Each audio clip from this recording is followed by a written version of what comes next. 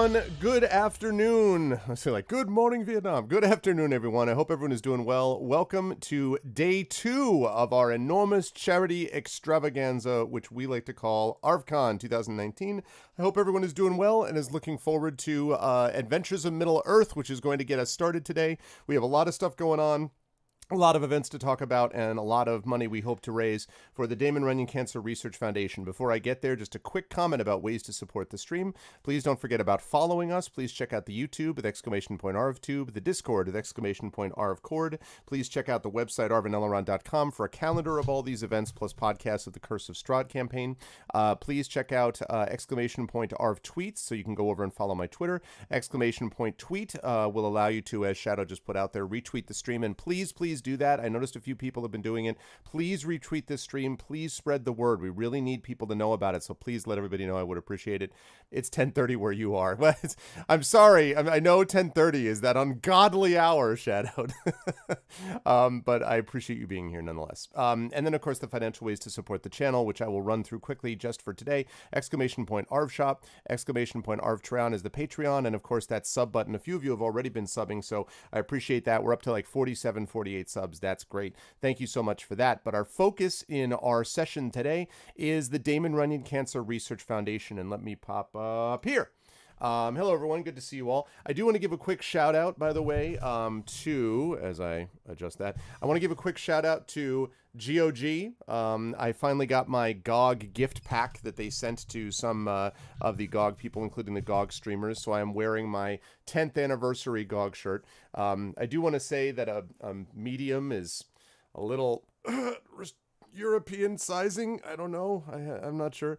Anyway, it's a very nice shirt. So thank you, GOG, for that. So I'm wearing this with pride. I wish I had it yesterday.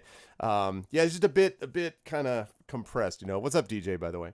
But anyway, so I've got this sort of, thing that I'm wearing, but it's really nice. I actually really like this shirt. So, so shout outs to them. So we have got day 2 of ArvCon today. We will be starting with Adventures of Middle-earth, and we're going to be going for the next 5 hours, count them, 5 hours, with all of you as we play through this session. Of course, our campaign overall is sponsored by Cubicle 7. Then we will be moving on to our concert. We will begin with Kilgore Trout, fellow GOG streamer, by the way. Then we will be moving on to Chrono Wolf, a former GOG streamer, and a person who does a lot of the music, including the music you just heard for that intro video. That was also the work of one Mr. Chrono Wolf.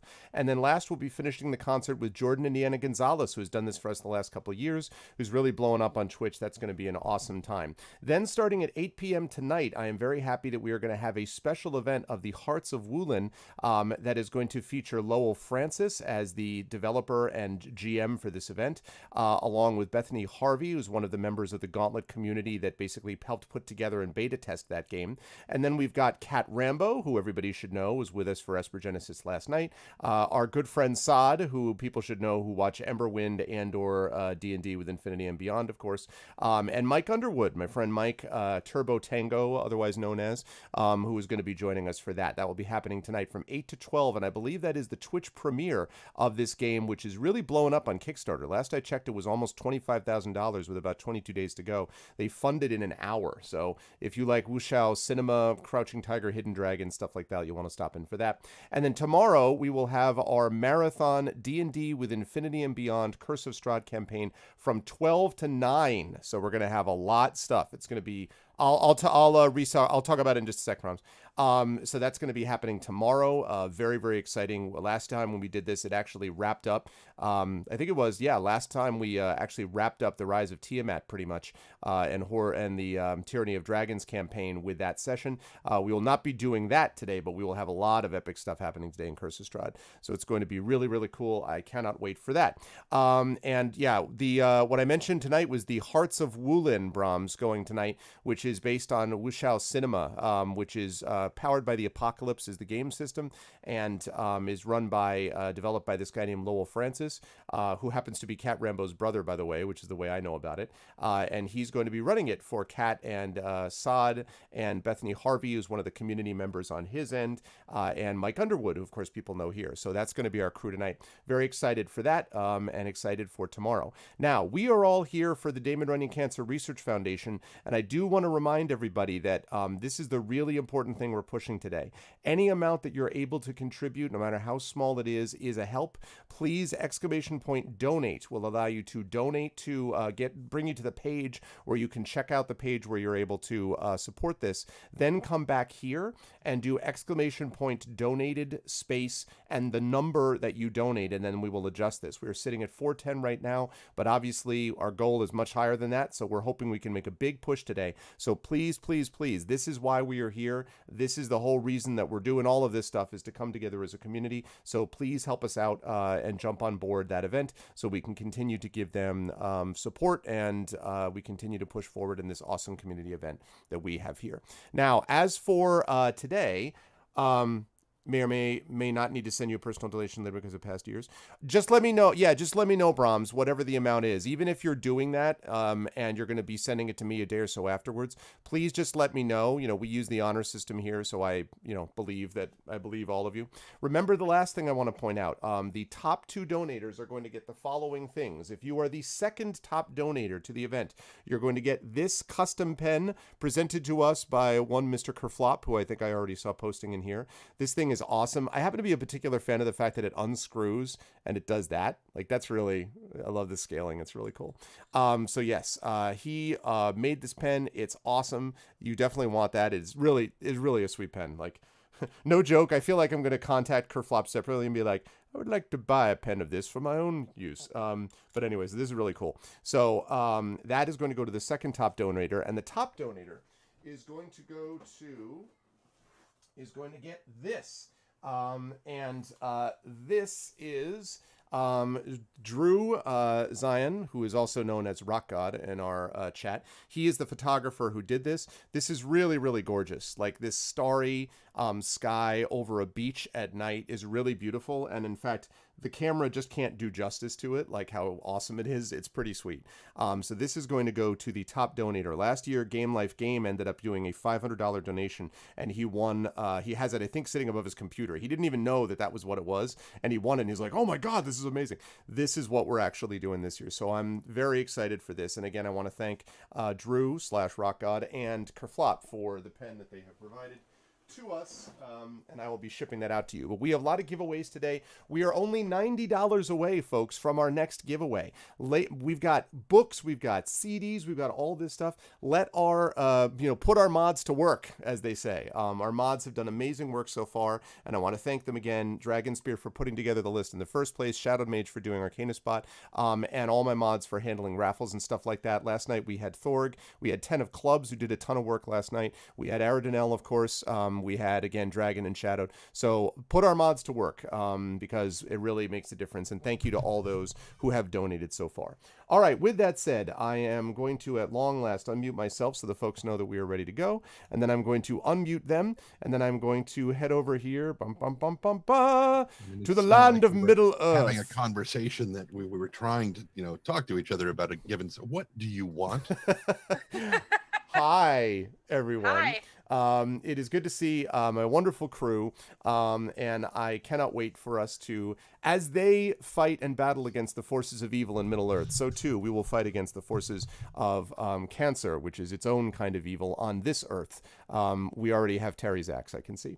I will start with the person right below me in the column, who is, of course, our good friend Trendane, who was not at all, sort of thrown off by clocks and alarms today, and was here right prepared well ahead of time, and it was all awesome. How are you, Trent? How's life in the universe and everything? There was no alarm.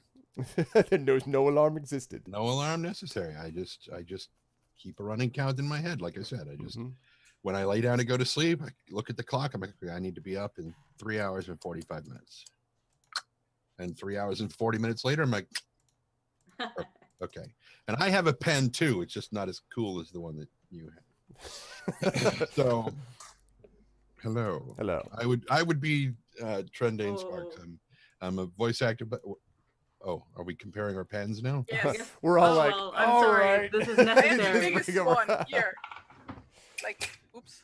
It's a regular sized pen. This is the one I have. Like, for comparison. Yeah, mine is a uniball. It's just a black uniball pen. So anyway, like I said just a moment ago, I am Trend Sparks. I'm voice actor, audiobook narrator person thing, doohickey. And I'm playing Tawny Bear, the Hearthminder, who is, I would like to note, a master healer. As such, since he also doesn't do much else, like all the rest of the characters are like, okay, well, I'm going to go sneaking into this thing. And Tawny's like just kind of standing off by the side. And it's like, we get done. It's like, oh, we're going to go visit Radagast. Like, okay, I'm going to stand over here. And I figure during those times, he's collecting herbs and bundles of herbs and drying them and making salves and potions and stuff, because I have a plan for what's coming up. Plan. He's just like constantly looking for reed mace. That's what's happening. Yeah, but now we know what it looks like. Yeah, it's true. You've actually seen the elusive reed mace in the wild. Which is everywhere. I'm still so annoyed by that. Like, just for the visual of the fact that we were like looking around carefully in clumps of clover for what is literally cattails. Yeah. Like, but walking past it, no doubt, being like, "Where is it?" Like pushing through the reeds, trying to find it. That is a good idea. By the way, Sorry, yeah, right. No, it's okay. Just very quickly, I wanted to say that now that Kerflop has just arrived. So again, Kerflop, thank you for the awesome pen. We were just showing off pens. So thank you for giving this to the second top donator at ArvCon. It is awesome. And I need to talk to you later, Kerflop, about the possibility of paying you for a second pen like this. But anyway, yes, I am excited. Your Tawny's job is to put the other people back together after the monster of the week has finished chewing on them. That is not entirely inaccurate. Although he also cooks a lot. He does. He cooks a lot. Yeah. Hence the name. Yeah, exactly. Yes. The Hearthminder. The Hearthminder does not mean that he minds being around a hearth. It's that he likes hearths and all that. But it is always a pleasure to have Tren with us. Tren's going to be doing busy work today because he's got this, then he's going to go get some rest, and then tomorrow he will be here for D&D with Infinity Beyond, our 9-hour extravaganza. Can you believe, by the way, Tren, that it has been a year since the end of Tyranny of Dragons? Because we wrapped up in that last year's ArvCon was the big closing session. Oh my God, that's right. It's hard to believe, but it's what was it? Runes and Wards? I don't remember what we called it actually. No. The big spell that. Oh yeah, no. Oh God. Oh God, Wards and something. Anyway, I don't remember, but yes, that was amazing. Anyway, but regardless, so you will see more of Tren tomorrow. No, I can't believe that. And no, I'm not getting any rest after this. I've got more editing to do on. Audiobook I'm working. Rest from me, like the rest from us, Yeah. Thank God for that. But I'm looking forward to having it. So thanks as always to Tren, of course, for that. Right below him, we have someone that we are expecting, and he's not here yet. So when he gets here, I will say hi to him, and that, of course, is Will from Encounter Roleplay. Into shadow. He is exactly. We've fallen into shadow. So I hope that's not actually the case, but we will see him in just a little while, I hope, as he runs Encounter Roleplay. Moving right below to someone who is here, of course, and that is someone who has become an expert in shelving. Terry is the new IKEA of this channel, and so I am very pleased to welcome Terry Tunes to us. Terry, how is all your shelving work going? It's going good. I have a making project right now in the kitchen, just like glued on some pieces, need for that to dry so that I can sand it down afterwards. And I'm just like so into building things lately. I don't know what's happening. I haven't built anything since I was 17, and now suddenly I'm just building everything. Making up for lost time, yeah, absolutely. Beyond that, who are you playing? I am playing Inge, daughter of Ida. She is a stonemason and a wanderer, and she has an axe, which is right here. And she has a pony sidekick. His name is Lilleman, and he is a very, very good boy. He is, and he's currently leading the other horses. Oh, yes, that's right. Somewhere far away where they can never actually be hurt or damaged in any respect. So I am told. I'm reliably told that this we don't ever want Lilleman to get into trouble. And indeed, despite occasional disappearances, he's been fine as we've statted him out and gotten him all ready for getting his armor class and his hit points, and all that. But it's always a pleasure to have Terry with us. Naturally, I should have never made the character. It was great. I love it. It goes along really well with Stone. And someone who is not afraid to have her pet charge into combat and often gets hurt, the poor pup, but has survived. And that, of course, is Amal El-Matara, who's with us. Amal, always a pleasure. How are you? I know that everyone's sleepy and tired and stuff. It is afternoon, I have to say. This is, For you. It's just a Saturday. It's just a Saturday instead of a Tuesday. So I've been sick. I've been sick, and my hand was hurting, and everything was bad. But I've brought a thing. I don't know the extent to which any of you will want to will have any interest in the thing that I have brought, but nevertheless, I will show you the thing that I have brought. Okay, let me see the thing. Interested in finding out what the thing is. Oh, the harp! Ooh! Oh, that's sick. Nice. This is my baby harp. That's awesome. So all right. Let's hear it. Oh, I just heard it in my head. Baby harp. Jesus Christ, Trent. Oh, it's a little out of tune. Oh, that's not. Oh, okay. I was gonna say. There's a little. These two strings down here are the most recently changed. Let me just see. Let's see. No, it's no good. No. Oh well, I can tune that bit, but this part is fine. And like that sort of thing. It's a beautiful. That's freaking awesome. You should have told me. I could have had you be the opening to the concert that we're doing later on today. No. I am very out of practice, and the harp just came back from the shop last week. So last week? No, on Monday. That's what it was. Anyway, time. Now we don't need Kevin MacLeod anymore. Right, exactly. I could just be like, could you be just 3 hours later, could we please stop playing? No, I need combat. You give me combat music. Combat, no. I'll figure that later. Anyways, but I just am very happy to have this wee one back. My big one is also in need of some attention, but in the meantime, I do actually have a functional harp. The levers have all been regulated. It's all good. I'm very pleased. And oh no, that's fine. Okay, never mind.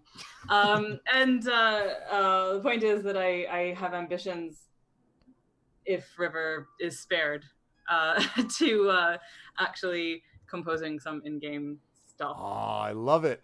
So, I cannot wait. This is why it's ArvCon, because the harp is out. We have an axe, we have a harp. I hope the axe does not come close to the strings. I was gonna say the strings of the axe and the strings of the harp would not be good combos. However, if you combine them, it would make a truly lethal crossbow. Yes, that's actually a good point. I think I literally had a character, I think, do that in my very first ever D&D game. I had a sort of bardy character who played a magical harp, and I think she totally did actually shoot an arrow using the strings of her harp, which would be extremely difficult to do unless you had anyway, it worked, so hooray. Cheers, McGill. It was a magical harp, so yeah, it was. Yeah, so that works. It was a magical harp. It was really good. Miranda's like, you have my sword and my bow and my harp. It doesn't have quite the same ring to it. Miranda, if it's a harp, it does have a ring to it. Oh. Sorry, I beg your pardon. And I liked it, so I should have put a ring on it. Oh man, well done. One ring on it to rule them all. Let's keep going. There's no reason for us to harp. Game. We are not playing One Ring. We are playing Adventures in Middle-earth. Seriously, let us not harp on that joke, all right? Like, there's no reason for us to do that. All right.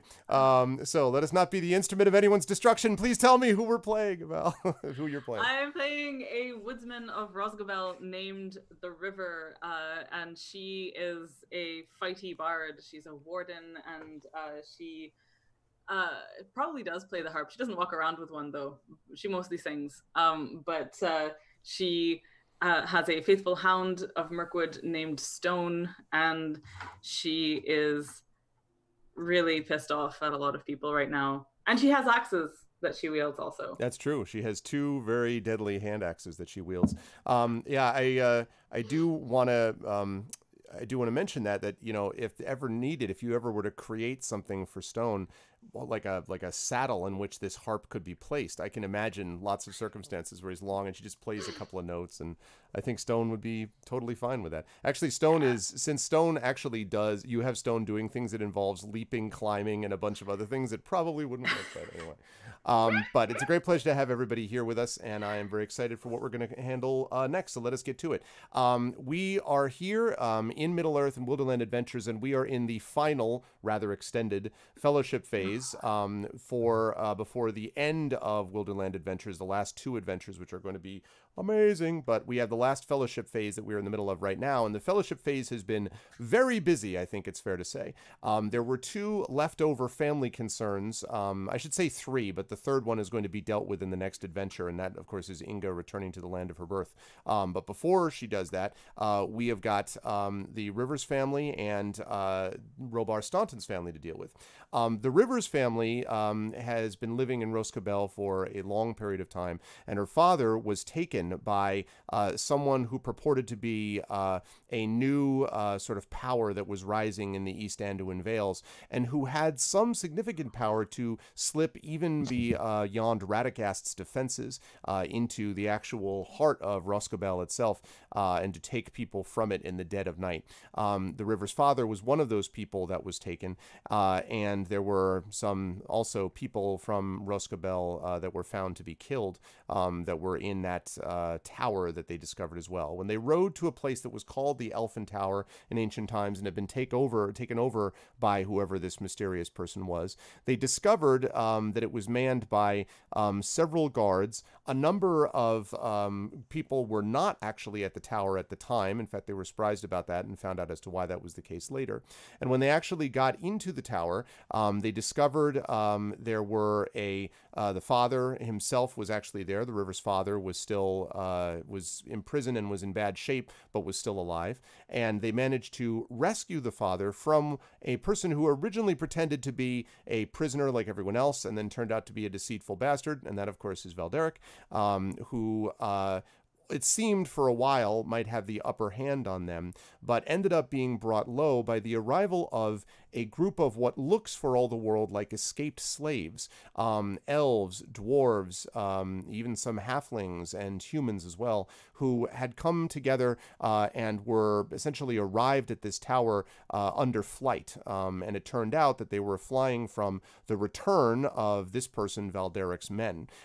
When those men actually arrived back at the tower after the party had made a hastily arranged alliance with the group of slaves led by a woman named Ash, who made a positive impression, I think, on everybody in the party. When the group arrived, they found that the tower was closed to them, and they ended up trying to figure out a way to sort of deal with this large group of bandits and individuals. And they thought they would do this by using, or at least Ash thought she would do this by using Valderic as a hostage. It turned out that there is no honor among thieves or among potential strongmen, because the bandits ended up shooting Valderic instead, and then the battle was about to begin. So as we get started with this session today, Ash has just said, good, he was only slowing us down anyway, stood at the top of the tower, basically, with a sword drawn, glinting like lightning, and this is where I'm going to hand things back over to the party. What? What? Oh, yes, this too bright, yes. No, it's lightning like lightning. Never mind, just go. It's from the book I'm narrating. Just Oh, I see. Okay. Well, my apologies for the any traumatic stress that I've created in you, but the time has come for us to get some initiative, and then we will talk about what we're all going to do. Let me get some combat music going on. Your character icons when rolling, or did we roll last time? Yeah. I'm sorry, say that again. What, Terry? Did we roll for initiative last time? No. We did not. I don't believe so. No, because this No, was... I think this was still from the fight with Valderic's people. Mm-hmm. Okay. What is rapidly becoming my favorite combat music. Okay. Explain yet how to donate. I did. Exclamation point donate. No, I mean like how could to ever figure that? actually donate to. exclamation point donate will bring you over to the link to the site where you then click on it. That's why I said that. Yeah. Yeah, exactly. That gives you a link, and it has a thing that says donate now.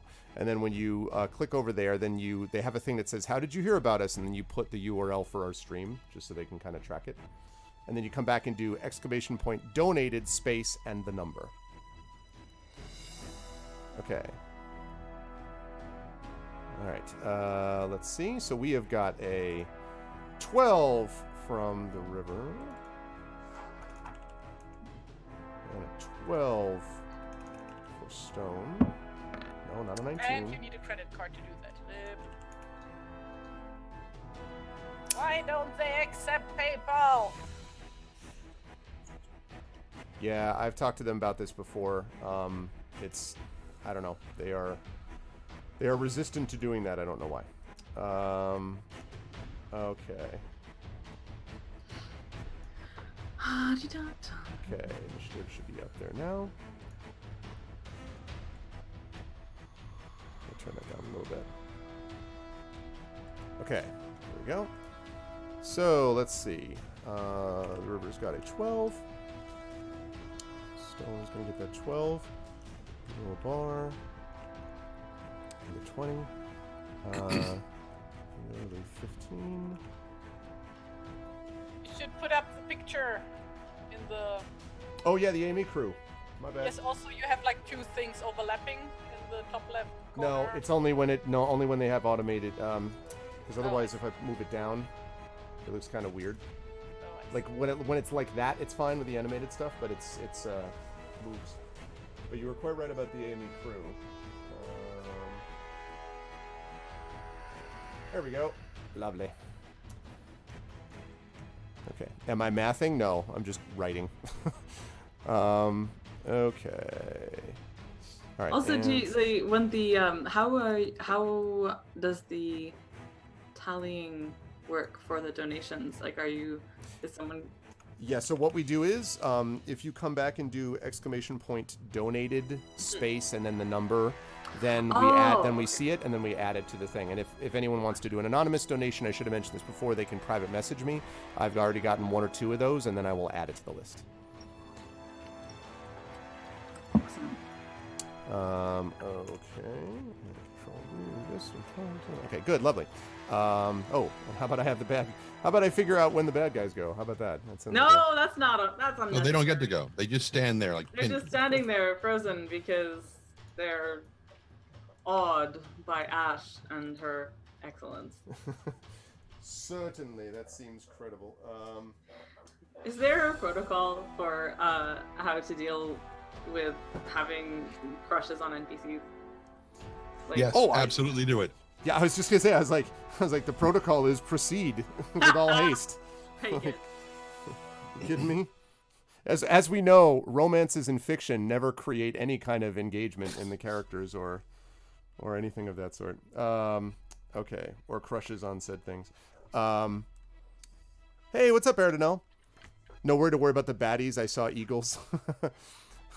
The eagles aren't gonna always save them. Okay, they already got this once. Okay. Give me just 1 sec as I get that ready, and then we will be underway.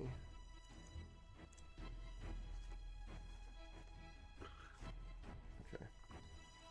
Not that. There we go. That's what I was looking for.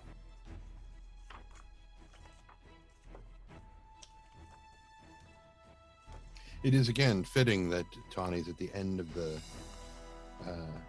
initiative order, because as I was saying, I have a plan for what's going on and what he is doing. Since there's the ground floor, well, there's the basement, the ground floor, a middle floor, and then there's the roof, right?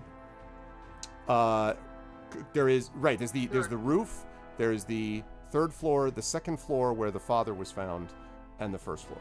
Okay. The 3rd floor is where the map with the tactical map or whatever was. Yeah. Okay, so the 2nd floor is where Tawny is basically setting up his field hospital. Okay. Ooh, that's And awesome. He's prepping all of his stuff for where he's Super going to awesome. triage people. He's prepping, like he knows what kinds of injuries he can expect to see, and so he's prepping all of those treatments so that they're ready when people come in. Yeah, that's That's pretty awesome. That's why he's a master healer. I just, anytime I hear anything that creates awesome visual, I'm like, yep, sounds like a plan. I agree 100%. Really? Oh, that's good to know. Okay, so just so you know. Here we go. Cinematics go both ways, so actually- everyone knows they go both ways. Yeah, she's like actually glowing right now with an unearthly fire. That's great. It has no mechanical effect, but I love the cinematic. Are you blinded? No, but you look awesome. Like, Hey, I mean, it can help an intimidation check. Like, just roar. yeah, exactly. It's not Falfy. Oh, thank you, Terry. The $20 has been donated to the Damon Runyon Cancer Research Foundation. Thank you very much, Terry. Very kind of you. Thank you. Well, I mean, thank Tran for like allowing me to like send the money through because I don't have a credit card. Because no German has a credit card. We don't do credit cards. We Again, only do paper money Yeah. and like I no, we so- only do coins. Like we put the like no, we still pay with seashells actually. And again, the wisdom That of is the a Germans. civilized country, right? Yep, I'm telling you. There's no it's question like about always it. so funny because like for people in the audience who don't know, my boyfriend is Dutch and he like always makes jokes about how behind Germany is compared to the Netherlands when it comes to like digital things. Like many places you can't even pay with like the regular bank card. Like you have to pay in cash in a lot of places. And it's really just like in the Netherlands, a lot of places won't even take cash anymore. So you have to pay by card. It's really, and it's like 30 minutes by car Mm-hmm. from here. So it's a world of difference. No, I mean, like I say, it's much more sensible than might be the case otherwise. Okay. In case you're wondering what the holdup is, I can't find my notes on the statistics for these bandits, which is mildly Hey, important. Why don't we just assume that That they're terrible, all that they're have bad. 10 hit points each. Yeah, They've been living rough. minus 10 hit points each. Yeah. And they've been chasing these people, so they're Yeah. 5 hit points each. So they Yeah, also are exhausted and they're- therefore get 3 levels of disadvantage on exhaustion. all their rolls. 3 this- levels of 4 because they don't know about reed mace and they don't know Yes. what it looks like. Precisely. Yeah, this Precisely. seems. And also they get extra exhaustion because their horses are also exhausted, but their horses are not in the fight. So like we need to make up for that. So. Yeah, this seems all very exceedingly credible. Like See? There. You heard it? He agreed. Yes. You heard it. I said, credible. Somebody clip that so we can use it in court later Exceedingly on. credible and thus and really compelling, but sadly not enough. Oh, Okay, boo. so No take backsies. No. okay, so all right, so let me lay out the battlefield for folks so we know what's actually going on here. I just say Um, that it is so peaceful and calming to not have scary battle music on right now. I feel really nice, and I hope it stays this way, and that we can. I put on there is scary battle music right now. Oh Oh I yes, just- this is a scary. Like this is Oh. as scary as it gets, Amal. Oh, no, Don't no. you hear it? No, I guess I just have it turned down. Whoops. Oh dear. Turn it back up. You gotta. Where's I the don't scary? I don't want to. Oh man. Oh God, no! Dun, No! dun, dun, dun, dun, dun. Oh, Can man. Hey, No. Oscar Flap and Tren. You got to admit, he does a good job on it. You got to admit. Ooh, that Kerflop with the 25 and Tren with the 30. Oh my God, all the monies.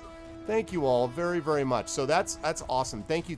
First of all, thank you, Kerflop, who already donated the pen to this, but is adding to the mix. Thank you, Kerflop, very, very much. And Tren, thank you very, very much. Is also contributing his talents as a player twice, not once. But thank you, Tren. I know that means a lot. Thank you. I appreciate that, both of you. So $485, folks. That also means that we are only $15 away from our next awesome giveaway of $500, where we have a lot of stuff being given away. And also, I should point out, just as a separate little thing to my players here, currently the out-of-the-gate winner of most money raised in a session is D&D with GOG, which raised $350.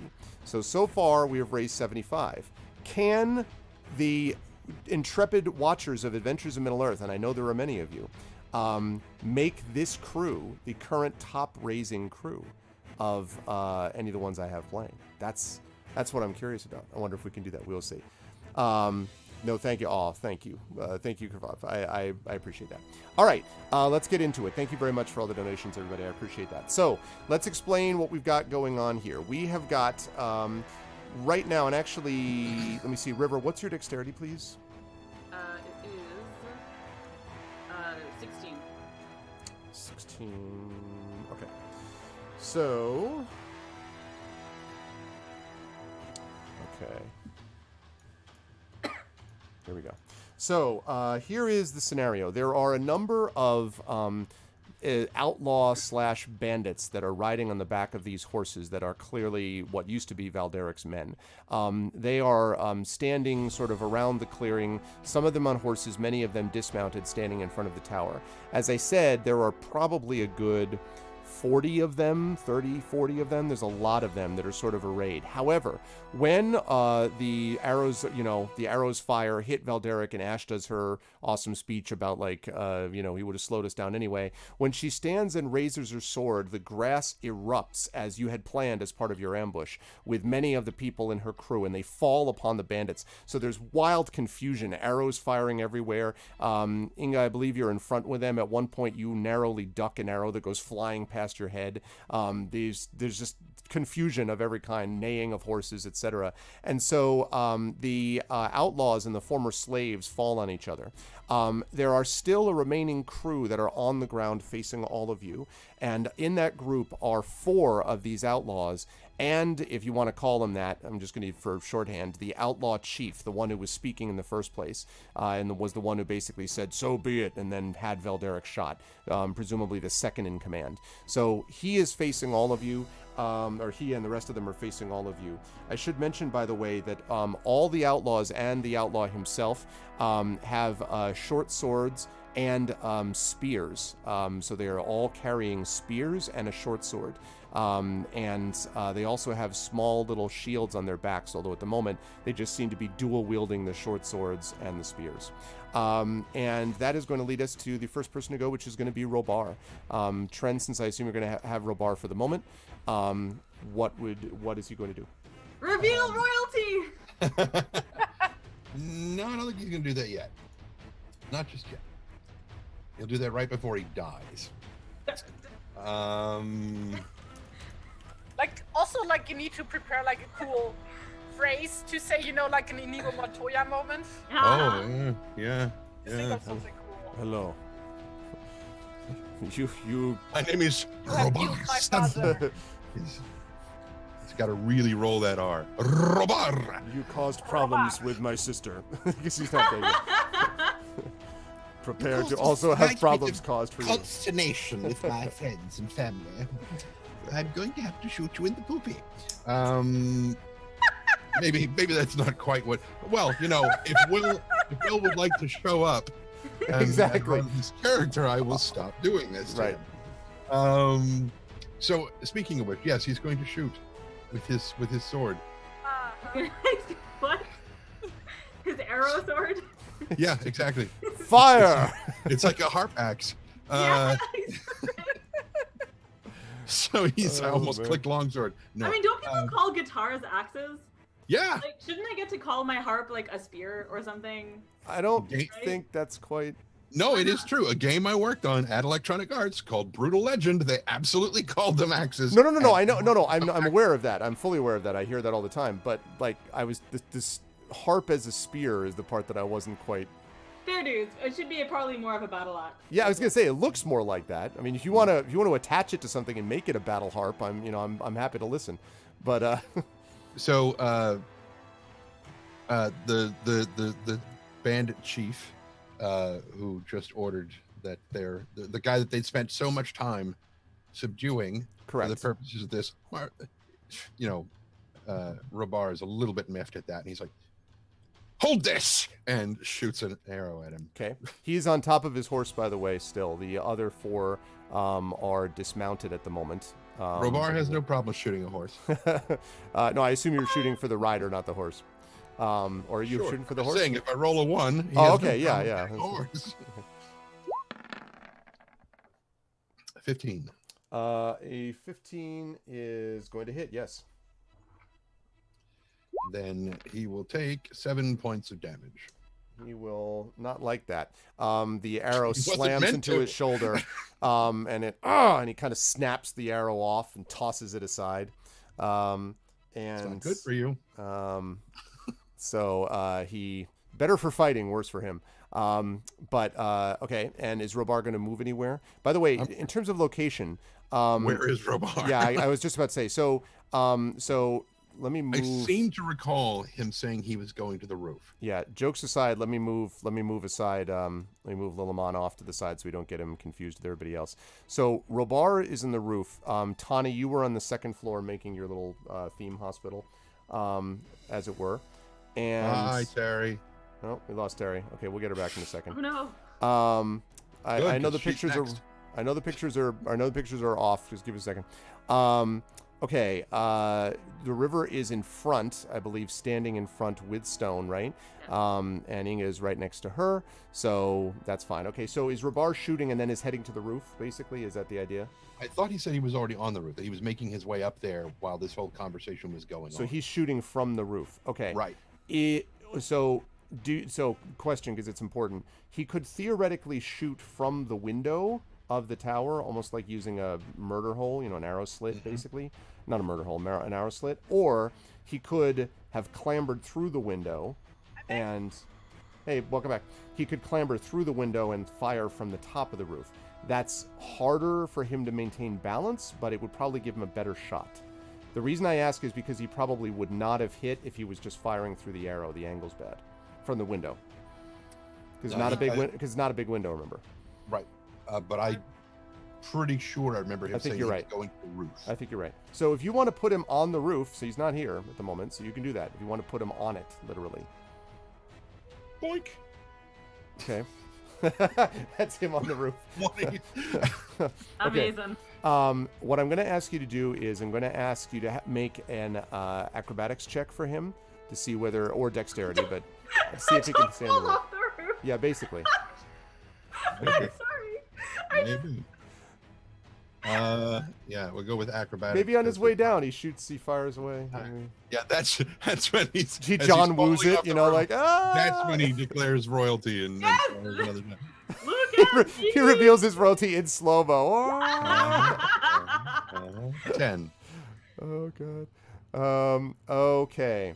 Yeah, so what I'm going to say is he doesn't completely fall off. So he fires and hits, but then slips and basically is holding on with one hand on the top of the sort of gable in which this round window that's now broken, of course, is set. So he's kind of holding on and I got this, as he's holding on to the roof. So he has not fallen off, but he is rather exposed at the moment. Okay, that is going to lead us to Inga is up next.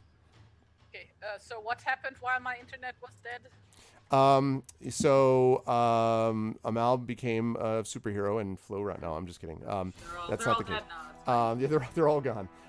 No, that's not what happened.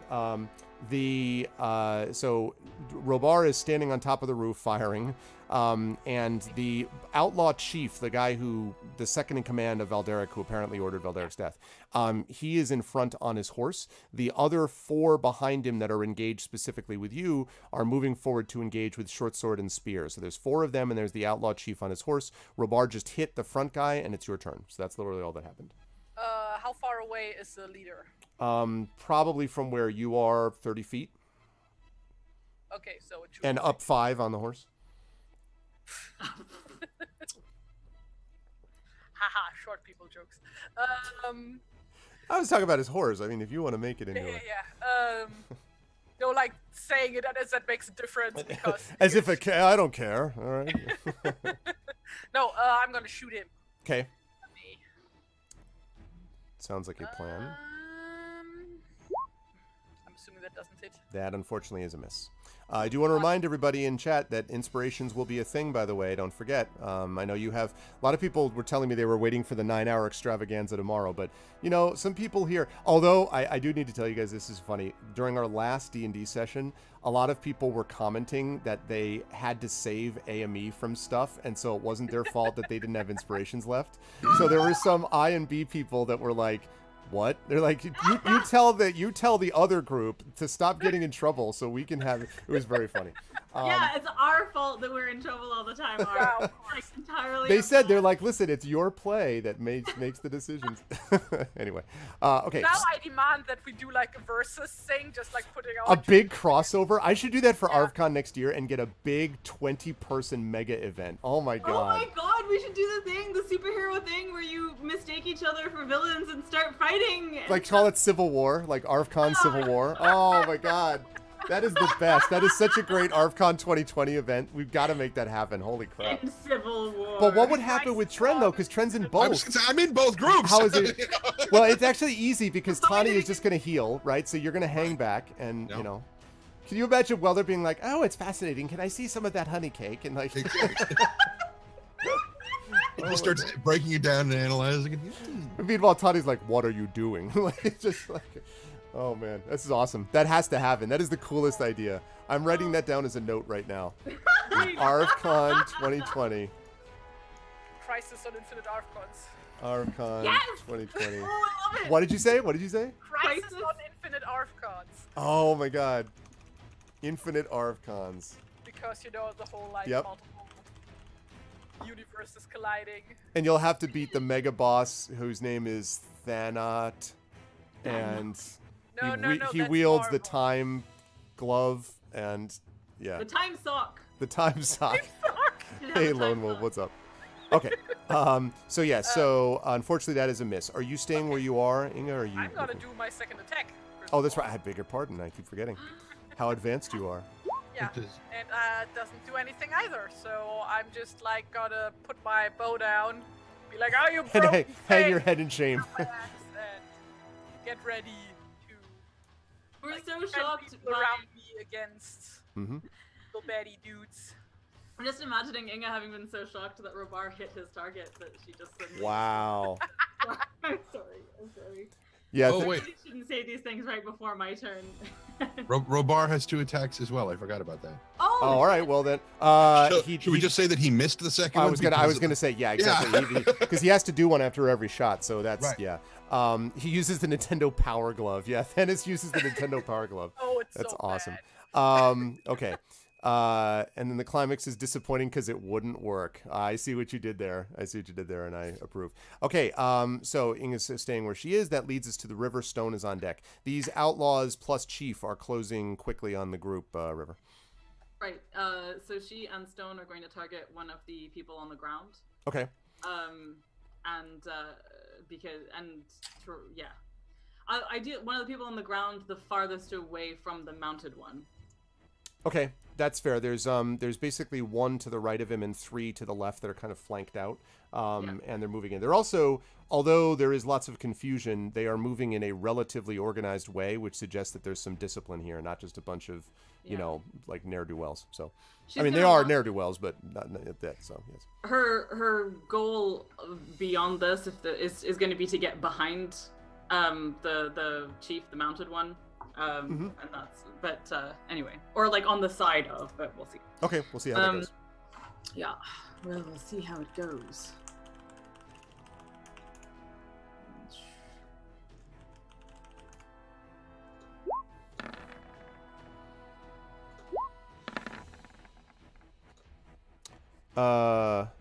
Wow, those are really bad. Yeah, did I see? Are those 3? Oh, sorry, I did 3. Okay. Okay, I was gonna say I hit the anyway. So the top 2. the top anyway. 2. Okay. So- So the one on the first one will hit. The second one will miss. Nice. Wow. Good damage. Okay, so you bring your axe down, slashing it across. You can tell that they have what looks like kind of a thick leather, might even be like a hide armor type of thing, across them. He tries to kind of block, and he sort of parries one with his spear, but the other one gets through his defenses, and he kind of staggers back a bit. Looks at you in pain and anguish and anger. Are you staying where you are, River, engaged with them? Because you're kind of trying to move forward, you said? I think yeah, she's going to be like trying to move through the rank and get behind and break that formation of advancing. Got it. And Stone is going to go on the same person. Okay, let's have his attack. Yeah, that's definitely a hit. Cool. And I'll have him do the strength saving throw after you do damage. Wow, not a good round for that guy. All right, he is simultaneously slashed and pierced by axe and bite. Let's see whether or not he manages to hold up under the... No, he does not. So he is sort of staggers back, falls backwards. So he will get disadvantage on his next attack, which is convenient because now he's going. So he's going to swing away at Stone twice, and he's going to crit. And I don't always do this, but he critically missed and critically hit. So you'll be happy to know that he ends up critically missing because of the disadvantage. So I thought you'd be pleased about that. Oh my goodness, yeah. Okay. But so he's getting 2 attacks then, right? So that's the level these guys are at. No. I'm saying like I rolled it at disadvantage, Oh. so he Okay. would have hit otherwise. Okay. He ends up He missing. critically missed. Does he cut his own head off? Yeah, exactly. Oh, no, he doesn't do that. But he does miss wildly. Okay, the other 3 are going to move in. 2 of them are going to move up and engage you, Inga. So you're kind of like, 2 Captain America verse 2, right? And then there's a third one who's going to move in to deal with the River. Let's see. So let's do the one that's dealing with the River first. Oh, I am wrong. He does make 2. I take that back. He does make 2 attacks. Let's see if he hit with the other one. Roll the exact same thing. A 16 on Stone. Let me just check that. Probably. No, his Stone's armor class is 45. No, actually, sorry. No, his armor class is 16. So yeah. Unfortunately, that is a hit. He was like Trent was so convincing. No. Unfortunately, Trent started talking as my eyes locked on a number 4, and I was like, "What is his? Did it go up to 40?" Yeah, he now has a 40 armor class, so he's actually vulnerable. Yeah. It's just because his hit points are like 4 times my level, so I had a moment of going, what if his armor class is 4 times my armor class? That's a no. That'd be great. Dragons break their teeth off on it. You guys you just wait. You're like, I send in Stone and wait for the screaming to stop. We're all just sitting there. His name is Stone, okay? What? Like, you can't. He's just made him wrong. Man. Okay. Unless he's fighting a rock biter, everything's fine. That is going to do 7 points of damage as he plunges his spear into the side of Stone. Now, that means that Stone, I believe, is at 4 out of 20 because he was at 11. I don't think you had a chance to rest yet. There was a battle previous to this. Because I had everybody... Let's confirm. Maybe I want to make sure I confirm first. So I had Inga at 36 out of 40 going into this, right? I had the River at 32 out of 39. Because remember, you fought in the tower. You haven't had a chance to rest. And then I had Stone at 11 out of 20. I'm almost positive that's right, because one of the guys on the tower hit Stone when he was trying to defend you, River. Oh. Yep. Okay. Shit. Yep. Okay. Well, so here's... Okay. I did not know that. And I would be doing things differently if that were the case. Okay. All right. Yeah. Good to know. But all right. So he's at... I mean, would you have 4? literally not had him attack? Would you? I mean, because otherwise he wouldn't...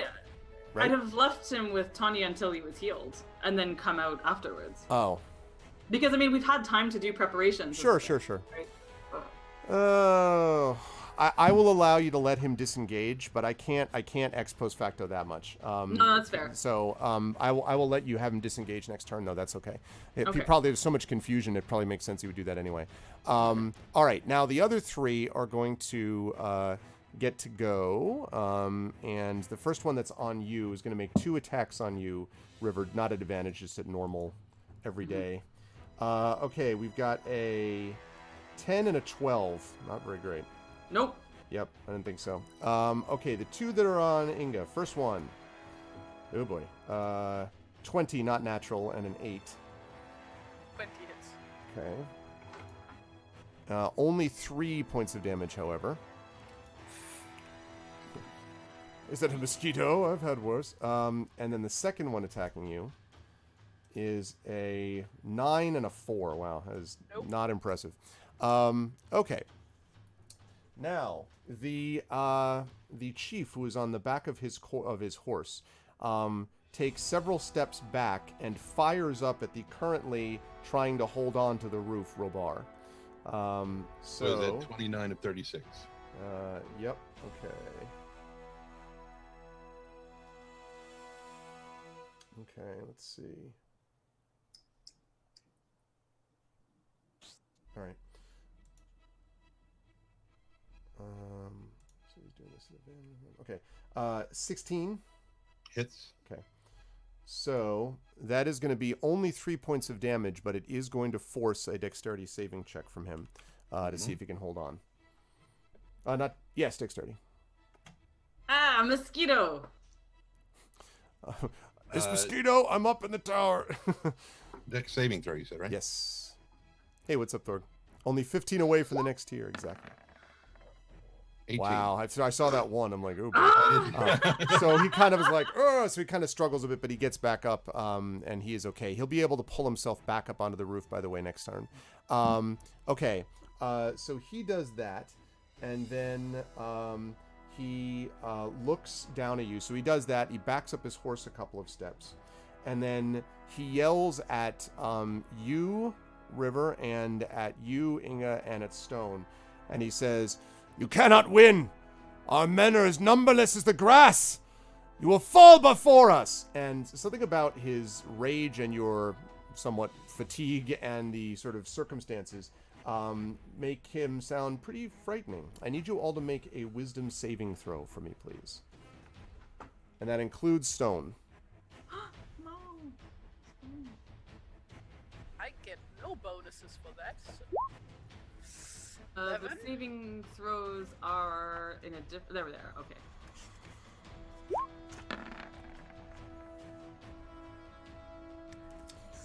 Uh, 12. Okay.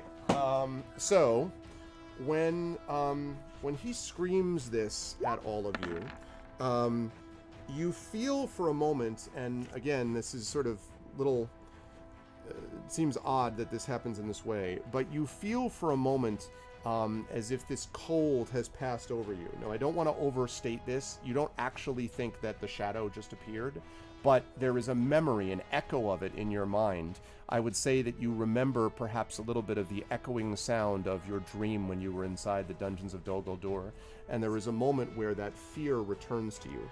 Mechanically, what this means is that you are frightened of that creature until your next turn, so until his next turn. So what that means is that you have disadvantage on ability checks and attack rolls while the source of your fear is within your line of sight, and you can't willingly move towards that object. So you can't move towards the character. So River, you weren't moving towards him, yet you're moving around him. You can still continue to move around him, but you can't move towards him.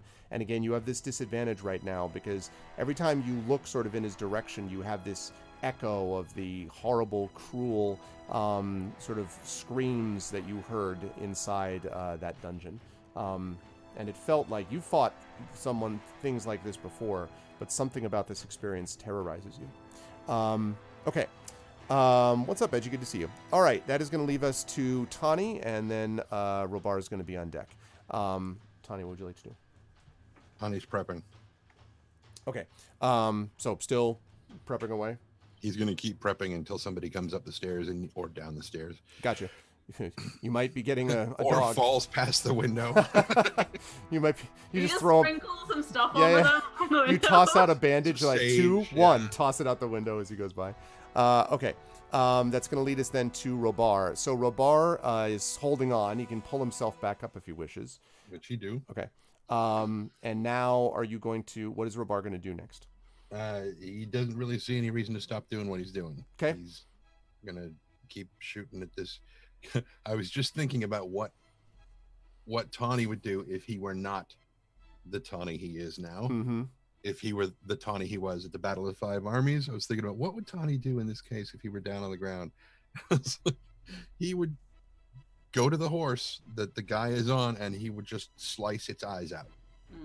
He would just swipe across and just rip its eyes out so that the guy would have to focus on controlling the horse because the horse wouldn't be able to see, and that would diminish his combat ability. Never mind. Yeah. Whatever. Tawny was not a nice person. So anyway, right. So Robar is going. So Robar. So what I'm going to give you a choice in this. When he pulled himself back up, if you wish to stabilize yourself, to kind of like position yourself in a wide stance, as it were, so as to not imbalance. You can do that, but because of the awkwardness of it, it's going to reduce your attack. So you can either attack normally and then make those saves to stay up on the roof, or you can take a -3 penalty, but you'll be able to stay, on Shall we on the- barter? Maybe. He gives up one of his attacks per round. Instead of attacking twice, he attacks once, but he spends the time that he would normally spend doing the extra shot remaining stable. I will give you that with a -1 added to it. Okay. What a beautiful negotiation. That's great. I love it. This is how things should be handled in Brexit negotiations and in everything. This is how. Mhm. we're just sort of leading it out to people. We're like, here's how you do it. Mhm. All right, so this at a -1. That'd be 13. You were still aiming at the chief, right? Yes. Okay, yeah, that was a miss, unfortunately. Goes sailing past, but you managed to hold on and. Okay, and he's going to stay where he is. That is going to lead us to Inga and the river's on deck. What do you want to do, Inga? You've got 2 guys on you. Like, no matter who I attack, I get disadvantage, right? Correct, because that guy's within your line of sight. Can I position myself in a way that like one of the other dudes is just like blocking? Not without having an effect on your combat effectiveness overall, because to do that would be to fight oddly. He's like, "What are you doing?" You're like, "Nothing." Can you just stay? Just blot out the sun. Like, Oh, now you want your height to be a thing, right? No thanks. 5 seconds ago, oh, you're making a short person joke. Now you're like, look, I am really short, and my shortness is. Listen, I get to make short people jokes. Yeah. Oh, only you do. All right. Okay. All right. Yeah, it's Yeah, no, sadly, that's not going to work. His being on the horse isn't helping. I might actually allow that if he were off the horse, but he's kind of well within your line of sight. I was just a little bit joking. I know. But only a little bit. Just a little bit, yeah. When you say a little. No, I'm just Don't. like. Okay, then I'm just gonna take my axe and slash at the first, like the closest dude. Okay, yeah, there's one to your right, one to your left, so. I'll take. Like, which side is River on from me? River's on your right side. And a little bit of a So distance, but that's where she is. Okay, then I'm gonna slash at the one on the right. I really like this image of Inga like John Wooing, again, John Woo with the 2 axes. Or John Wicking it, maybe. Like, Either way. Inga just has 1 axe, so, like, she has 1 large axe. Well, yeah, but it doesn't seem as cool. It's got 2 blades, isn't it? Excuse me? Yeah, maybe just with your helmet, okay. With your hand one side. Okay, all right, go ahead and make that attack. Okay. Yeah, no. Sadly. I guess the good news is it would have been a miss anyway. Great! So you get 1 or 2 attacks. I was going to say, second one. Yeah, that will actually hit. Absolutely. Even with a disadvantage. 10. Wow, nice. Okay, you big blow. He kind of staggers back a step. And then sort of pulls himself back together. Literally mends the sucking chest wound. Okay. And, all right. You're obviously staying where you are, I assume, as you've got 2 guys around. Okay, that is going to lead us to the river with Stone on deck. So you've got 1 on you, River, at the moment. I have a question. Sure. What's up? So it's us. What about this elf in chains and all of her friends who showed up? When did they? All of them are battling all of the remaining 36 of the bandits. Okay. Yeah, All yeah. No, I'm not complaining. They're a little No occupied. problem. No problem. I just didn't know where they were. Yeah, It's yeah, okay. yeah, that's Cool. right. Please continue. But actually, one thing I do want to mention, I because I literally had them fighting them, but I do want to mention that so Robar is up on the roof, but having I didn't mention, I can't believe I missed this, the sort of epic moment of Ash literally leapt from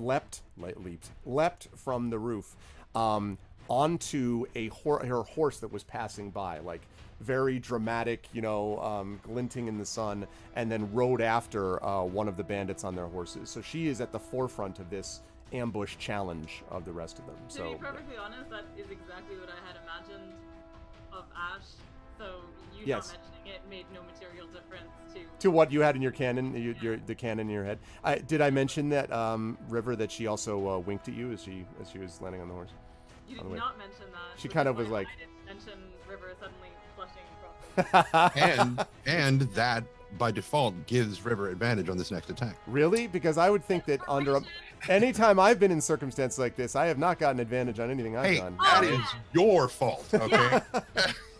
I can't believe you didn't mention the moment when River received inspiration from Ash. I mean, come on. That is inspiring AF. You were absolutely inspired to find out more about this incredibly intriguing ex-slave. You are totally going to find out by putting a note in her locker. At the moment, though, this is where we're at. Okay. So, keeping it light to raise money for charity. Exactly. No, what the hell are we? Where was I? I completely got lost now. It's a mouse attack. Okay, it's a mouse attack. Right. Go ahead and make your attack. Yeah. So you said that there's a guy who's on me, but he missed on his attacks. There's the guy, and that's different from the guy who I've been attacking. Well, no. There's because there was the guy who was on the back of the horse. No, you attacked that guy. That's right. So you attacked the outlaw chief before. No, that's not true. You targeted the one on the ground. No, it's the same one. Yeah. There's there's 4 on the ground and 1 on the horse. So 2 of them are on Inga. 1 of them is on you. 1 of them is on Stone. Gotcha. Yeah. Okay. So the one on me is down 18. Right. He is. Yes. Right. He has been hit for a lot. Cool. Okay. Yeah, because that's right. I remember now because you. Right, let me rephrase. I now remember. So what happened was you fought the one outlaw and Stone, so you guys really wrecked him. He staggered back and is now on Stone. There is a second one who is on you who you did not attack, but you're now dealing with. Now you could ignore him and go after the one that's on Stone again, but he is trying. This guy is like right there and might try to attack you back. So that's fine. Yeah. She's gonna stay on the one who attacked Stone and is the one with damage on. Okay. So she's gonna do that. Yes. Okay. And remind me. So we have disadvantage on all attacks. Yeah, and ability checks. Okay. So. Being frightened sucks. But it ends this round, so you're okay. Yeah.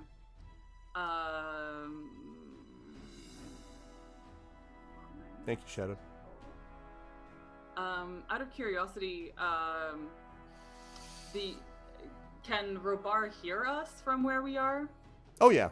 I mean, it's pretty loud, but there's the sounds of battle. But yes. Cool. I just basically Well, let me just read the thing. Okay. It's within 30. Out of curiosity, how many of the ex-slaves are within 30 feet? Most of them are not, because most of them are farther away dealing with the other bandits on horses or things like that. So I would say very few. Most of them are dealing with ones that are not in the immediate vicinity. It's almost like you have a kind of clearing, if you will, of people that are just dealing with you and you're dealing with the 4 outlaws plus the outlaw chief. Okay. All right. I mean, Inga's within 30 feet and Stone is, of course. Yeah. I don't know, actually, if Robar is, because he's up, too. Exactly, So he's probably not. Okay, cool. So on to an informational question. River is frightened, and in her fear is going to, signal to Stone that he needs to go. Okay. But that'll be on his turn. In the meantime, she is going to attack the person in front of her. Okay.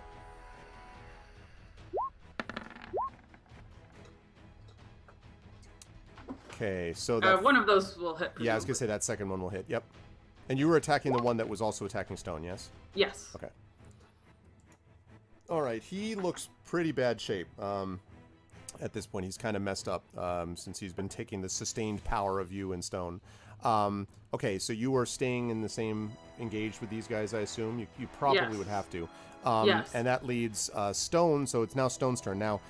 So the guy is very hurt, but as we pointed out, Stone is very hurt. So yeah, and there is the other guy near her, right? Yeah, there is. So at this point, she just wants Stone off the field. Okay. So like any move of hers is going to be to position herself between her and Stone and send Stone back into the tower. Okay. To Tawny. So Stone is able to disengage from that one and then dash. You see him sort of darting between like horses' hooves and other things. Kind of, right. He also sort of looks back over his shoulder every so often, like, as he's running, like looking at you. You can tell he's kind of reluctant to do this. And goes zipping into the tower. And Tawny, quick note, you actually hear this sort of baying and barking sound suddenly enter the tower, which either means that they've got war dogs or Stone has arrived. So you better hope it's the you better hope it's the latter. It's the war dogs, because I'm making some blood cakes next. Outstanding. Oh, damn. Okay. Now those guys go. So this one, the outlaw is going to stagger forward and attack you, the one who's been very badly hurt all the time. Okay. And he is going to take his spear. He actually drops his sword, and he's going to attack twice, holding the spear with two hands. And he has disadvantage, right? And he has disadvantage, right? Mm-hmm. Just for this turn only, but... Correct. Okay. It's a good thing, too. So that first one is going to be a 9, which is not going to hit, I assume. Nope. Okay, and then the second one, both terrible, 5 and a 6, so that is a miss. I suppose that makes sense when he's that hurt. Yeah. Okay. Yeah, we lost Terry, but she should be back now. Someday? No. Soon? There we go. Sorry. Okay. I'm sorry, my internet is being shite today. I don't know why. That's okay. All right, now, so the first one did that. Okay, second one is going to move up and engage you also. That one is going to miss twice. Terrible rolls. 7 and a 7. So both of those are going to miss you, River. Okay. The one on Inga. Oh, okay. So that's decided it's not going to miss, at least with one of them. So that's going to be a 7. Oh, sorry, an 8 is going to miss, but a 21 is not going to miss, I'm pretty sure. I really like the idea that these assholes have also been frightened by the guy on the horse. Yeah, exactly. Like, they're just Oh! like, yeah, we're funny. totally gonna. Okay, So 3 wait, points I of... hit or- let's see, Right? 3 points of damage you're going to take from that guy. Oh And... no, I'm down to 30 hit points. Don't mock. Okay, and then we have a 4 and a 19 from the other guy. So the 19, I assume, will hit. All right, and another 3. These guys are rolling awfully. They will turn around. Okay, so you're at 27, I believe.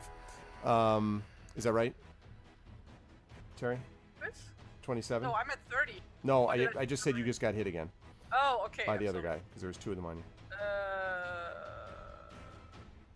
Wait, how many points? Sorry. Exactly, Ardenell. So another 3 on that. Yes, So 27? Yeah. Okay. All right, so...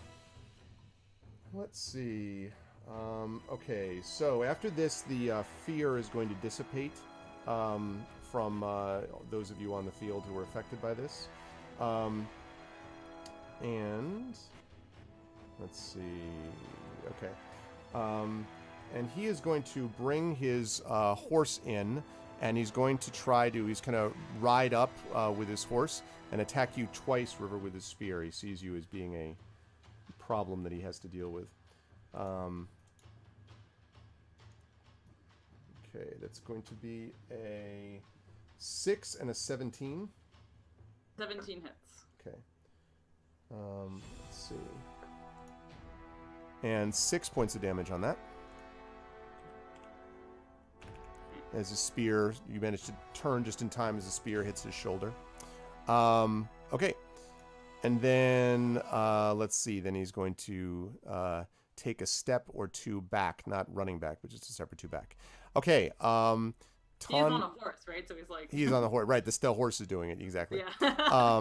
So The Tawny... centaur man. Yeah, exactly. The horse takes a step or 2 back. So, okay, Tawny, it's your turn. You hear the barking. I don't know if that matters to you or if you're just staying where you are. But... Staying where he is. Okay. Stone should be able to get up to you next turn. And then you'll be able to react to that on that turn. That's going to bring us back up to Robar. Robar is like, okay, this horse is, making things a little bit unfair. So Robar's going to alter his target, and he's going to shoot the horse. Okay. Shoot the horse. What? Shoot the horse. Shoot the glass. Exactly. It's a glass horse. People, One shot and it shatters. Like, oh my god, he's found out our secret. people who ride on glass horses should cast Yeah, exactly. No. Exactly. Should not throw at stone. That's No. what they should not. Right. Nice. Throw a stone at glass horse. Well, he did. He was running between the hooves. He could just, nip Yeah. and. Right. Yeah. All right. Dude, if I were a horse, I would not want to be hit by stone. It's a big dog. 17. That is hit. So that is going to do a grand total of 9 points of damage. Okay, so the arrow plunges into the horse's chest and it kind of rears in the... Well, let's see if he's able to stay on. Yeah, he holds on barely as the horse kind of rears up. Horse looks hurt. Blood sort of coming down its chest. It doesn't bolt and run. It might be better trained than that. But that definitely had an effect. Did we take the minus... That was counting the minus... The -1? That was not counting the -1. Okay, So it still 16. hits. That still hits though. That's fine. And he's got that one attack. Okay, so that horse looks like it's not dead, but that was a big blow. All right, that is going to lead us to Inga with the river on deck. Still 2 guys on you, Inga. Are we still frightened? No. No, you are not frightened now. Okay, then passes. I'm gonna keep hitting at the guy I was already hitting at. Okay.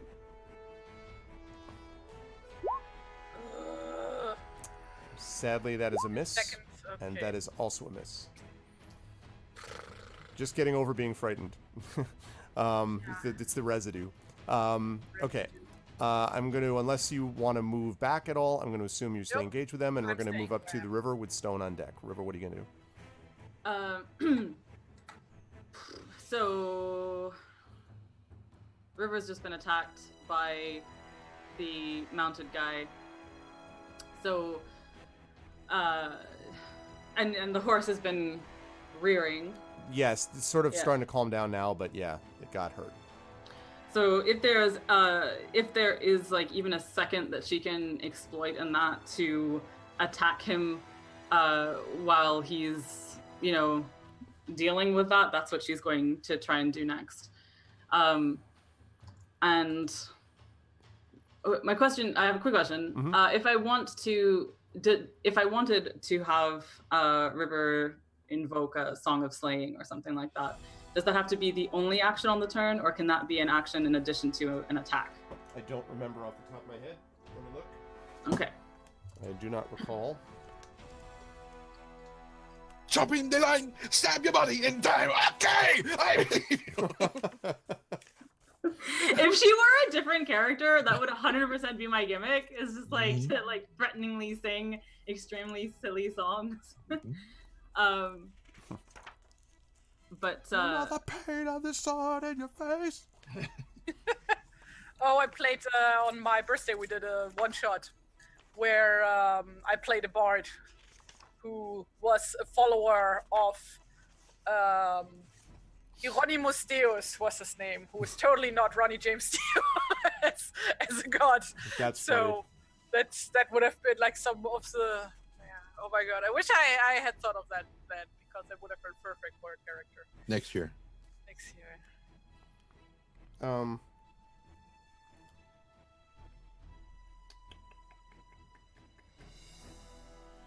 Spend one of your warden's gift dice to give all of your allies within 30 feet an additional d4 in their next attack roll.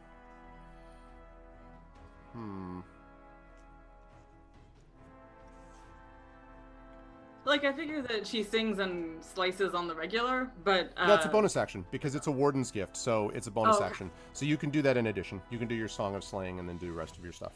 Awesome. Okay. And by the way, quick note to everybody, just because I always need to remind us, you can only get one of those bonus actions per turn. So you can't get, some people are like, can I stack it and do 35 bonus actions? No, you could do free actions, but bonus actions you can only do one of those a turn. But you can do this and then take your turn. Awesome. Okay. So in when the fear kind of like subsides a bit, it's Yeah. replaced with this just seething rage and understanding what has happened, and that memory of being in that horrible place becomes fuel instead. And she like locks eyes with this guy and starts singing this like high keening knife-like song that just kind of like cuts across distance and just like fills the area. Nice.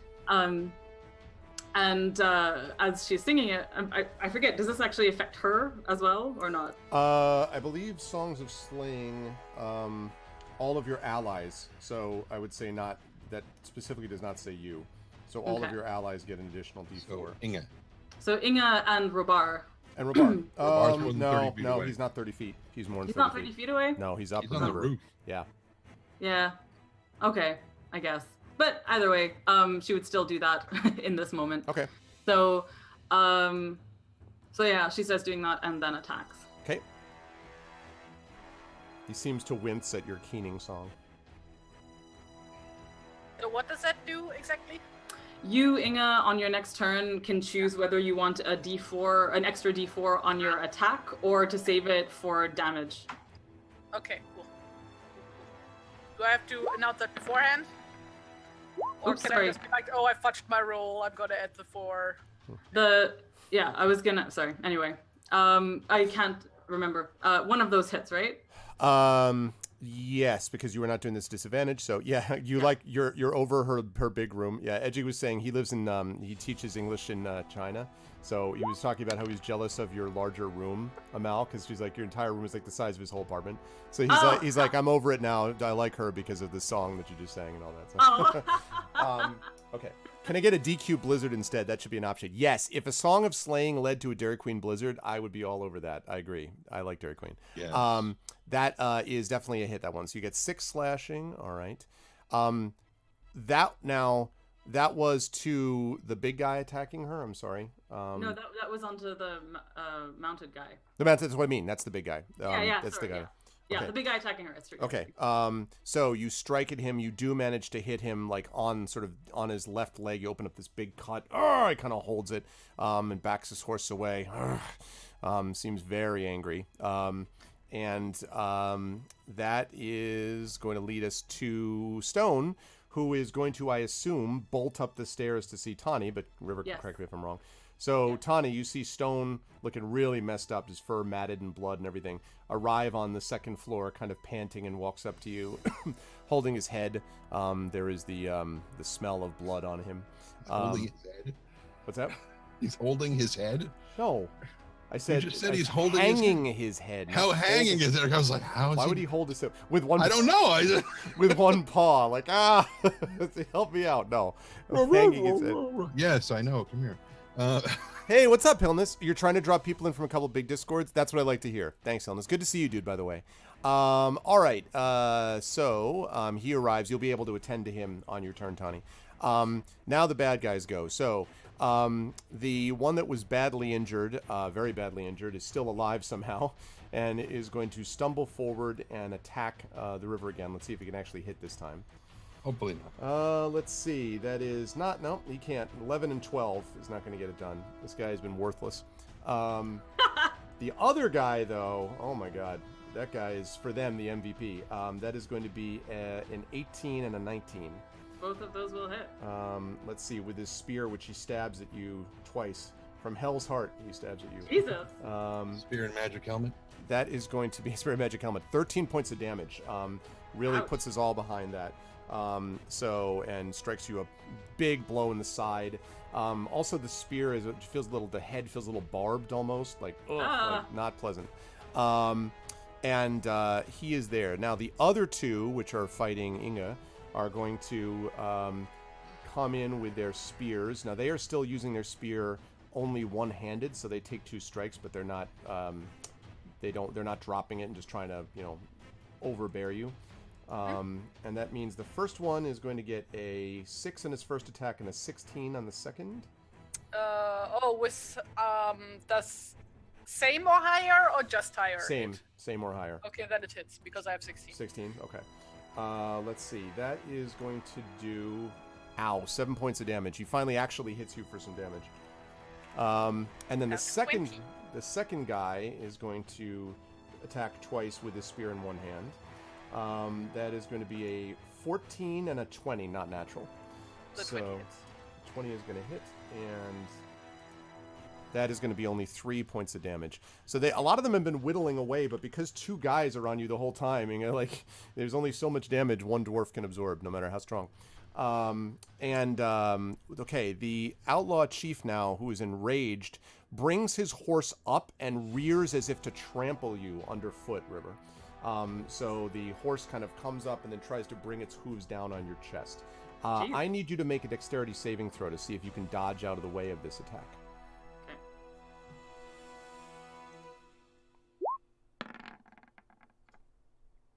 Yeah, you do. So you just actually you tell me. The hooves come up and come down. How do you dodge out of the way of it? It works. So how do you do that? Wow. I mean, if it were up to me, she would manage to get under the horse and slice under it with an axe. But, yeah, well, like, no, if the horse's hooves come up, she moves basically like a dancer. Like she's just going to, like as if the horse becomes a sort of unwilling dance partner in the movement that she makes, and she just flows like water basically around its limbs and gets out of the way. I love it. Since all of this is happening simultaneously in each round, pretty much for 6 second block, that could be why River was able to hit him. Is that as the horse was rearing up, that's when she's, you know, she kind of pointed that out too. Yeah. Yep. So the hooves come down. So that's a miss, and with his other action, he will try to just take a normal attack on you. Obviously, he can't do that with 2 hands with the spear. He's too busy trying to deal with his horse. So he's going to attack with 1 hand only. And that is going to be a 24 to hit. That does hit, yes. Yeah, that's what happens when he rolls well on that one. These things always even out. Okay. He is going to do only 3 points of damage, though, River, on this one. So, okay, and he sort of smiles cruelly as he sees that you are looking injured and hurt. And he says, "You thought you could dodge. The moment still awaits. My spear for your throat." And he kind of like laughs at, sort of chuckles at you. Tani, you were up next, and Stone, looking really bad, is in front of you. Well, he's going to be like, oh, come here. And he's going to apply various salves. And as you do, he kind of whimpers. It's a silent L, don't say that. Salves!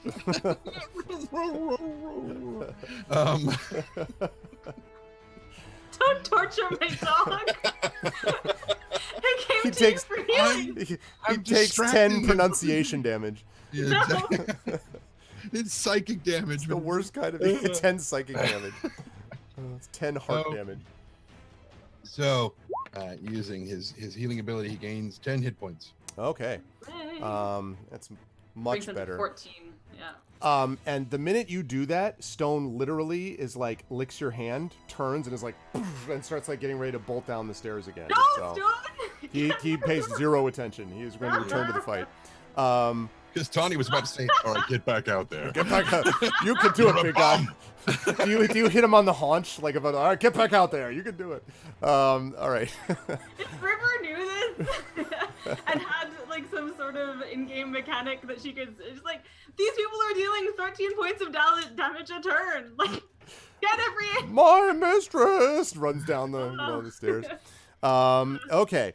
If you just had a less of a bond with him, and if he didn't love you so much, then maybe he wouldn't come try to save you. Right. You're no one to blame for yourself. All right, your own fault. Yeah. Robar is up. Ing is on deck. Robar, what are you going to do? By the way, Robar, I do want to mention one thing. Robar is on top of the roof, obviously, and as he looks around, you can see that the battle, everywhere he looks, the picture is confused in terms of who's winning. It looks in some places as if the slaves have pulled down a few of them and are using their chains to either strangle or sort of choke them.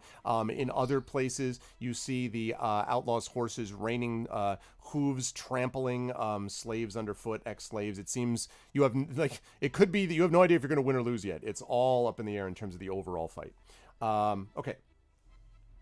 Yeah, the horse is definitely a problem, and so yeah, another shot at the thing, and Robar is like,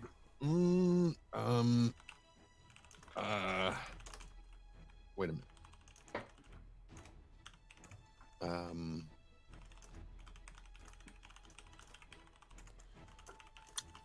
Yeah, okay, all right. So I just noticed that I rolled the improved healing as Robar, but it used Tawny's scores, so it's fine. Yeah, so Robar's definitely going to shoot that horse because but he's also thinking, it may be time to get down there and get into the fight a little more in Fresh person. troops. Yeah. But for now, he's shooting the horse with a 14. Okay, that will hit. And he will do 8 points of damage. Okay, the horse again rears back, looks very badly hurt, and we're gonna see actually whether, rears back, and the person on the back of it is thrown from it. Actually, Yes! He can't hold on to it, so he falls backwards and lands prone on the ground. On the spear of one of his dead friends. Yeah, he's like, oh, no, he doesn't know. He does take what looks like a very little point of damage, not much damage, but he is prone at the moment. And that was... Robar is heading downstairs. oh, wait, that was... Did you say... What was... I'm sorry, it was a 14... Yeah, that was counting the -1. Got it. Cool. Yes. All right, and he's going to head downstairs. He's bolting downstairs. Yeah. Tawny is. No. Robar is. Robar. He's like, okay, this is fine, okay, but I need to get down there. Okay. And so he's going to slide through the window again, and then back down. Okay, got it. Just checking, Arv, when you say prone, you mean he's on his back? Correct. Yeah, this Good. is Okay, cool. This is a scenario where he is in fact on his back. Yeah. So, great. Yeah, ever since we had that convo, I've been like, I gotta remember that. Yeah, see, he is in fact on his back. Okay, Inga is up, and the river's on deck. And Well, while they're I'm doing this, I'm sorry, Inga, I'm so sorry, Terry. Just one quick thing. I just wanted to note, because we are about the hour-and-a-half mark of playing. We're going to be with you for another couple hours yet as we continue to play through this. You are watching the Adventures of Middle-earth Crew, and you are watching us on day 2 of ArvCon 2019. For those of you who have just come in, this is our charity event, our annual charity event to benefit the Damon Runyon Cancer Research Foundation. We are only $15 away from a new giveaway tier. We have a much higher goal, so we're hoping that we can really push this. !donate will allow you to donate to this. Please do this because it really can help. This particular foundation does amazing work in supporting the work of young researchers, many of whom become Nobel Prize winners and have made enormous strides in terms of treatment and prevention, aspects of genetic research, from everything from childhood cancers to geriatric cancers. So please consider supporting this very worthy cause. And please, when you do this, !donate, as Dragon Spear just put in, you go over there, you donate, and then come back and do !donated space and then the number of the amount that you would like to donate, and then it will be listed in chat, and we will all celebrate your awesomeness, and I will add it to the total. If you want to do an anonymous one, please private message me on Twitch or let one of my mods know, and they will let me know, and then I will be able to add the total without naming you, but I will be grateful in general, and we'll add that money to the total. Thanks, everyone. And when you're making your donation, when they say, how did you hear from us? Oh, yes, thank you. Please make sure to put the link to our stream. Tell you, I found about it through ArvCon, blah, blah, blah. Yes, good point. Thank you, Trent. The Twitch URL for this channel. Yes, because we really want them. Because the social media manager, I don't think I mentioned this to the group, but the social media manager for Damon Runyon reached out to me yesterday, or 2 days ago, actually, and wanted to know more about this event and was very grateful and said they wanted to support it more. So this really makes a big difference. And if you've got rich friends, get them to come over here and donate. It's donating to support the Damon Runyon Cancer Research Foundation, Edgy, and if you go over there, it will explain what that place actually is. And I'm so sorry, Terry. Last thing I want to point out.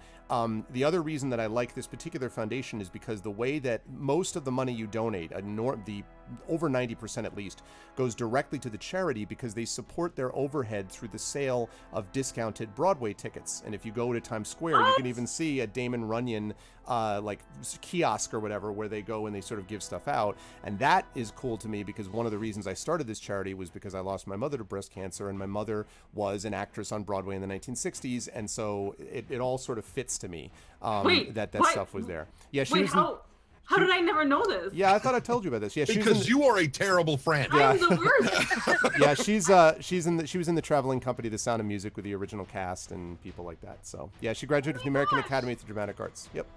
Aw. Yep. So all types, Edgy, all types. She passed away of breast cancer, but they research all kinds, and they're an amazing organization. So thank you. I just want to make sure I got that out there. Terry, I'm so sorry. Go ahead. Do not be sorry, please. Even though we're almost out of time, but yes, go ahead. Yeah. No. No, I think I'm gonna I'm gonna keep doing what I have been doing, was to kill this guy to the right of me. So I'm gonna hit that guy with the sharp end of my axe, hopefully. Okay? Okay, sounds good. Yes, you are. Yes.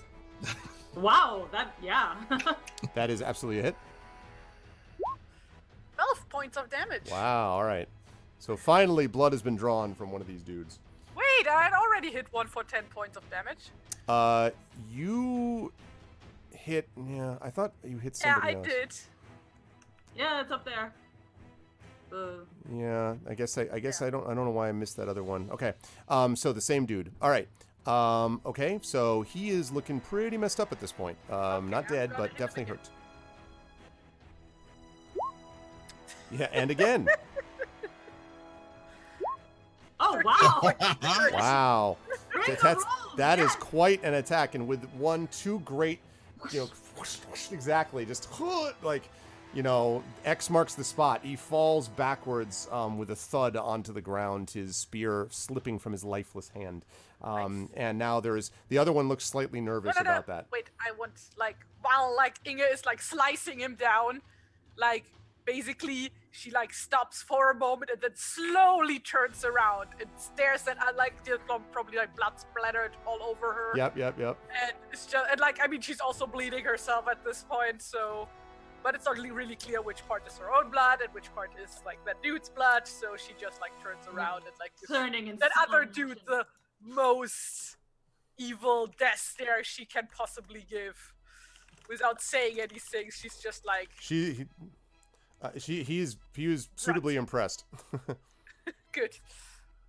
Roll intimidation. Yeah, I was Yeah, gonna do say, I get to roll no. intimidation? No, not so much. But he is, however, he is suitably impressed with your act. Your acts. It's like your actions have impressed me. Okay. So that is gonna. So you're gonna stay obviously connected with him after you do the slow pivot. Yeah. Okay. The River, this is you, and then Stone is up next. But we'll talk about or down as specifically coming down the tower. Yes. So River is gonna stay on the prone chief guy, and is just going to be just sinking her axes into him basically while he is in that position. And I know that targeting doesn't exactly work, but I really want her to sink her axe into his throat. Oh, I mean, you can absolutely try to do that. Talking about throats and so on, but you can absolutely try to do that. It's just it won't be something where you decapitate him or anything, but you will. No. You can. That can have a big effect, especially if you hit him for a lot of damage. But Okay. since these are melee attacks on a prone character, they have advantage. Correct. That's right, because he is prone. Yep. all right. So, God, I really want her to actually say something cool, but I'm just so afraid of this going horribly wrong somehow. You will pay. Whoops. No, I'm just gonna roll first. So River just strides over, axes in hands, and goes and just. Well, that's the benefit of having advantage on the prone guy. Both of those are going to hit. Okay.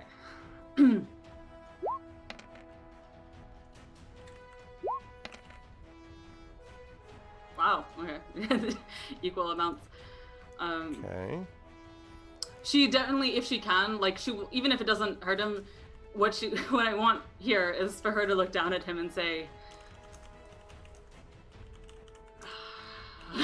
"God, I can't be witty when I'm furious." Well, you mentioned that they are numberless as the grass, and here you are Yeah. mowing him down. Yeah.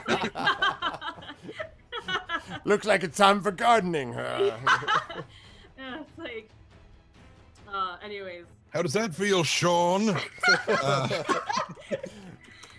I just rounded up, you know. I can't. Yeah. Laying down the lawn. Sorry, I'm sorry. You're much What? better at this than I am. Laying down the lawn. But yeah. But anyway, she just goes. She just looks at him and just with all just like wordless fury as thinking about what his words did to her, just slashes his throat. And he kind of, so he turns away, but your strike at him still cuts into it. He's like, "Arr!" And he kind of like holds, you Just know, so he can't speak anymore, you know? right. He's just kind of like, he kind of gurgles angrily. Ugh, I kind of disgusted myself just then. That's, so yeah, that's what he does. All right, quite a strike. That is going to lead us to Stone, who now hits the bottom of the tower and is running at all dog speed towards the fray, and will arrive to be able to fight next turn. That is going to lead us to the bad guys. So the first one, who is still somehow living, albeit has been at death's door for a while now, is going to try to attack you, River, and is going to get a let's see, a 5 and an 18. The 18 hits. I'm sorry, I beg your pardon, a 16. 16. Does a 16 hit? Barely, Okay. but it hits, yeah. All right. So that is going to, and he's trying to do the two-handed thing all along. Only 2 points of damage, though. He slips on a bloody patch of Well, I grass. mean, look, he's so hurt. It's amazing he's still living. So, all right, and then the He's at death's door, so we just melon and open the door. Speak death and enter. What do okay. we say to the Lord of Death? Please enter. Oh, welcome. That's Poltergeist. Okay. Let's see. This here is Grim Reaper. Oh, how did that go again? Oh, I forgot. From what was the name? Meaning of Life? Monty Python. Meaning of Life. Okay. The other one. All right. The movie you so- don't want to watch while eating. Oh God. Meet the Feebles. Okay. So the one that then the other one who has been who is on you now. So now essentially the River has 2 plus the prone chief, and he only has 1 after felling hers. So there's 3 outlaws left, 1 almost dead, and there's 1 outlaw chief who's on the ground. So the second one that comes up to you, who's less hurt, the River, is going to miss with a 5, but is going to hit with a 19. And that one is still doing only the one-handed attack, so that is going to be a 4. So, Not in great shape. yeah, Not in great shape here. you've been absorbing a lot of stuff. Yeah. That's okay, Shadow. We have Hilness and Thorg and Dragon and Ardnell. So, okay. So that is going to lead to the final one that's on Inga, who is going to get a 13 and a 16. 16 hits. Okay. Ooh, and is going to do, let's see, that is 8 points. Stabby. All right. Yeah, not looking so great right now. Yeah, you guys have been dealing with some, as they say in the books, it's been knife work down here. Okay, and now the chief sort of scrambles to his feet, kind of trying to, wiping at the blood on his throat, and sort of angrily stares at you, and then grabs his spear, drops his sword, and grabs his spear with 2 hands, and just starts like stabbing at you with 2 hands forward. Let's see. That is a 24 and a 14. The 24 hit. All right. That is 6 points of damage, River. Oh, well, I'm pretty dead. So you go You're falling unconscious. backwards. You are unconscious. That's right. Okay. So you hit the ground unconscious, and he sort of holding onto his throat with one hand, rips free the spear from the other one and says, "That's only one," and turns to face you, Inga. Okay, that is so River's got some problems, and Stone in one. Actually, no, I'm sorry, he can't go yet. I was confused because he defected. Sorry, Tawny goes next. I beg your pardon. Okay, Tawny. So you are still in your makeshift field hospital. Are you going to stay up there? He doesn't know what's going. He's expecting the wounded to come to him. Right. Okay. So he's until somebody calls him, he's not going to know to get out there. Yep. Okay. Robar is charging down. I would say that Robar at this point is out of the bottom of the tower, but it'll take him next turn to get within melee range. He could, if he wishes, fire from where he is. That's at some exactly of the what he's going to do. Since Okay. he now no longer has to stabilize, he's firing twice. Okay. Who's he firing at? Because everyone is now off horses but standing. Well, seeing River go down. He sees that. Yeah, I was gonna say he sees that something is over. Like the guy is standing over the river. So that is his target. okay. How far away is he? From the base of the tower, probably about 60 feet, Okay. 70 feet maybe. So one great bow shot for Was 10. not that great. No, it really wasn't. But the second great bow shot is 19. Much better. That's a So hit. close to being the critical. Yeah. Yeah, I know. That would've been nice. For a total of 15 Wow. points. Nice. So that like he staggers back away from the river's body as he was standing over, triumphing, not paying attention to the fact the rest of the battle is going on. And- Okay. And he's like, Tony! Yeah, I was gonna say that makes sense. Yeah. Tawny hears what? Okay. Yes, I'm here. I'm waiting. Everyone's okay, right? No. Like, I okay. really hope River's dad is unconscious still. I don't like. I hope he hasn't been like awake but peering through the window the whole time. Yeah, with no, his he's daughter been pretty... who is doomed to die in battle. Mhm. Just going like, oh god. But Mhm. anyway. Yeah, it's a tough spot for the river right now. Inga, you were up. You did see out of the corner of your eye the river fall, and so you are now facing. There's the outlaw chief standing above her. There are two pretty messed up outlaws next to her that are turning to you, plus the one on you. So at the moment, it's you versus 4. Although you did just see the outlaw chief get hit by an arrow. Oh, So wait a there second. more? Sorry, guys. Did Inga actually add the bonus at any point from her? No. Okay, just FYI. okay, so make sure to do that. Yeah. That was the idea here. Okay, So just making Inga sure. sees that River is down. Hey, It's like, Chelsea. River! And storms to the river and throws herself between Okay. the and River, and she basically she throws herself at the chief. Okay. Like, That sounds good. Thank you for the resub, Orb Weaver. I appreciate it. Welcome in, Orb Weaver, and welcome everybody to ArvCon 2019. And what's up, JLC? Okay, let's do it. If anybody wants to inspire this, that would be great because Inge only has a few hit points left. River is down. Yeah. This would be the moment. Yep. Robar Also, can't swim. You get 2 attacks, No, right? he can't swim. There's so much blood, he's just gonna drown. Non-stop coming through with the inspiration. I mean, that's what I'm talking about. Okay, I'm using my inspiration to attack this dude. All right. True. No, wait. The big guy, right? The big one, I assume. Right, Inga? Yeah. Okay. Chief. Okay. That, unfortunately, even I at of advantage... course added my 4 plus 4. Well, no, you can do that now. Actually, yeah, that's a good point. Do they do it on... Both attacks? No, it would just be on the one, but the question is whether you have to declare that you're going to add it. I will allow you to do this after the fact. So you can add the 1d4. You still have to roll a 1d4. You don't just get 4. Oh, I see. So you might be able to hit. Just don't roll Or one. out of curiosity, does the inspiration apply to both attacks on her turn? No, inspiration is one attack. So she Oh. could use the inspiration and then there you go. Plus 4. So that hits. So Yay, all of that sweet. together ends up with a hit.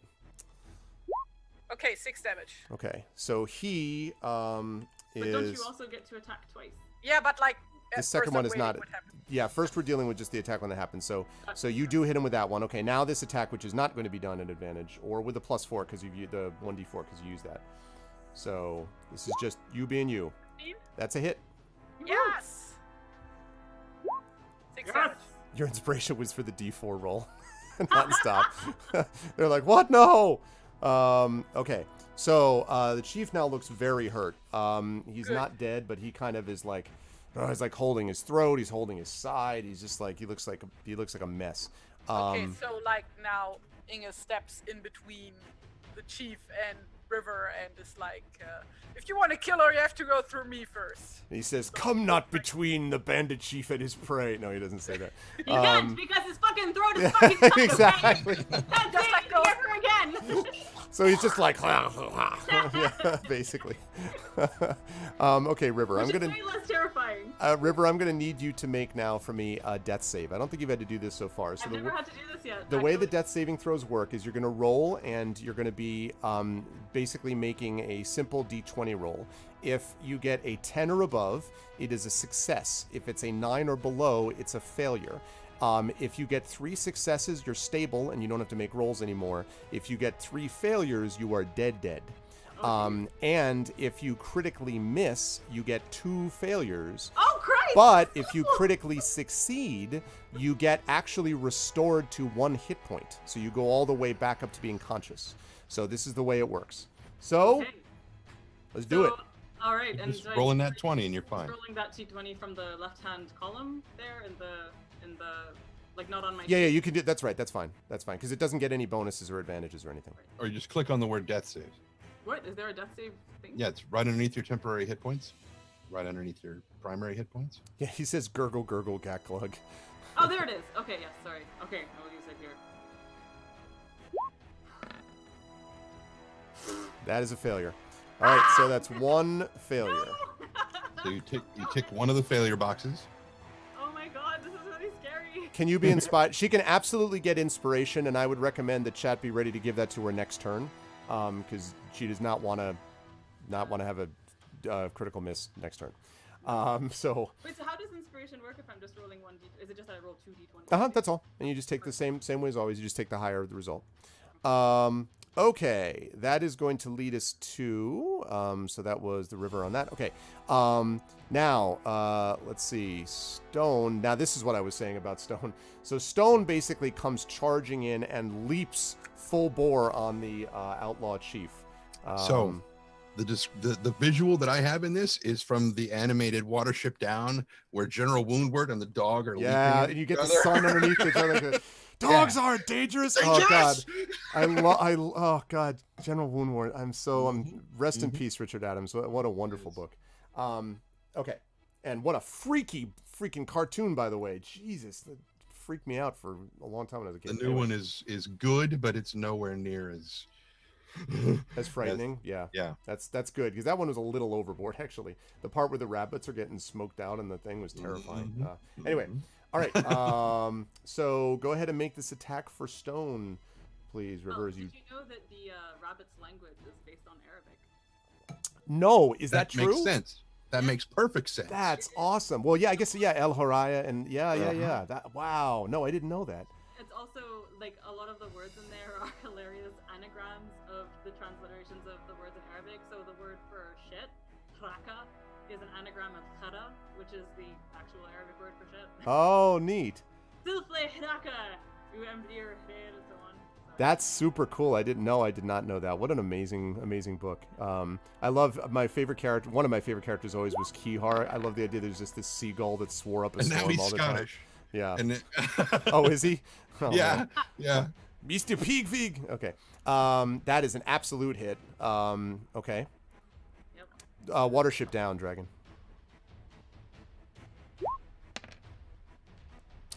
So yeah, so he sort of has this. He's like pointing towards you, and then he looks, and you have a moment, Inga, of just seeing the chief's eyes widen before this missile of fur just bashes into the creature and bashes into the chief, and there is a terrible sound of ripping and a death rattle, and the chief expires.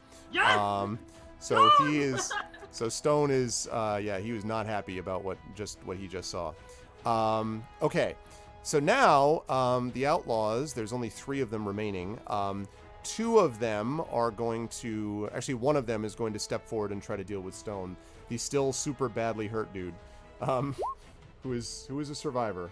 He really is a survivor. You got really quiet again, Amel. Oh, sorry. I was just. Hi, Ter. Sorry, but I have a button on my keyboard for some reason that just turns everything off. And I don't know why it's there, and I don't know how to turn this button off. And I just accidentally did. Let's see. Okay.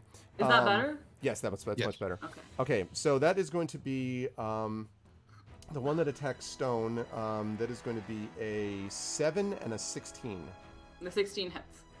Okay, it's going to do 3 points of damage, so not too bad.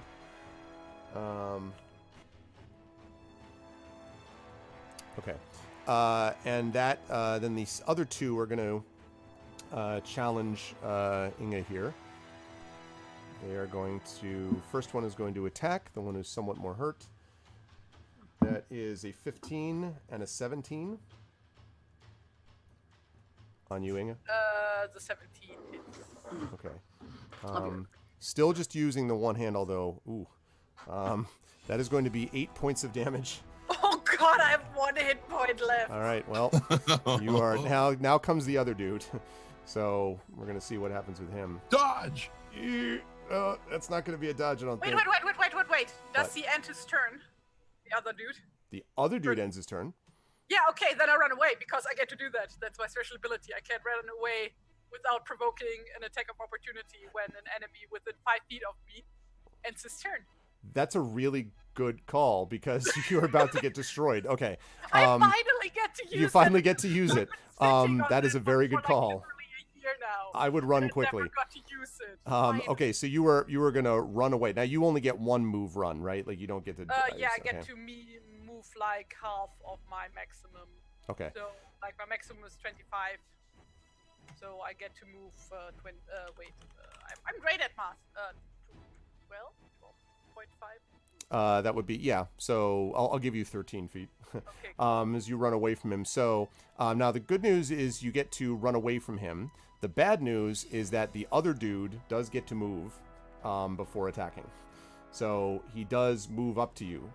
Wait, do I get to Tawny though? Like that's the plan that she runs towards Tawny. Tani is still in the tower. Oh, okay. So she runs towards the I tower. assume you run towards the tower, and I'm happy to have you do that, but you're not going to reach it. Not in enough time anyway. Okay, so for a moment I'm like, yeah, but he's going to run after you, and I think is going to attempt to cruelly cut you down with a 22 and a 19. I totally have a high enough armor class to handle I have that, an armor and class of 32. 9 points of damage. Well, you can't have minus points in this one, right? So I'm just at 0. Well, yeah. So you drop to the front. No, that's not true. As far as you can have negatives. Oh, yeah. I thought that wasn't a thing anymore. No, you can have negatives. What, for example, Tari, what is your maximum? Your hit point maximum? 40. Okay, if you ever drop to negative 40, you're instantly dead. Negative no 20. saving throws. Negative 20. I just What? heard instantly dead. Half What? of the maximum. Half of the your pardon. I thought you had to go all the way Nope. to the. Nope. Okay, so how much minus do I have now? -8. Oh shit! Oh Christ, no! Yeah. This is a terrible thing to return to. What? She No! got Part of it is theoretical. Part, is Yeah, exactly. Okay. So, that was their 3 turns. Tani, you heard him shout to you. Well, Yeah. Inga also lets out like a blood-curdling scream. Help anyone who's still healthy. Right? Okay. busy. Oh jeez. Tell my I'll be mother right I there, love Ma. her. Okay. Okay. So you're what are you doing? Tawny? Yeah. Oh, he is grabbing I was his like stuff about and to he's say hauling dying. He's ass. booking. Okay. All right. I'm going to say that you're able to get out of the front of the tower, and you can see both Inga and the river are down on the ground. You see Stone growling at what are still 3 other hurt but still standing outlaws. You do, and you also see that Robar is charging towards them, and Robar will arrive this turn and will be able to engage them. But that's what you see. And both of your companions look badly hurt. They are unconscious, obviously, and badly hurt. Yeah, I was going to say, well, no reason to help them. They're dead. All right. That is going to lead us to Robar, speak of the devil. So Robar's got a decision to make. He's got 3 guys, obviously, but he's also got very hurt people. But, I mean, he's still got 3 active targets, so... Well, how fortunate then. Yeah. Sorry, I was going to say that, like, one of them is literally at death's door. Yeah, right? has been for a For bunch the of turns. whole... Yeah. Well, I was going to say how He's like the wedge of the bad guys. Like, he just never... I was really hoping that Will would be here for this when it finally happened, but he's going to reveal royalty right now. Ah, there you go. All right, so for those of you Maybe who the don't... slaves can take heart of this. Dude. Anyway, sorry, yeah. I know. All right, so... But he's gonna move in as close to the river and Inga as he can. Okay, you can do that because he's right there. Okay. So, when royalty is revealed, for those of you who don't know, here, allies within 10 feet immediately recover 1d6 plus your charisma modifier and hit points. So they I sort of forgot like, that. he kind of I throws... didn't. Can you reveal your royalty? I know you should be doing this, but, you know, whatever. He's not here. So go ahead, Tren. How's he reveal his royalty? I don't have any idea what his backstory is. I haven't been reading his bio. The Rangers of the North belong to a bloodline of kings, but they have learned to hide from their enemies in the twilight years of their kingdom. Should you choose to reveal your heritage, your noble bearing will cause your enemies to pause and your allies to cast away their doubts. You may take a bonus action to reveal yourself in battle by shouting an ancestral battle cry, or unsheathing a weapon of high lineage, or by showing a device or coat of arms during an encounter with someone. So... And sheath his sword. He's been fighting. That's Well, he that's what does he. have his like coat of arms like pin, I guess. What Yes. it is. That's right, and he talked about having it below even the level of his cloak. So I'll handle this. He steps forward, throws his cloak back. His sword is drawn. The light of the sun illuminates the line of a fading king, somehow restored to its glory. The others watching him, the outlaws, sort of fall back and quail. Everywhere in the battle, we have a montage, right, where we cut to various people. Ash, who's kind of like filled with, covered with blood, sort of hitting down on this one, sort of looks up as he makes this triumphant, statement of his declaration of who he is, one of the Stauntons. He shouts out, "Oh my God!" He shouts out that Hillness has donated $150 to the Damon Runyon Cancer Research Foundation. Oh my God! Oh my God! And Hillness is the top donator, by the way. He moves into the top donator list. Thank you very much. Wow, nice, dude. Thank you so much, Hillness. Hillness has been super generous, and I've actually met Hillness. Hillness is going to be at Gen Con, actually. I have met him multiple times over the years, and it's very kind of you. Thank you very much. So that brings us to 635. That is incredible. Thank you, Hillness. That is awesome. That also means, mods, we have got ourselves a new giveaway tier to give away. We got some raffles and stuff, so... Thank you so much. Thanks, Hillness. Really, seriously. I mean that genuinely. Hillness is a really good dude, so thanks, man. All right, so that happens. Robar is going to do that plus his charisma modifier, which is what? Which is 0. Which is 0. Okay, so that One means does not simply. Well, never mind. now all of you that are at negatives, you'll be happy to know, start at 0 when you were healed. So Inga is now at 5, and River is at 0 and then was restored. And I want to mention very quickly, Inga, for you were you felt as you were sort of drifting through this blood-soaked kind of tinge of unconsciousness, felt like you were walking along and you saw the mountains in the distance. And then there was this blinding ray of sun that came from behind the mountains that you sort of put up your hand to cover. And then you're like, the next thing you feel is pain, soreness all over, and your eyes kind of flicker open to see that you were lying on the battlefield like... with people fighting above you, and you just catch sight of Robar, kind of, his cloak thrown back, his hair flying, his sword drawn in his royal might and majesty. River, for you, you actually felt like you were at home, speaking to your father, sitting at the table over a lunch of goat cheese and bread, and speaking to him of various things. And then again, there was this shout from outside, and as you went and threw back the door, again, you had this image of vroom, like coming back to yourself on the battlefield. That was about as clutch a royalty revealed as we're ever going to get, I think. Yeah. Not only does that happen, but when he reveals his royalty, it means that enemies within 10 feet, and that's basically all of them, must make a wisdom saving throw or they are frightened. Remember that whole frightened thing and how that sucked to be frightened? So we're going to find out if they are frightened. But they are frightened for 1 minute. They're frightened for 1 minute. Also, they're going to try to run like nobody's business. No, So And- 6 rounds, yes. So this means that Inga is at 5 hit points. The river is at 5 hit points. Stone regains 5 hit points. right, so Oh, he's up to yay. 16. Hooray. He bays Stone, like as he says, I am Robars. He's like, oh, like he bays in favor of it. Yeah. Okay. Thanks, Tilness. I appreciate it, dude. Can I just say seriously though, I completely forgot about this facet of revealing royalty. I was 100% just thinking of it in like in storytelling terms of like cowing the enemy and stuff. No, I this is like an absolutely ultimate forgot. ability, like, which is why he can only use it once during like an entire adventuring phase. Wow. Oh wait, I forgot that too. Yeah, Great. yeah. This is good. This is pretty like this is a tide turner, So- as it is in the books, by the way. So, okay, so that means they have to make a wisdom saving throw. Let's see if they do that. DC 15. So, like, Right. since this is a fellowship phase, does it mean that he regains it after the fellowship Yeah. phase? Yes, Or- it does. Yes, he will have it for his neck because he didn't use it in the last adventuring phase, is why. So he will have a chance to use this. Okay, so so 2 of them actually do make their saves. Guess which guy actually doesn't make the save? The guy who's almost dead. The really hurt one is like, Jesus, he's just like running away. So he just books it. Like, he actually turns and runs. And actually, I will say that since he does that, let me see if he runs and creates an attack of opportunity. Let's see. Yeah, because I imagine like No, Stone spend just its going, turns. "Ah!" No, it's spend its turn. So that means he doesn't have to Okay. run immediately. He'll do it on his turn.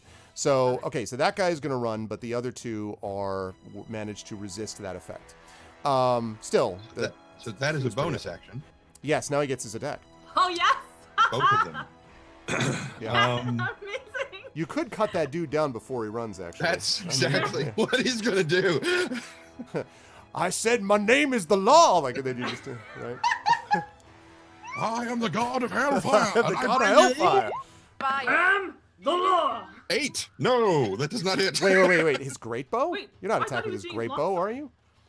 Oh, He's Didn't right he there. I reveal his assume you're attacking sword? with his sword. right. He did draw his sword. Never Yeah, mind. no, I don't think so. And now I'm gonna go back to firing from it. Come on now.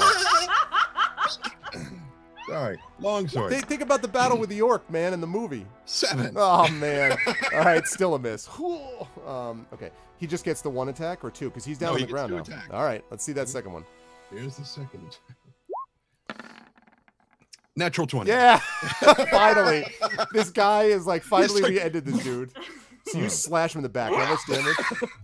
What's up, Echo? We just got a big couple of donations. We're doing good shape. Also, we were at 410, so that means that this party is now only about 125 away from being the new top party gaining money, like, group for the weekend. So, All right, 13 points of damage.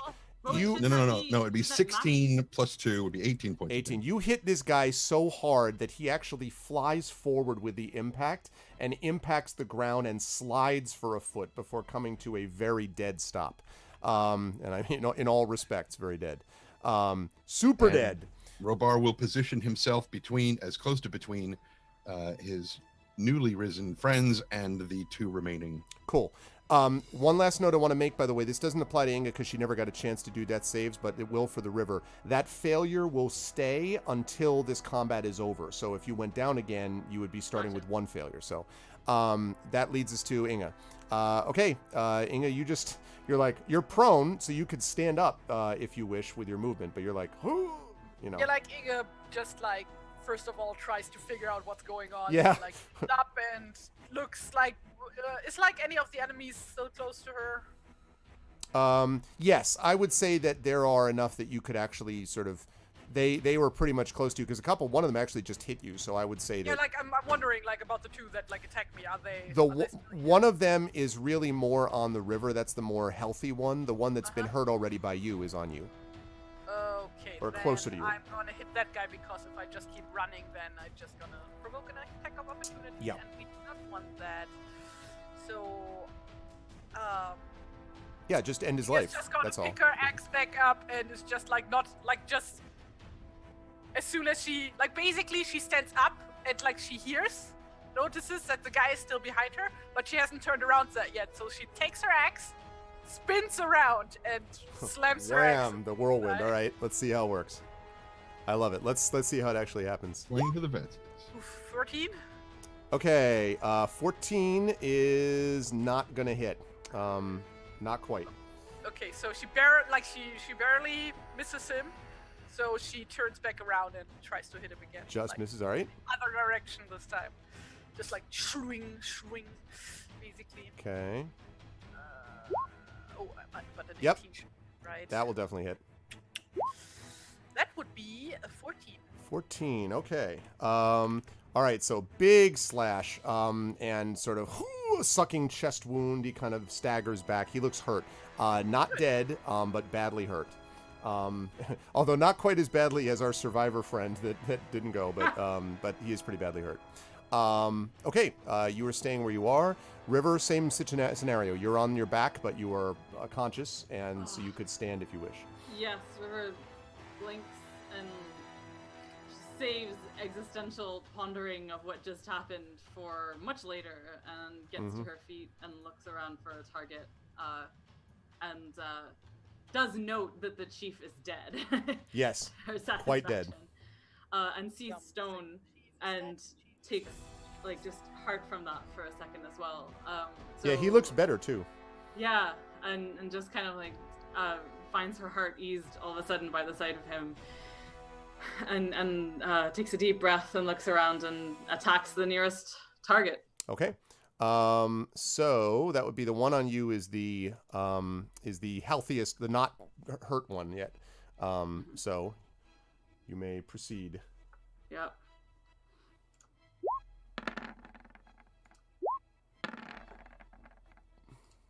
That will be 1 hit, 1 miss. Okay.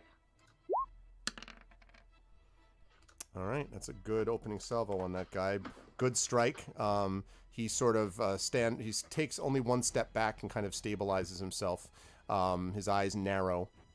This one looks rather somewhat surprisingly young, River. Younger than you might expect. He does not have the same kind of gruff, like as you might expect. I mean, he's still obviously trying to hurt you, but he seems. You wonder idly about whether in a different environment different things would have happened. Maybe it's just the fact that you were just at death's door 2 seconds ago. That's just it. She's actually gonna look at him, and after she's hit him, just says, "Do you want to die here for this?" We will see what he says. Stone is up. Stone's gonna get on the same guy. The same one as you're fighting, or the one that Ing is on? The one that River's fighting, because that's their MO. Yeah, that's right. The duel. The tag team. The duo, yeah. 14 is not quite going to hit. He manages to sort of ward him off. So he kind of looks at you, and you see his eyes kind of widen a little bit. And then he sort of shakes his head, and he tries to strike you with his spear. That is going to be a 9 and a 14. Neither hit. Okay, so he misses twice. The other one is going to try to hit Ingo with a ouch, and this time then he's dual handing it, this other guy. That's a 14, and then which is a miss, I think, but he critically hits you with the other one, which is not cool. That is going to be 9 points. So he drops you again, Inga. God damn it! Yeah, he just sort of strikes right into you. That was unfortunate. I do not want. Yep, so you fall backwards again. Let's see. So wait, how many points of damage? 9. So that means So you I'm should at be minus -4, four. right? Yeah. You now the good news is that you did not do any death saves yet, so you definitely can't die next turn unless he tries to now coup de grace, which they can try to do, but they very seldom do because they got to worry about people that are moving. So that is those two, and those are the only ones that are left. So that's going to lead us to Tani. Tani, so you were now out on the, as I said, on the field. If you ran at full bore, you can probably get to, I would say, oh, thank you, Amal. So Amal has donated $50, which is very, very kind of her. Thank you, Amal, so much. That leads us to $685. Really, Amal's just doing that so that, they can get the bragging rights of being that. No, I'm just kidding. What? Keep all I the literally safety finally buckets. was able to go into the next room and get my credit card. Yeah, that's good. No, thank you so much, Amal. I really do appreciate that. Thank you. So that means that everybody, by the way, who's playing with us in this group has donated, which was above and beyond the Call of Duty. So thank you so much. Including you. Well, yes, obviously, yeah. Just checking. No. I started. I had $50 last night. Yeah. Okay. Yeah. Yes. Oh, you said if I run full bore, I can. You can. I'm sorry. I'm just putting in a note about the donation. And I saw, first thing I saw was ArvCon 2020, Infinite ArvCons. And I just had another moment of, I can't wait till that. Anyway, No. so, Like, it's Crisis on Infinite. I Arc. know. Okay, It's fine. important. Otherwise, the reference wasn't Fine. Crisis of Infinite, right? on. Crisis, What? Crisis Oh, on? Yes, it's like Crisis on Infinite Earths. So it's Crisis on Infinite Arc. ArvCons. Okay. All right. I dig it. Cool. I still think Civil War is going to be awesome, too. Civil War. Okay. Anyway, yeah, so if you... Crisis on Infinite Earths was actually a good story instead As of, opposed to Civil War. Yeah. Okay, so if you run full bore, Tani, you can actually get to, you could probably get to the side of Inga, and you could probably tend to her, but you will be leaving yourself open to attack. So the question is what tactically you want to do, because they are right there. Having seen her just drop and getting a quick scan of the wounds, he's not terribly worried that she is in imminent threat of death unless that guy remains active. So he is the higher worry for Tani than her expiring immediately. Mm-hmm. So he is going to move. expiring. She's not a wheel of cheese. She I was going to say, it's just like the goat cheese that River and her father were just eating. In whatever heaven has goat cheese. So All yeah. of I was them. going to say, every heaven has that. Hello? What heaven worth its salt, as it were, would not have goat cheese. Exactly. Does heaven have salt? Really? I would think it Well, would be- very light. Probably sea salt. Oh, okay. So it's a kosher sea salt. So the Oh, can somebody explain to me what kosher salt is? Yes, I can. I just learned this.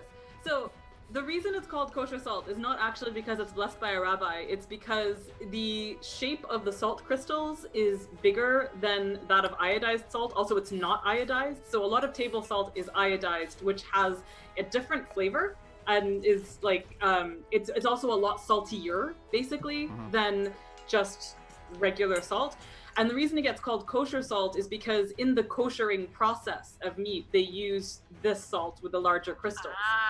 Because and it was the- like, you can't cut salt's neck. Yeah. No. This salt was not properly... It's not about exsanguinating the salt. It's not Okay. anything like that. It's and I genuinely, I was like, because I was also baffled by this, and I literally learned this a couple of days ago because one of the Bon Appetit recipes that I really love explained it.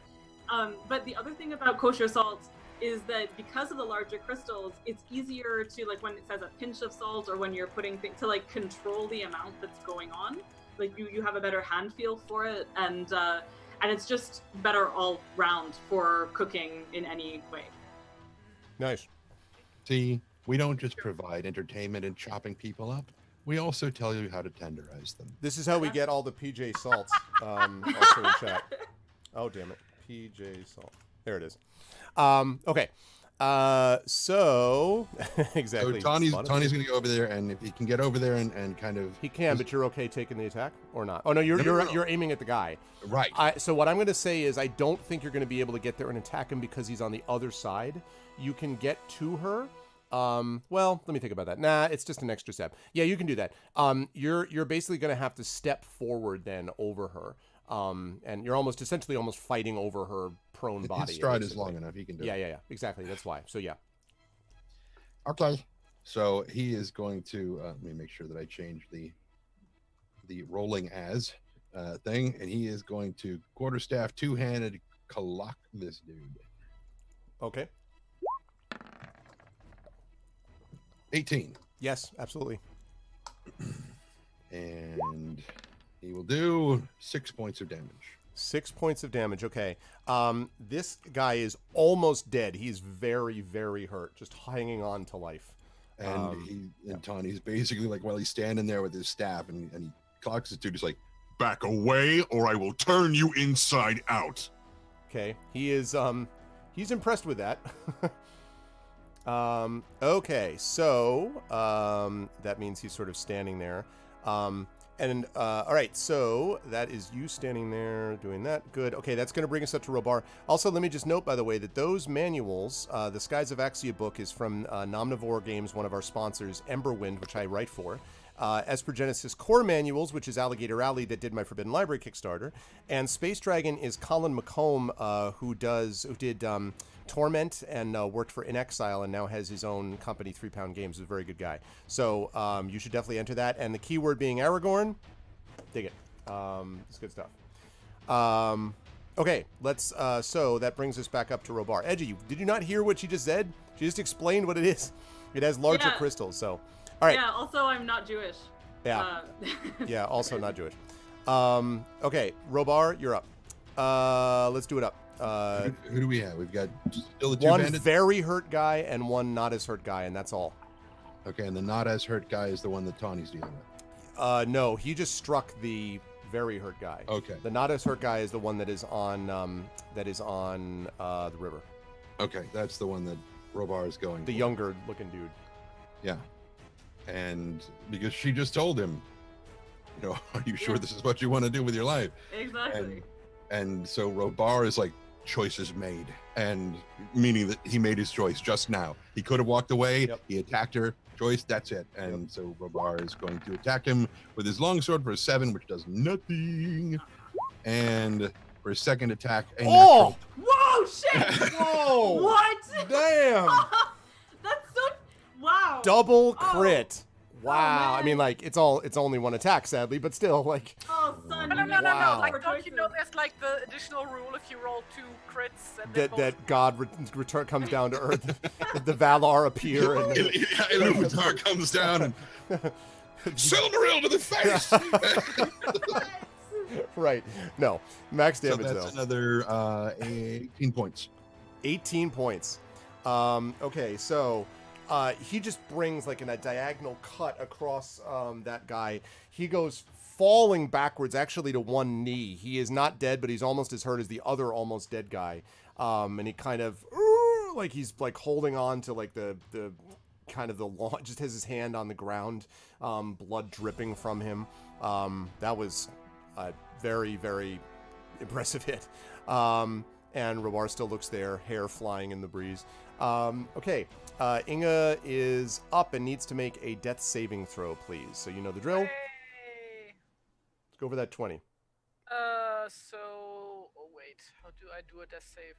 Did you pick my lottery ticket? Oh, You there. click the word death save. Yeah, I see. 16.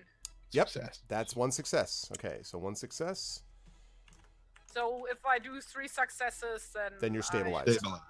Doesn't mean you come back to consciousness, but you're stabilized, so you won't have any chance of You will not continue to bleed. death. Yeah, no, it wasn't. It was Tren as Robar, Yeah. doing that.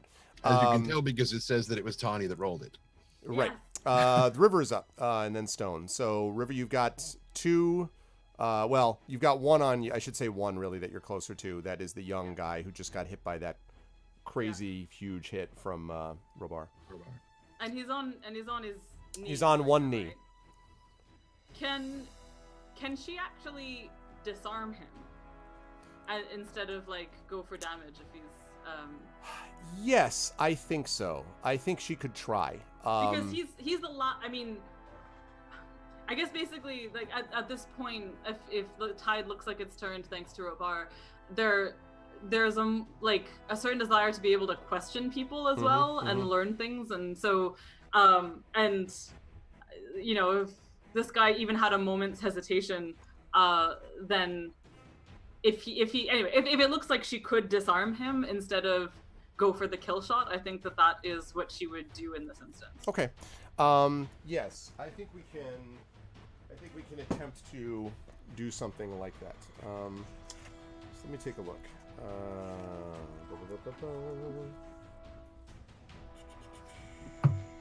And by disarm, I don't necessarily mean chopping off his arms with an axe. But yeah, like... Hey, I could still question him, right?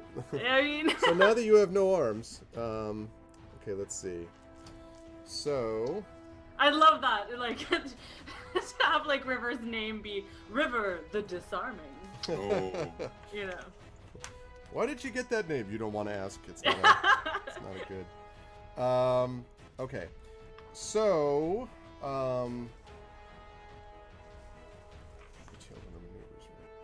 Okay, so on the disarming thing.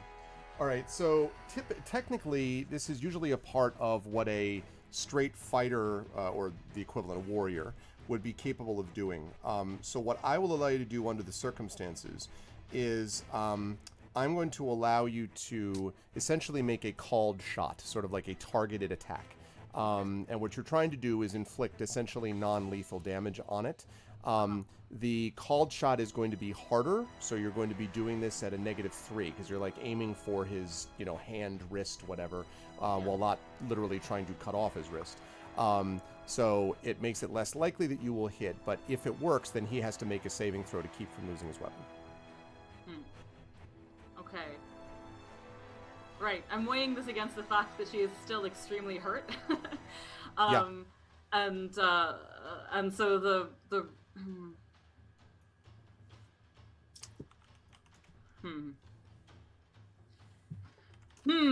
okay. He's not inspired presently.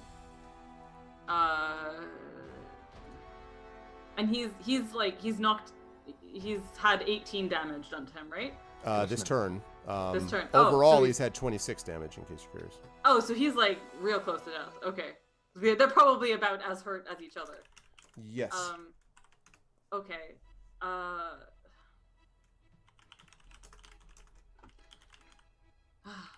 There's something about the situation that still has her rattled, remembering the echo of that terrible place and feeling like she wants to defeat that feeling on multiple fronts, not just by killing people and mowing down blades of grass, as it were, but also by saving people from that. So motivated by that, I think she's going to do the called shot thing, even though it's probably not the greatest idea in the world. Okay. And does he have 2 weapons? Yes, he has a short sword, which he's now dropped to the ground, though, as he's got one hand on the ground, and he's got a spear in his other hand. Okay. Right. So she's gonna, she's still gonna attack with both axes to disarm in that way. So. Okay. In fact, actually, is it a different situation if she just like tries to destroy the spear? That's going to be hard. Okay. Because your axes are not really any strength-oriented, like breaking, cracking weapons anyway. Right. I don't think I could really allow that. Yeah. That's fair. Congratulations, by the way, TX Anderson. You have won your prize. By the way, folks, we're only 60. No, I can do math. So yeah, 65. I'm right. $65 away from our next giveaway. So yeah. I'm just gonna, before I make this call, does anyone want to be inspiry on this, or? So, is anyone Give going it a second. Can anyone inspire? Does anyone want to inspire the river to try to disarm? You can do it. Exactly, Lone Wolf. Yeah, it's more of a sundering thing. Okay.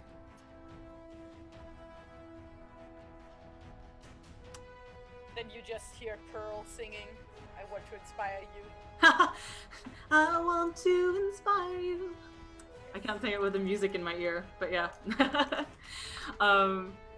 So going once, going twice. No.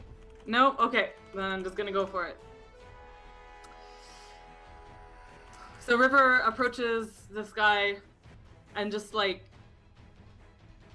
oh, she's not gonna, I mean, she's gonna try and moved by a kind of fierce pity goes to disarm him. Okay. Okay, so we're Oh, talking well. basically a 12 and yeah. Unfortunately gonna not. work. You kind of, you know, your part of it too was you were just sort of angrily attacking these others. You were moved by this pity, but it was, you know, he kind Yeah. of also shifts out of the way a little bit, and so Alas. he was nonstop. But then the royalty revealed changed everything. That was that. Okay. Weren't you dying? So, Cheers! Yes, in fact. That, I mean, we're all dying. But, you know, all the time. And River may yet regret this moment of, like, pity, but oh well. Here we go. so that is going to be, so it was a River. Okay, so Stone is still up and functional. What is Stone? Stone wanna do? feels no such pity. Actually, wait, before she ends her turn, though, can she try to persuade him to just give up? I think she could try. We'll see what he does. Well, she's not going to be able to do a mechanical one, though, because she already did this stuff with the disarm. A persuasion, like an attempt to throw down your weapons type of thing, would require an actual mechanical check, and you were trying to disarm. Okay. So, never mind. Okay. what is Stone going to do? Stone is going to attack him. Stone's like, Sorry. good try, Mom. I mean, Like, Stone is literally like, well, she just moved to attack him, so I'm going to attack him. Yeah. So yeah, that's what Stone's going to do. all right, go ahead and do it up. Let's do that attack on that guy.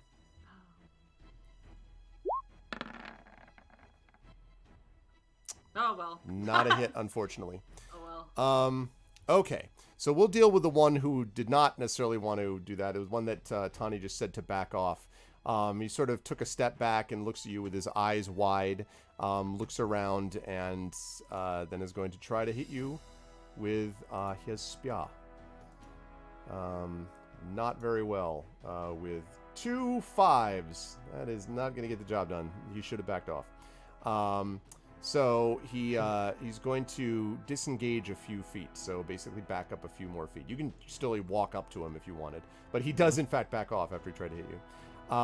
Now the other one, the young guy, sort of stands up from his position on his knees, and sort of looks at you, looks around, sees the battle, and then turns and begins to run.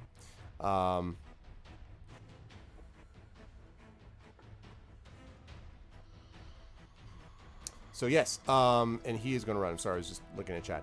Okay, Tani. Disengaging? So yeah, so the young guy is disengaged and appears to be now running. The other one that you're facing is still, he's a few feet back from you, but he is not running as of yet. Okay. So Tani does not trust this guy to stay back if Tani starts trying to heal Inge, and so he's just going to close the distance and go to clock him again. Okay. Because he gave him a chance and he didn't take it. Yep. 20. Non-natural. Nice.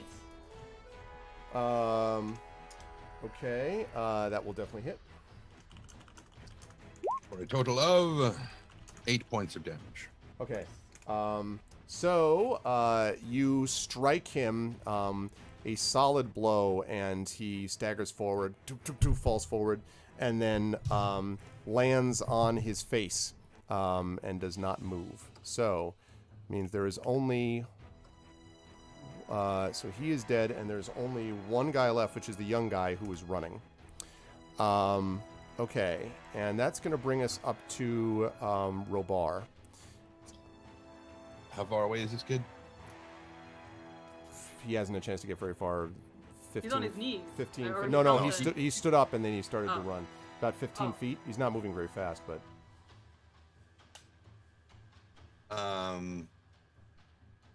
Yeah, Robar is going to run him down.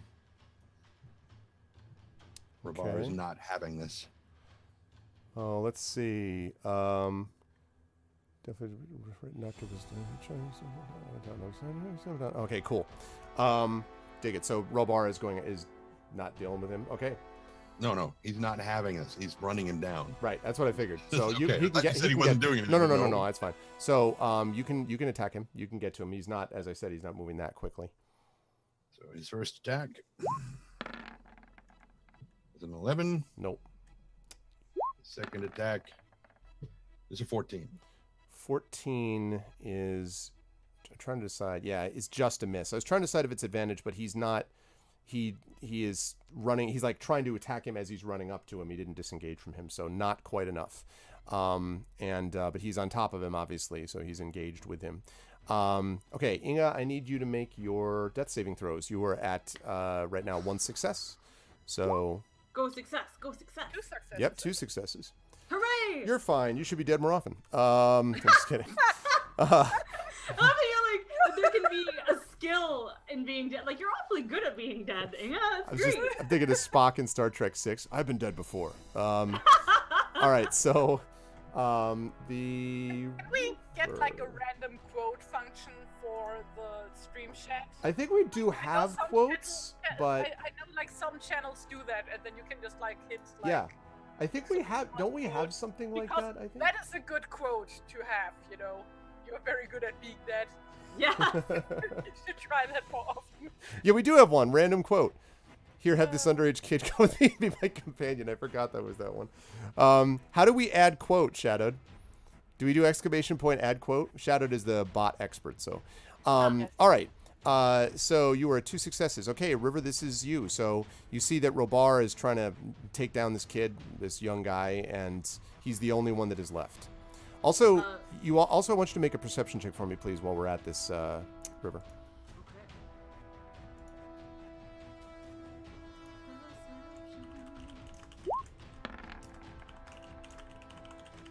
16. All right, that will hit. But That 16 perception check will hit. Oh, God damn it. Okay. Sorry. It's what happens when I'm doing 3 things. You hear the sound of galloping hooves. Now, there's been obviously confusion of horses Quite a and everything lot. else, but like a particular one that is charging towards you from behind. From behind. Yep. Okay. Because you're facing away from the tower and you're facing towards the kid who's running away. Right. Okay. Well, hearing hooves is distressing, so River's gonna turn to see what is coming towards her. You see Ash on the back of a horse. She is galloping towards you, and looks like she's charging you down, but she's not. She actually runs past you, but she puts down her arm as she's going past you, as if To to like lift me onto the horse. High five! Right. Oh no. right, Wait, to lift literally me onto to the lift you onto the horse. Yes, if you Fuck grab, yes! if you okay, that's what I thought. So 100% so get she behind her on a horse. so she grabs you. You know, you're onto the back of the horse, and she says, "The last one of this filth. Can you?" And it's like she's yelling over her shoulder. Can you take him down? This is the guy who was running away. Right. Oh man. Oh, this is hard. The River is just like, you know, she can't think clear straight because know. she's just having like the bi panic right now. Mhm. Oh, it's so true. Oh god. You know that I can't even. I literally yesterday for the first time wore an enamel pin that I recently received from Fox Flight Studios that says "Battle Axe Bisexual" on it. And it is an actual, like, anyway, I'm gonna show it to you guys later. It's amazing, but anyway, I'm very pleased that this D&D queerness badge is now extremely relevant. But anyway, We were you know, it's funny, just to amplify that, we were just talking about that with in Curse of Strahd, the characters in the place where they are right now, these 2 revenant type creatures, and were right. lovers in life, and it's the kind of thing that I read through it, and I'm like, I'm reading a D&D module, and I had to read it twice, and I'm like, that's awesome. You know, like it's just said as a thing, which is what it should be. It's just like a thing, but it has so not been a thing in, you know, in our obviously history and literature that it was great to see. To give Amal more time to think, when that first came up in the game, I was like, wait, did he read that right? And because for a moment I couldn't. Yep. I was like, wait, what? You know, I was like, oh, wait a minute, hold on. I was honored to play that out. Honored. It was so great. Yeah, I loved it. Anyway. Yeah. Okay. Genuinely not actually motivated by in-game lust, but more with the being reminded for a moment that other people have suffered quite a lot more at the hands of these people than she has. River just nods grimly and tightens her grip on her axes. And is gonna go for it. Okay. And then Ash is just like, so can you do it? Because she's just looking forward to it. She can't speak now. No, I really just wanted to know. Yeah. Okay, so attacking. Yes. Which probably consists of Robar, duck, and Robar then goes, a duck? Where? That second one will not hit. waterfowl. No. Second one will hit. That's an 8. Favorite enemy. Yep. So Water-based there is creature. one moment. Oh, TX Anderson with a donation of 15 to bring us to 700. Thank you. Now we're starting to cook with gas. Thank you, everybody. All right. I noticed that donation came through as she hit this kid in the back of the head. It's like, stop cancer. Cool. Like as she goes by. See you, Hilness. Thanks again, man, so much. And thank you, TX. We are only $50 away from our next raffle, by the way. All right. So you hit this guy. There's a moment where he just sort of looks and you see this moment of sort of terror and shock in his face. And then your chop ends his life, and he goes forward and lands on the ground. And Ash throws her head back and laughs and looks back at you and smiles. And she says, I feel better already. And kind of is galloping around. And Robar's like, that one still counts as mine. River says, my friend has fallen there. Can we go towards Inga? There's one, because there is still one dude, right? Like on Tawny? Nope. No. Oh no. Tawny just took him That down. was the last one. Took him down. Okay. And All as right, then never mind. and in fact, as you are riding back towards the group with the sun behind you, you can see now that the field, although there are many ex-slaves that are lying on the ground, but nonetheless, you can see that there are many more of these dead bandits and a few that are now galloping away. And you see there are still a good number, maybe 12 or 13 still, of the ex-slaves that are coming towards you, bloodied, many of them limping or hurt. And Ash says over her shoulder, we've won the day, River. I didn't know that we could do it, but we've driven the bastards back. River smiles in a kind of haggard and sad way, but nevertheless says, I didn't have any doubt. In a kind of quiet, sort of directed at Ash, obviously, way. Mm-hmm. And she looks back, and even though her face is dirty and sweat stained and there's blood and everything, she gives you this brilliant smile, dazzling in the sun. And then the horse begins to slow down, and the rest of you, we are now out of initiative, can see it is definitely, Tani, you've seen these battlefields before, and again, there are dead bodies everywhere, but there are also many more living ones, some which obviously require your attention and others. And as she comes up, so Tani will go and finishing it off. Oh wait, no. He's not going to finish Inga off. He's going to go and heal her. That's what I meant. You're like, whoops, sorry. As he's putting a tourniquet around her neck, he looks up at Robar's like, you owe me. I'll go roll up a new character then, I guess. No, that does not happen. Although this is a good moment for us to pause for a second and welcome everybody to ArvCon 2019 and to the Adventures of Middle-earth crew. We are still with you for another hour and 45 minutes or so. Oh, no, I'm sorry, that's not. Yes, that's right. Hour and 45 minutes. And I have a thought that I'm going to put before the party because of Will not being here. I have an idea to handle that, but we'll talk about that in a minute. But right now, I want to ask what they're doing. As Tani is taking care of the healing situation, I'm going to ask what Robar wants to do. Then I'm going to ask Inga what she wants to do once she's, stabilized and healed a little bit. I was about to say it's gonna be like. Yeah, exactly. All right, so let's talk about that. Let's talk first about what Tani's doing. So you're just healing her. 16 points. 16 points. Okay, so she's at 16. So now I can officially ask Inga what you're gonna do. So now that you return to consciousness for the second time. Wait, so I gain 16 hit points? Yes. Or Yeah, I you're add starting with 16? 0. So you start with 0, Oh, okay. and then you're up to 16 now. Okay, good. And since we are out of combat, the death saves are gone. Correct. Okay. That's the case for the river as well. Oh, can I keep my successes? Yes, because I'd like to use those later.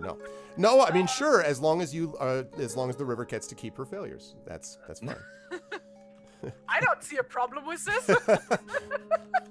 River's like, No, I don't have inspiration. I think I had inspiration on me from last time and I failed to take it off. So anyway, sorry. So Inga, like at some point, like after while Tony is working on her, I'm assuming she like opens her eyes and is just like, are they all gone? One way or another, yes. I need to sleep for approximately 2 weeks. And just like dozes off again. Because she's so done at this point.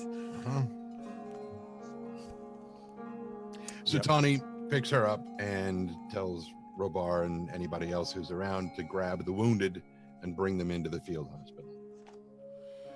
okay. And he starts working. Was this the biggest battle we were in, since ever? No, I would say the battle where you were trying to fight back the attack on the Bjornings probably had more in terms of raw numbers, but this was the hardest because of the levels involved. Like they were. No, doing I'm just a lot of damage. thinking mass, because Inga has never been in a large battle before. This was so the- I was thinking if this was because I was thinking of the goblins when we were with Irame. That's true.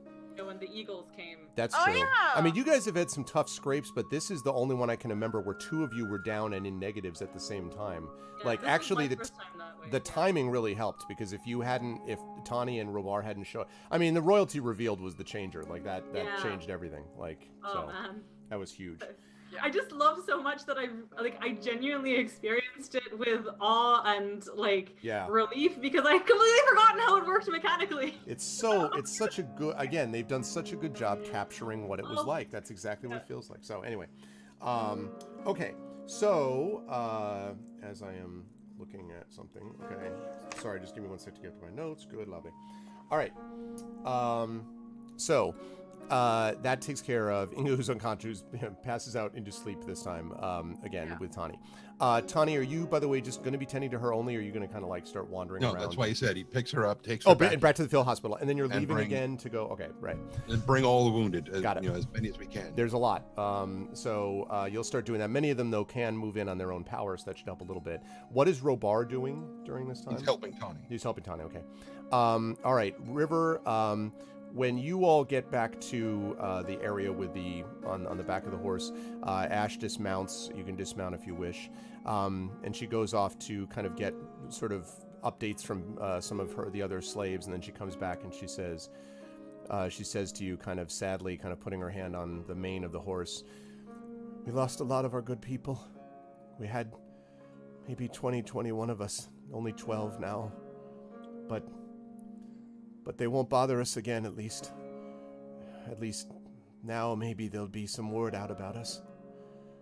We can be free for a time. How's your father?"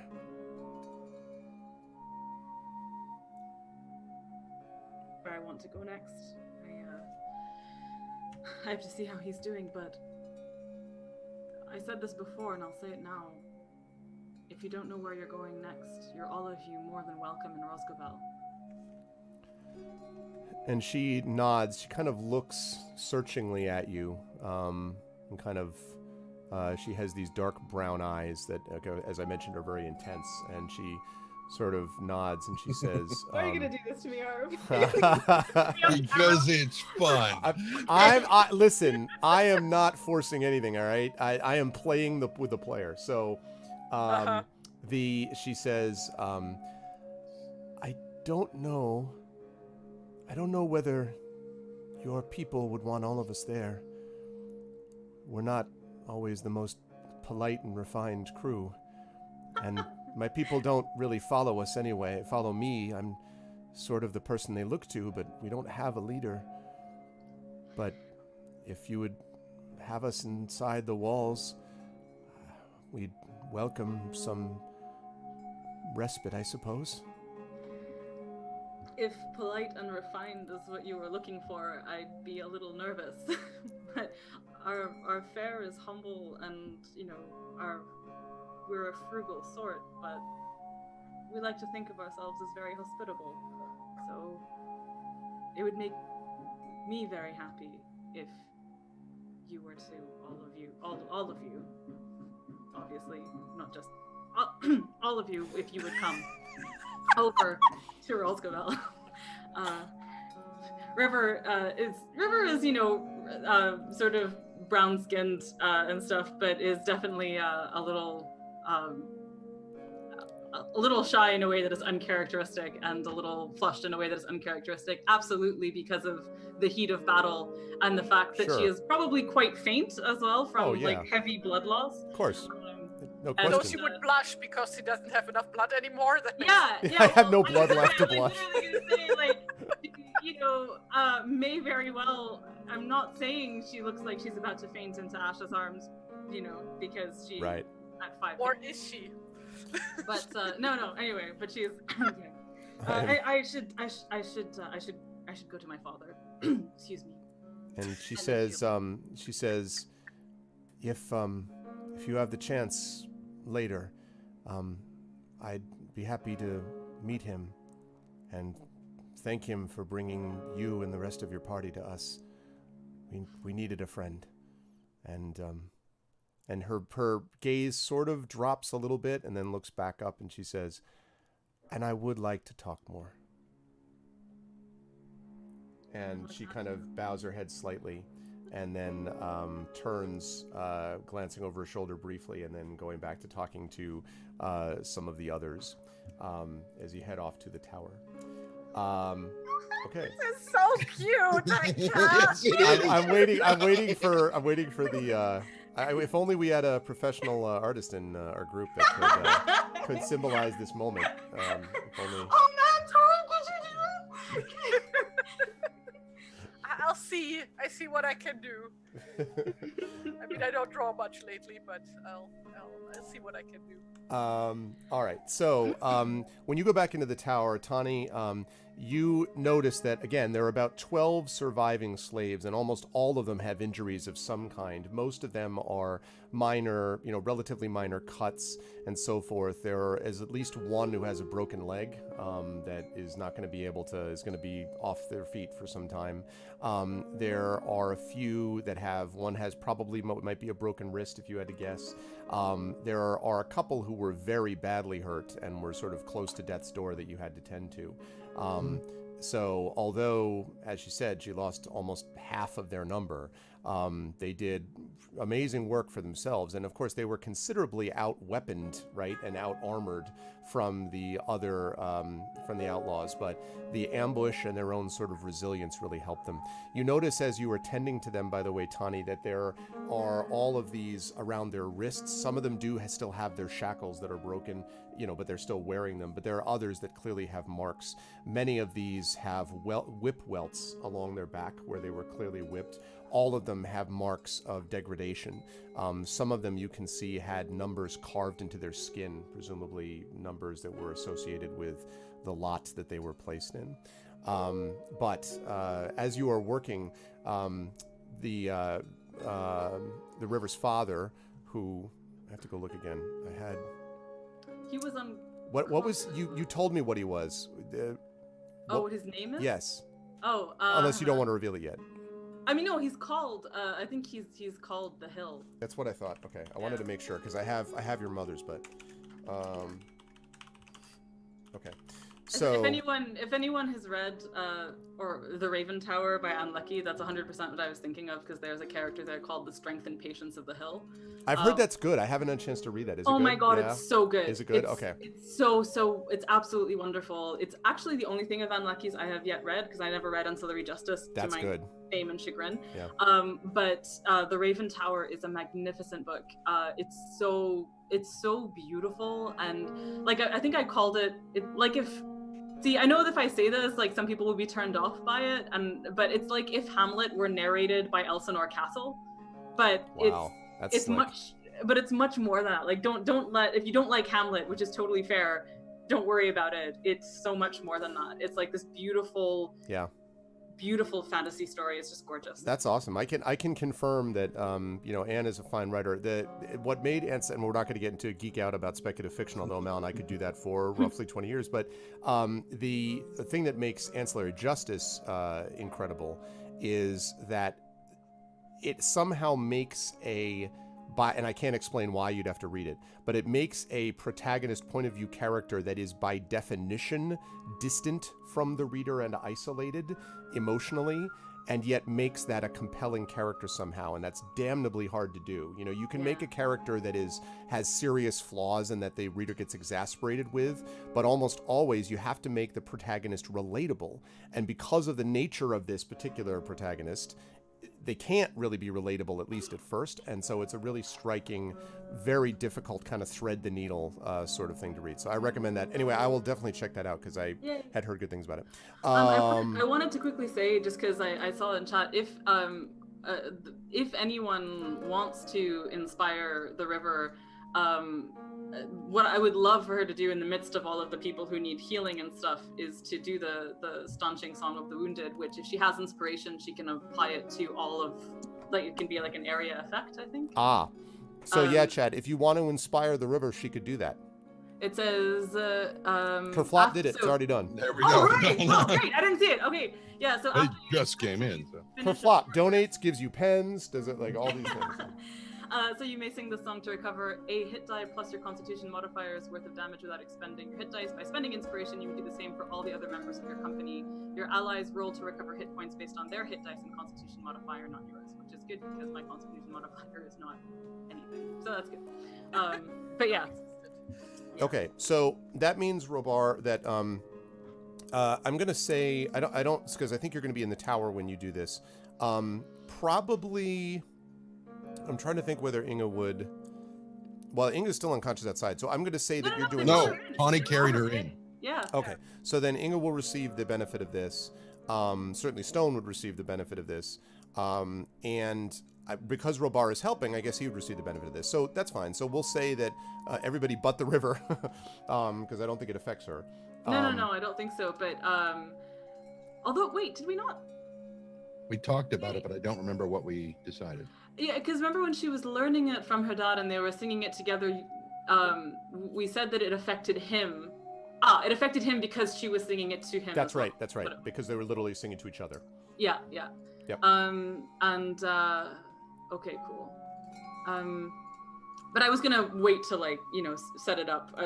My thought was that this would also affect any other injured and wounded who are there.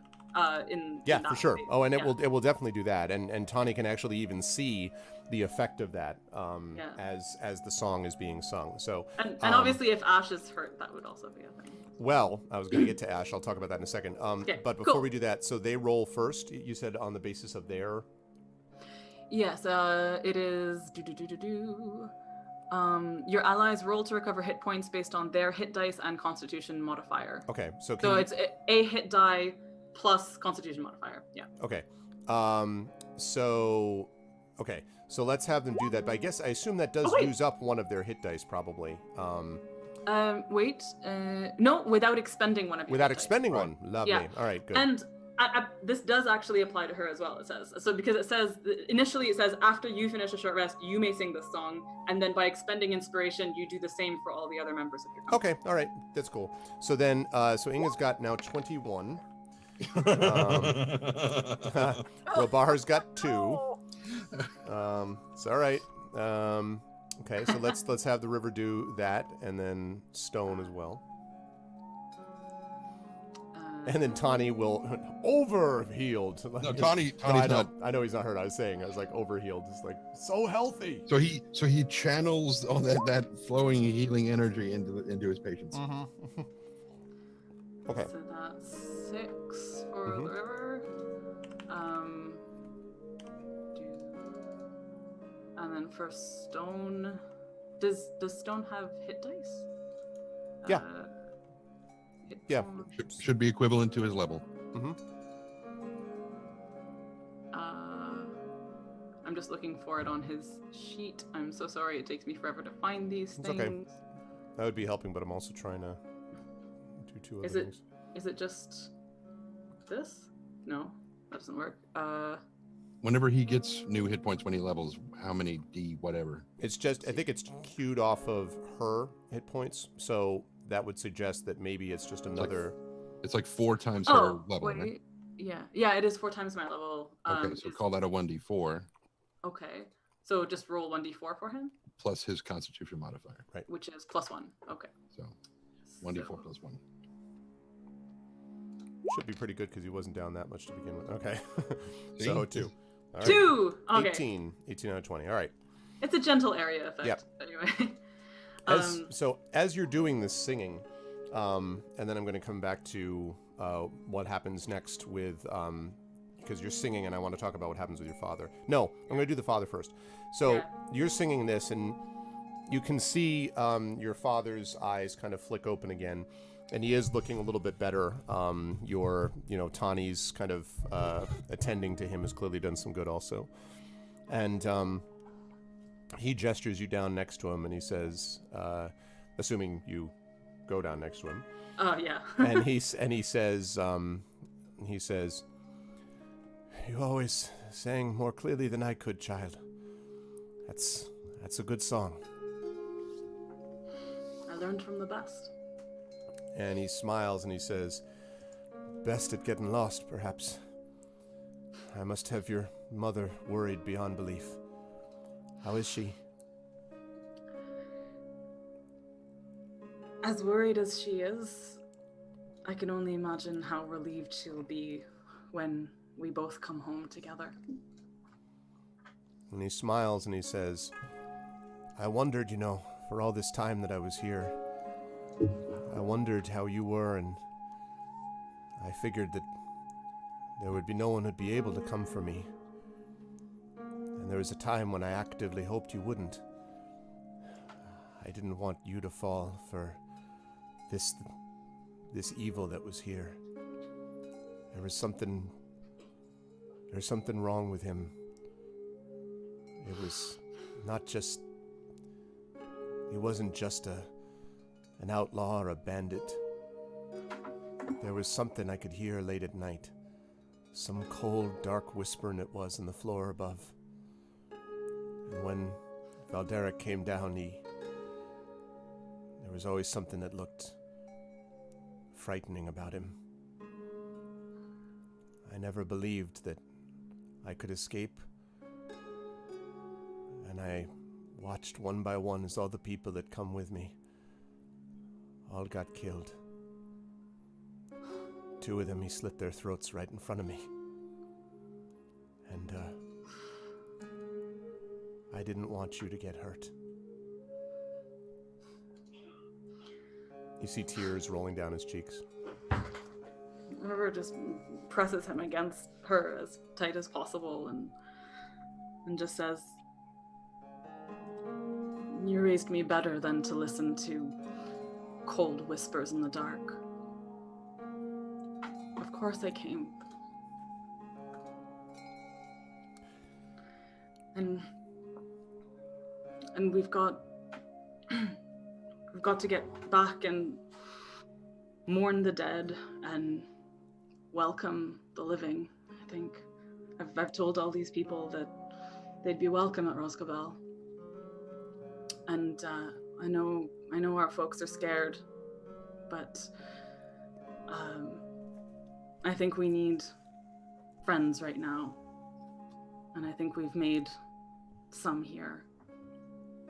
We'd be glad of a place to rest.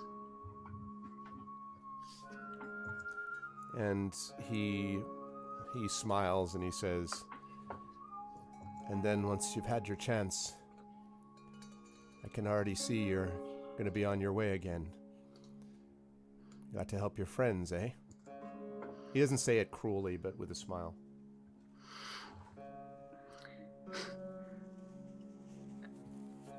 I think I can spare some time to be home for a little bit before that. He I miss you. He nods and he says, you remember being on the banks there of the Selduin? Anduin, sorry. So I just figured there was some other river. Nope. There's going to be Selduin later, not now. But he says, you remember we're on the banks there of the Anduin when you were a girl and I showed you how to skip rocks across the surface.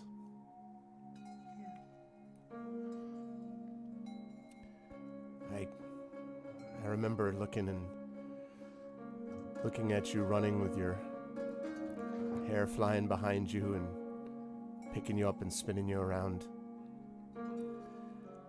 And I turn around one day and you're a grown woman. And he kind of wipes away more tears and he says, I'm talking nonsense. But I'm proud of you is what I want to say. I'm proud. He wipes away tears. Yeah. River also just like tears are streaming down her face, but she's smiling at him and says, that means the world to me, Pa. It means the world to me, thank you. And he says, I've seen the look in some of your friends' eyes when they saw you. You found good ones here. I couldn't save some of the people I cared about. Some of my friends, I mean. I want you to stand by them the way you stood by me. They'll help you in moments of darkness. And I'll be thinking of you all the time. I will. I stayed away too long this time. I'm gonna come home more often. He nods, he says, I understand. In a way, you were built to wander. And your mother and I do fine. Because we always know that you'll come home someday. And, well, he smiles and he says, I suppose even we need to learn that those days can go faster than you think.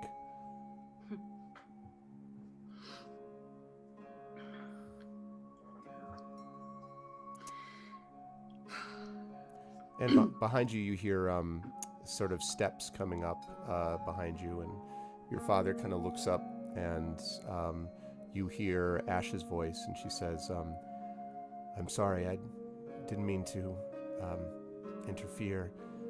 I was just wanting to say that I hope you're well. You're speaking to your father, obviously. That I hope that you're well, and that your daughter and her friends saved a lot of people, sir. You should know. River stands up and wipes tears and says, Father, this is Ash, and Ash, this is the hill of Roscovel, and he, and what she's saying isn't exactly right. I mean, we would never have come through this without her and everything that all of the people with her did in a state of great exhaustion. So if we get home today, it's as much because of her as anyone else. And your father sort of nods slowly and says, well, then I owe you my thanks, it seems. And I see you've got your own story to tell. And you can see that as you kind of look over your shoulder, River, you can see that his eyes are kind of looking at the shackles, the broken chains that are holding on around her wrists. And she nods and she says, yes, it's a long story, sir. But we've got a lot of chapters left to tell. Your daughter said that if it could happen, if you'll allow it, that perhaps Roscabel could be a place where we spend just a little bit of time, just to rest and recover, you understand. We don't want to impose, but we don't have a lot. And the father, like your father, immediately like raises a hand and he's like, the answer was yes before you asked it, even if you hadn't helped my daughter. And he kind of smiles and he says, and besides, I'd want to hear some of those stories. I imagine my daughter might also. And his eyes just flicker down to you for a second, and you just had this moment that you had as a kid, River, where every so often your father would say something and you were like, does he know? But he would never admit that he knew anything directly. He just sort of, you always felt like he knew more about you than he was letting on. So he just, his eyes flicker down to you and then back up to her. River, like, instant blush. Yeah. And he lets it go. Anime blush. And she, and Ash says, I'd like that. Yes. Okay. So, does anyone want to, before we leave the tower and head back to Roscabel, what do people want to find or not find or do or not do within this tower? Can I just make a very inappropriate joke? Maybe. I'm just waiting for like the next time Ash and Bahil are gonna talk, and like Ash is just gonna say to him, "Your daughter calls me daddy too." Wait! Oh God! Wow. Oh no! Oh no! Oh God, that's so wrong. I approve. No, Thank you, Trent. God. I'm just gonna be over here. Yeah. Woo. I did ask for permission first. Little John's doing permission. Nobody told her no. Yeah. I thought my extraordinarily tentative maybe was Enthusiastic consent. Yeah, enthusiastic consent. Maybe isn't a no. So. Exactly, Thorg. Wonderful moment ruined. Feels bad, man. That's why I didn't say anything, because when she started blushing that last time, Tawny was just gonna reach over and put his hand on her head, and are you sick with something? You keep. Yeah. He's like, I got a fever, and the only prescription is more cowbell. More cowbell. More cowbell. Things to do in the tower. River wants to actually share the map and stuff that she collected from Valdric's office, and actually like lay that out and see if there's anything to be made of it, or even a sense of like who it should go. She was thinking of bringing it to Radagast. Right. But if anyone there wants to begin by like seeing something on it that makes any sense, then. Okay. So let me have you make. Let me see. So I don't want to do this. I'll have you make an investigation check for me. Actually. So this is a big battle map, essentially, which is there are some documents as well, and most of the documents seem to be very boring kind of requisition documents almost, like need a certain amount of like food for the horses and like leather, goods and stuff like that. Although you do note that it's a little odd because it feels like a requisition for an army that, maybe only part of which you actually saw. A lot of it's signed from Valderic. But then when you start looking at the battle map, that's when I want you to make this investigation check. I looked down and I saw one. I'm like, oh, well, it wasn't the same one. Oh. Yeah. The thing that you notice on the battle map, you're not able to sort of notice a whole lot, except to say, as he zooms out, I believe. Let me see what this is Journey to Woodland. Let me go to... I figure she is sharing this with other people, though. So, like, if like, I don't know. If the rest Well, of okay, who's there then? Well, so my sense was that if this is a before leaving the tower situation, then once everyone is in a chill zone of like, what are we doing next? Then I imagine she would like bring it out to the party, including Ash. Okay. And be like, so I pulled this from what seemed like it was Valdrick's office before everything began. I'm not sure what to make of it, but here it is, you know. Okay. So, as you as you look down, so you look down at the area, and so you have Ash and a couple of others around them. I guess, assuming if all of you are there, sort of taking a look at this, then I would allow the others to make investigation checks on this also, if Tani and Inga are there. So if you're sort of looking at this map with her. Is that fair to Tony's say? presence depends upon whether or not he has a moment to get away from his patient. Yeah, because this is a few hours from now, so it's like down the line. So I would say probably you do. Okay. Yeah. Okay. And Inga, same? Assuming that she's awake at this point. Yeah, I would say so. I mean, basically, River would bring them to this map. You know? Right. Yep. This is the whole point is to share the information with them. Right. So make investigation checks for me, please, then. And Robar as well, right? Yeah. Yep. Roll for him as well. There's Tony's and Robar. Inga finds. Yay, Inga! Team. Inga's What the just fuck are we looking at? like still completely exhausted from her. I mean, it's been a long day. Like she climbed the tower, she broke a window, she killed a dude. It makes perfect sense that both she and River, the two people who were most damaged in this fight, would be like, I see shapes, I see color. This is a map, all right. It sure is a map. Yeah. What do you make of map? What map here? Okay. So Tani, Inga is just kind of like, it's a map. Although you note that it is a map of all of Wilderland, which is, you folks are all the way down here at the moment, but this map is of all of Wilderland, and there are a lot of sections that are marked off. Wait, where are we? My character sheet was. You are down here. Ah, okay. Yes. Right, and so you're looking at the entire map, and as you're looking at it, you can see.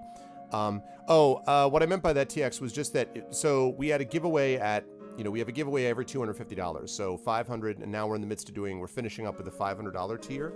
So since you had already won one, I think at that tier, I think the sort of general request was that people not enter for two parts of the same tier. So in other words, not for a second competition. We should probably actually put that, I think, in this thing, just to spread out the wealth a little bit. So if that's okay, I would rather probably that it go to the other person who hadn't won yet. So that's what I would say, TX, if that's okay. That once we get to the 750, you're welcome to re-enter again. So, but I just wanted to make sure. Yeah. Okay, so whoever the other person was, they will win for that one. Okay, so looking up the map. Thank you for understanding, TX. I appreciate it. So looking up the map, you notice that there are several spots that are marked. There is a spot that is marked. I'm not going to do it. Well, yes, I will. I was like, I'm not going to do it now. Yes, I will. Let me do this in yellow. Okay, so there is a X here. There is an X here.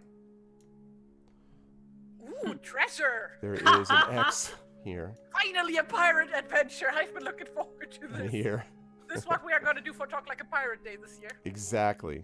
Please. Except instead of I did ask you last time, but it was too short notice. Instead of it, exactly, that's the problem. Instead of an X, it's an R. Okay. Like this year, you must, we need to do like a pirate-themed game, please, like a one-shot or something. For Talk Like a Pirate Day. Right. I will. That's right. I'll have to. Well, if you remind me, we will do that. I'm all about Talk Like a Pirate. It's fine. Okay. So, this is what you see. There are these X's marked in yellow, I guess, because the map is brown. Marked in yellow here. Here. Ignore the purple. The purple crosses or the pink crosses, those are not. But the yellow crosses are marked here in these different spots. And Tani, as you're looking at it, it occurs to you that in each of these places, and you may already have noticed the pattern, each of these places represents a group, at least these ones, where you have encountered bandits or ne'er-do-wells who have been kind of building their forces. Here, of course, the Gladden Fields is where you encountered, of course, the Dwimmerhorn and everything that happened there. Here is where you encountered, I'm getting all the names confused. Baldric, yeah. And his crew. Up here, you don't know about, except that the Gundabad has sort of a bad reputation in general. You don't know what that's about. But over here is where Robar said his sister is currently dealing with yet another bandit threat. So all of these are marked, and of course, this is where you are currently right now. There's an X on that as well. So all of these are marked together. And as you're sort of looking at those with his investigation check, you notice that there seems to be something unusual about them. So if you like hold up the map, you can see that it's obviously you can see through the light, can shine through it. And Ash points up to the X, the one on the top, and says, "I think you're seeing the same thing I am. Look." And she draws gently, because she doesn't want to rip the paper. She draws a line here, here. And when she's done doing all of that, you'll have to forget my inability to draw straight lines. When she's doing all of that, she marks here. And she says, "Right in the center of all of them. That's the old ford. Your people, I think, still hold that. Yes?" And she looks at you, Tani. We do, yes.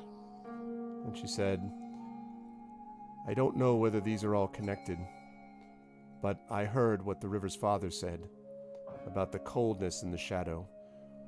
During the fight, there was a moment where I felt it too, some fear of darkness and shadow. I don't know some of these places, but from what the river tells me, you've been to some of them." And she kind of looks again at the map. Yeah, we've been to these three. Robar, I believe that was where you were. He's like, That's about all he says. Yep. Is any of the X's like the old castle ruins of Robar's family? Because I don't remember where they They do not seem to correspond to that, Okay, no. where was that though? I forgot. Mhm. Like I know it was somewhere north, but Yeah, they don't seem to correspond. But these are all sort of marks that are reflective of, places that you either know of or have been yourself. And Ash kind of looks at all of you and says, "So, what if this is all part of one larger plan? Not just a bunch of small, strong men trying to take over their part of the world, but something much bigger."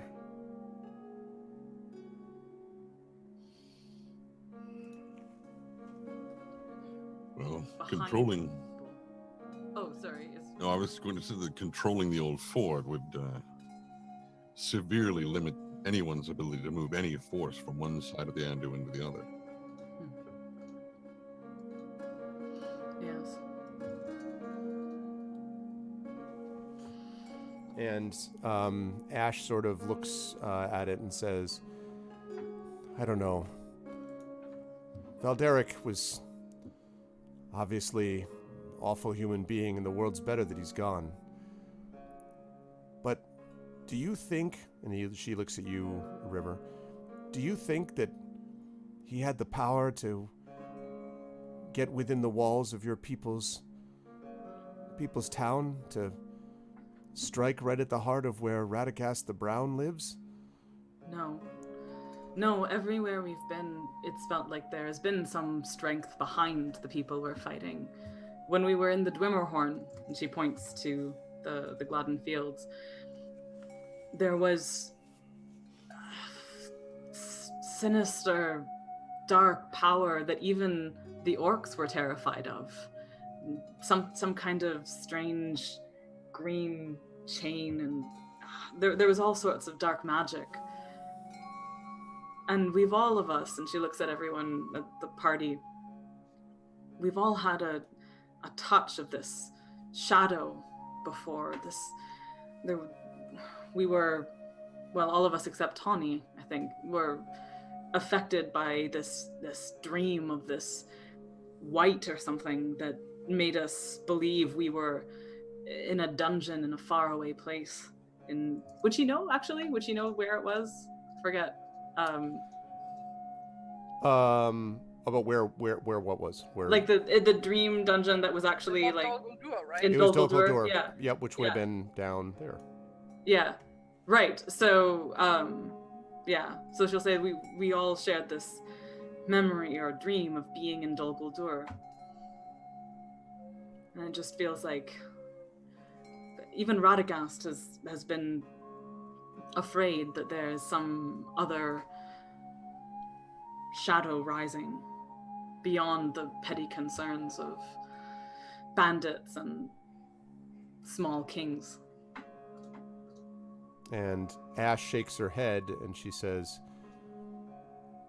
when you're imprisoned by someone else and your life isn't your own, you tend to think of the one imprisoning you as the worst possible thing that exists. And nowhere on Middle-earth is there anyone more evil than your slaver. But there's a whole group, a whole association of them. And she shakes her head and she says, evil is much bigger than I thought it was.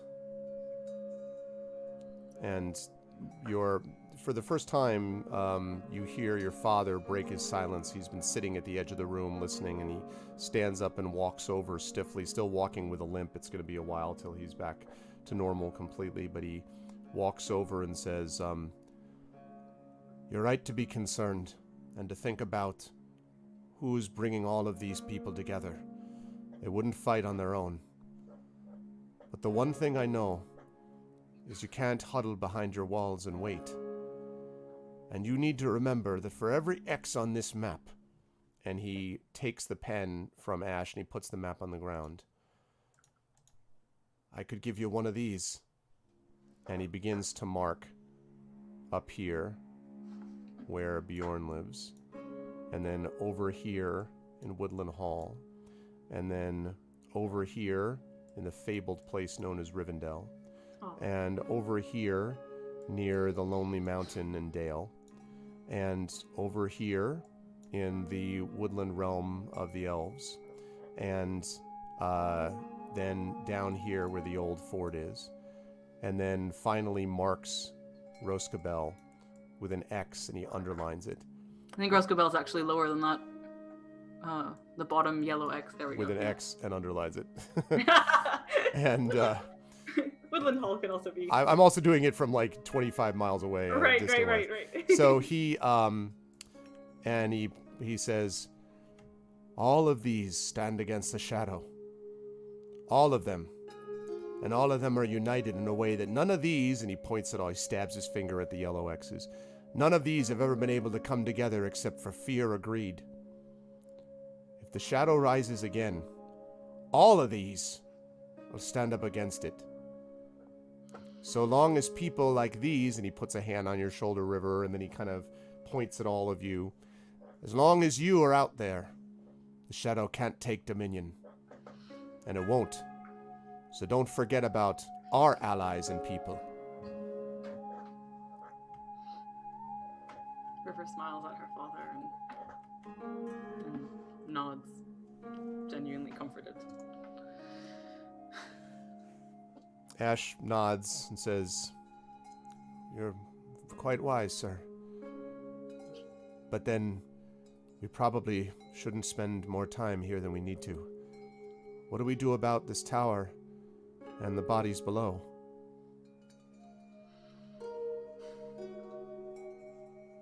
And Inga is suddenly reminded of all of the bodies in the basement. Yeah. there any hope of reclaiming this place? And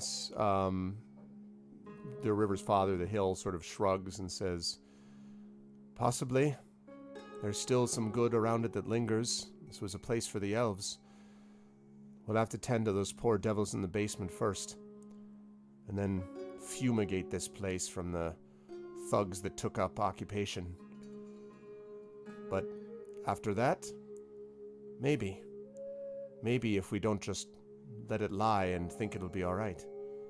No, that's not why I was asking. I was going to say if there's no point in trying to save it, we just burn it to the ground. Utterly destroy it so no one can use it. But if there is a chance to salvage and restore and make use for good of this place, then by all means we should. And Ash turns to you, Tani, with a very fierce, intense expression as per usual, and says, we came riding to attack this tower and to escape the people that lived in it. Now that we're here, I won't let their filth taint what it used to be. Let my people stay here. We'll man it. We'll hold on to it. And when the time comes, and she takes the pen from the table again, and she says, we'll add another X to this mark. Be another ally for you, sir. And she looks at the hill, who kind of folds his arms thoughtfully and glances at you, River, and then you, Inga, and then Tani, and then Robar, and nods and says, there's some merit in that, I think.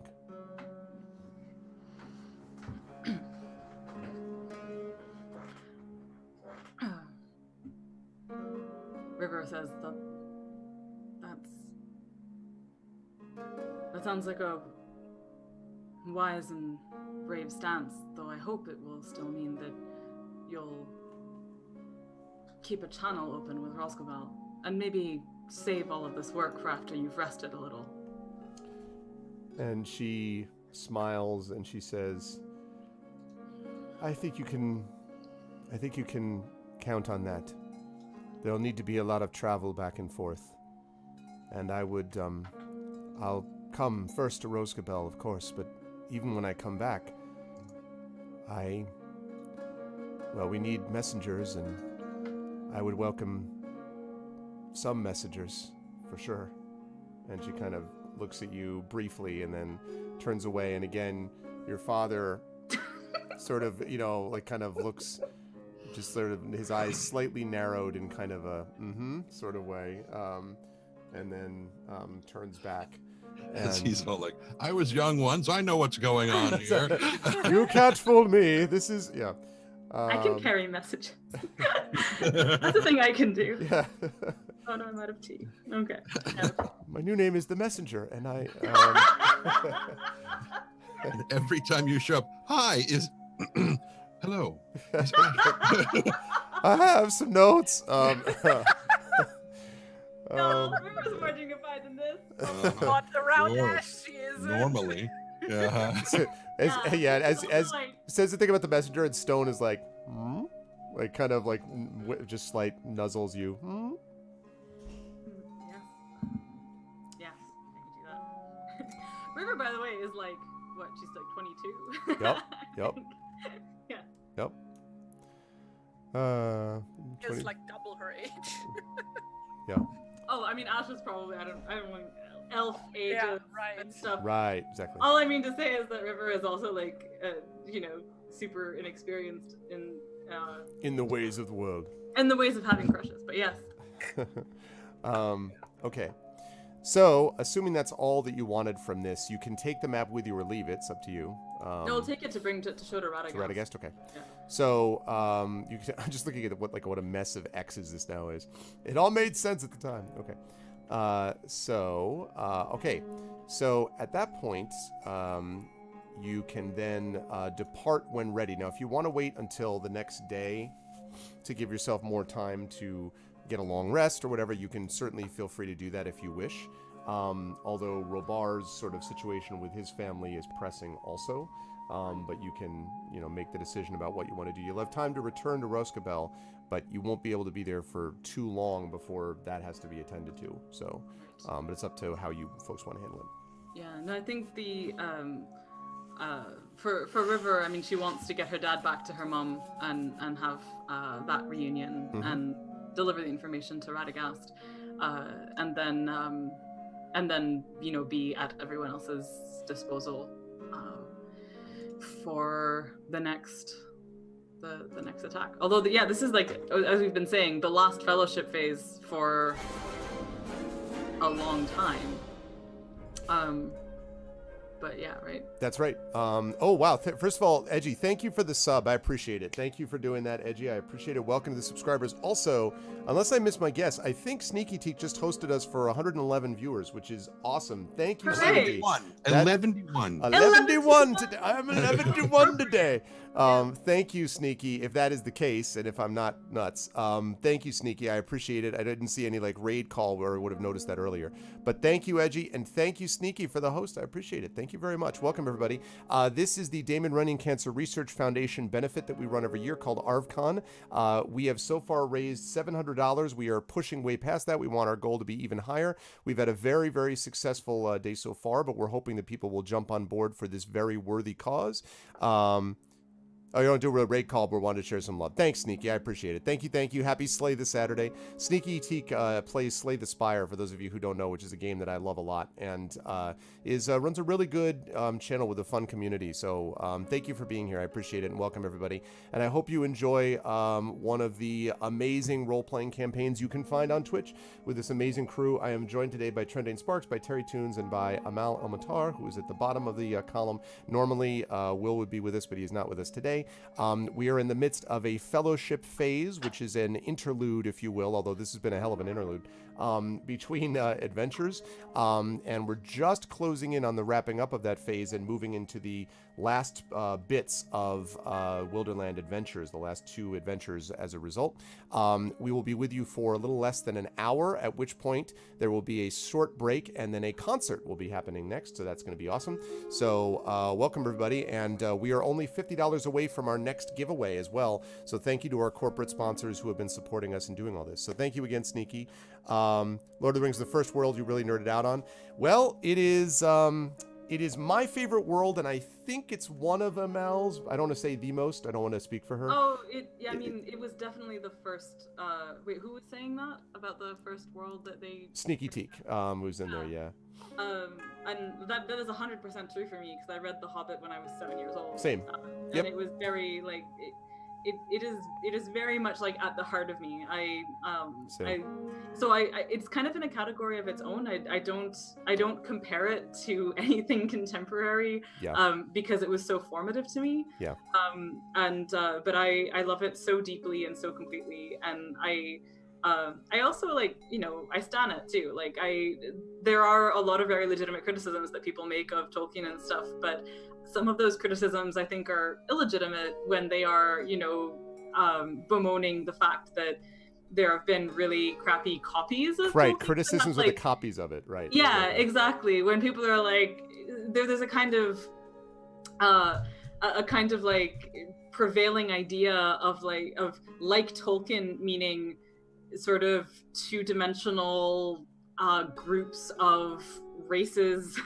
Yep. An elf, a dwarf, and an orc walk into a bar or whatever, and it's no, actually, right? Yeah. And it's no, to me, what Tolkien is this absolutely, not unrepeatable, but the wonderful thing about Tolkien to me is the atmosphere and the affect and the melancholy and the beauty and the love of beauty and the love of the kind of idea of beauty and goodness as an almost spiritual thing, and it's so loving and just a profoundly peaceful and loving world. And I mean, people talk about the battles and kind of lose sight of that, but the battles are aberrations. That's the whole point. They're not supposed to be where the value is. The value is in the Shire functioning. That's why you fight the battles. That's why you fight their value. Yeah. Exactly. Yep.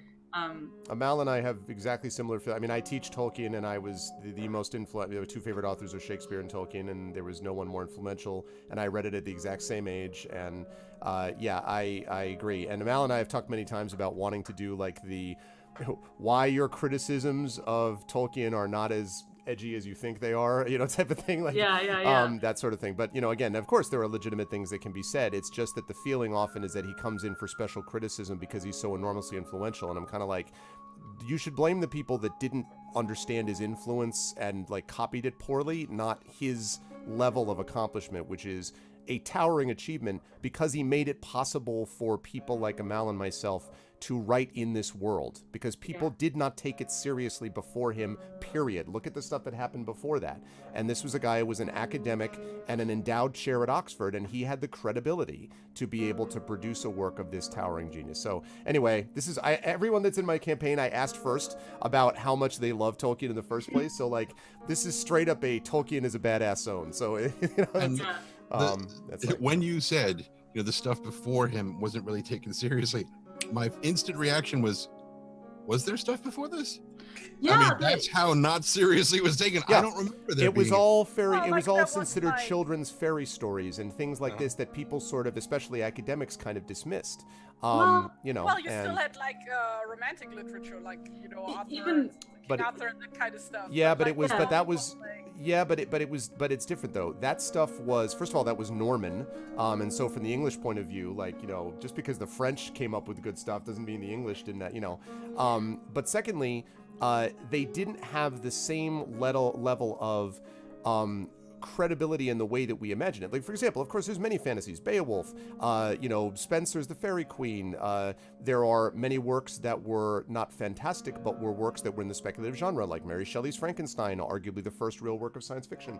There are numerous examples of that, but Tolkien is the one who, because he did work in many of those fields and translated Sir Gawain and the Green Knight and Beowulf and all these things, he could bring that to bear in a way that, tying together his own experience in fighting in World War I and losing all of the friends in it, and having his son fight in World War II, and his desire to make a world that was both, as Amal says, filled with beauty, but is also bittersweet and involves loss, and how loss makes the love more intensely powerful, and doing so with this unimpeachable academic credential that really made it sort of stand apart. So in a way, it was a book of its time, because it established the ground upon which the rest of us follow from the point of view of speculative fiction writers. So I mean, the only thing I would quibble with in that is that there were absolutely things that were in the same mode as Tolkien that didn't necessarily achieve the same like enormous mass success. I mean, there's definitely the aspect of like, because I love the Harry Potter books,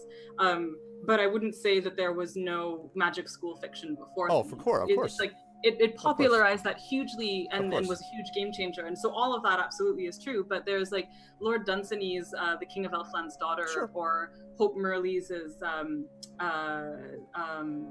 Blood in the Mist. Sure. And like there were definitely like there were people writing of whom Tolkien, and Naomi Mitchison absolutely as well. Mm-hmm. Were all writing things that I think if you read them you would feel were what we would call Tolkien-esque. Even like some George MacDonald stuff, like late 19th century writers. You don't even have to go as far as the Romantics. So like they were there, and there was this kind of Kevin Pask has this really great book called The Fairy Way of Writing, Mm-hmm. and it's sort of about tracing a thread of what he calls enchantment, I think, like throughout the canon of like English and British literature. And it's not just a matter of like documenting every time there was magic. It's like specifically thinking about the Tolkien mode and stuff. And so he puts Tolkien in this lineage. And it's really, really beautiful to read. And I definitely recommend it. It's one of my dissertation books that is more. So not to really quibble about like. No, I agree with you pretty much on all of that. Tolkien. Yeah, no, I agree with you on all of that. Yeah, my argument is definitely not that he created fantasy or something. That's not my argument, but it is that I think he was an odd combination. And I'm sorry that we're not playing a game, but this is interesting to me. I think it was an interesting combination to me of a guy who was a synthesizer who brought together many previously existing works. Oh my God, Sneaky Teak with $100 donation. Wow, thank you, Sneaky. Thank you, Sneaky. That is very, very kind of you. Thank you so much. I will pause my geeking out on this for just a second to do that. Thank you. So that means we are now at the next tier of giveaways from my mods, the 750 tier. Thank you very much, Sneaky. It's very kind of you. I really do appreciate that. Thank you, sir. Thank you. So we are at $800 now. Thank you very much. Yeah, I just to sort of wrap this up quickly. I agree pretty much with all of that, but I think he synthesized work that had come before, some of its best elements, and then also innovated with some of the ways that those elements were deployed. And in that way, I think he was very similar to the other favorite author I mentioned, Shakespeare, who had not a single original plot. Shakespeare had no original plots, but what Shakespeare did was synthesize not only the plots he knew of before, but some of the thematic points.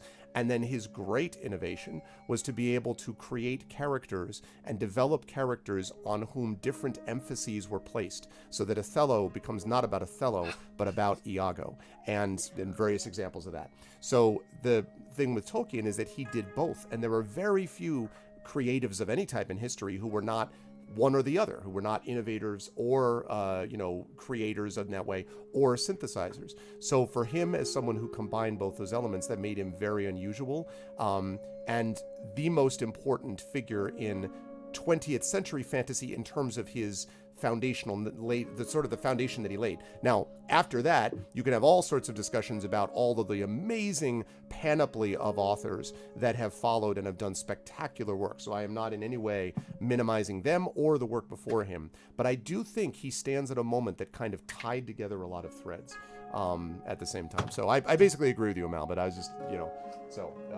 yes. Anyway, Mal's awesome. Othello, look at you. Okay, so, oh, thanks, man. Okay, yeah, very much the case, I don't know. All right, let's do it. You folks now are going to be heading back, I believe, to Roscabel. Ash leaves a couple of her people in charge of the tower. And they, sort of speak about she emphasizes the need for caution to make sure that they're watching carefully around them and so forth. One nice thing about this tower is that it's not easy to surprise because of where it's located and the fact that it is in fact a tower. So, but she does that. I should have mentioned and didn't tie up this loose end that Lillimon had safely guided all of the horses in his care sort of safely back. And so as you come back, you actually see him, didn't go all the way back to Roscabel, but you find him grazing with many of the other horses en route back.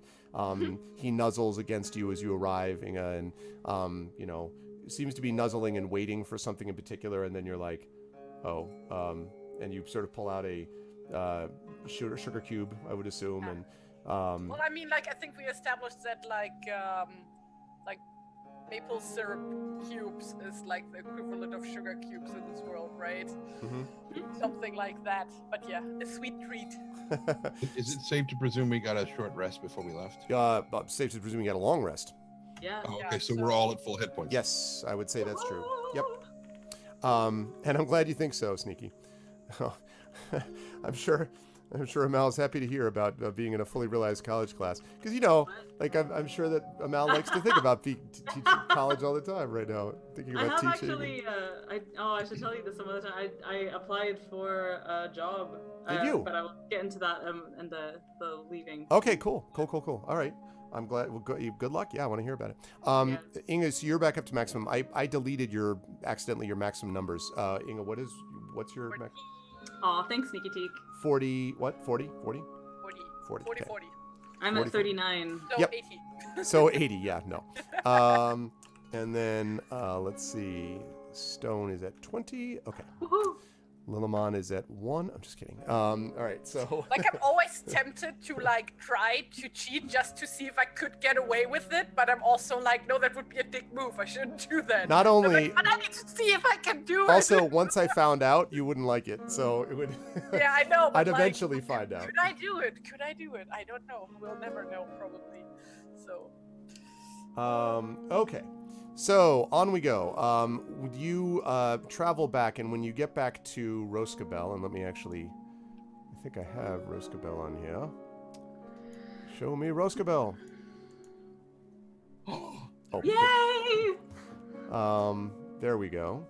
We get back to Roscabel, and you enter. The people sort of are kind of quiet as you sort of enter the front gates, and then you notice some of the people who see that your father is there with them, and of course the escaped slaves behind them. Sadly, none of the other people that were there, so this was a good, 7 or 8 people that were taken from Roscabel over time. None of them survived except for your father. So when they come back through the door, they see that, and you can see people running up and beginning to sort of shout and, hey, and they sort of call to come, and then you see a few people who come up with a smile and like their eyes lit up, and then they realize that it is only your father and that, their beloved is not there. And so they sort of stand back and are just kind of horrified and, sort of step back as well. And they, so there's kind of this mixed experience. And yeah. Were River and the Hill able to identify any of the people we found in the basement? Yeah. I'm sure they would have known all of them. Yeah, the Hill knew most of them. Most of them were people that were members of the woodsman community here in Roscabel that were killed. There were a couple that he did not recognize that may have been from elsewhere, and there was what looked like 1 or 2 outlaws, like maybe people that pissed off Videric or something like that, and sort of came down, sort of was thrown into the basement or whatever. I was actually wondering whether there would be time to do this or not, but to actually, whether on this journey we would get everyone, the remains out of the basement and bring them back on stretchers with their faces covered or something. But that is up to you. If you can do that if you want. That's going to be slow going. The thought was that you could also bury them, outside the tower in a relatively safe place and sort of set up a memorial for them. Mm-hmm. Edgy, I'm going to purge that, and I want you to back off, man. I'm not digging this. Can we purge that, please? Please. It's not appropriate, Edgy, at all. So you're bringing these people back. You can do that if you want, but it's up to you, actually. I'm not going to say one way or the other. It's going to slow you down considerably, though, if you're carrying all of these bodies behind you in a relatively, dignified way. So, but I will leave it to you. You can do that, or you could do a memorial for them, outside the tower, because there's plenty of room for it, if you wish. That's up to you.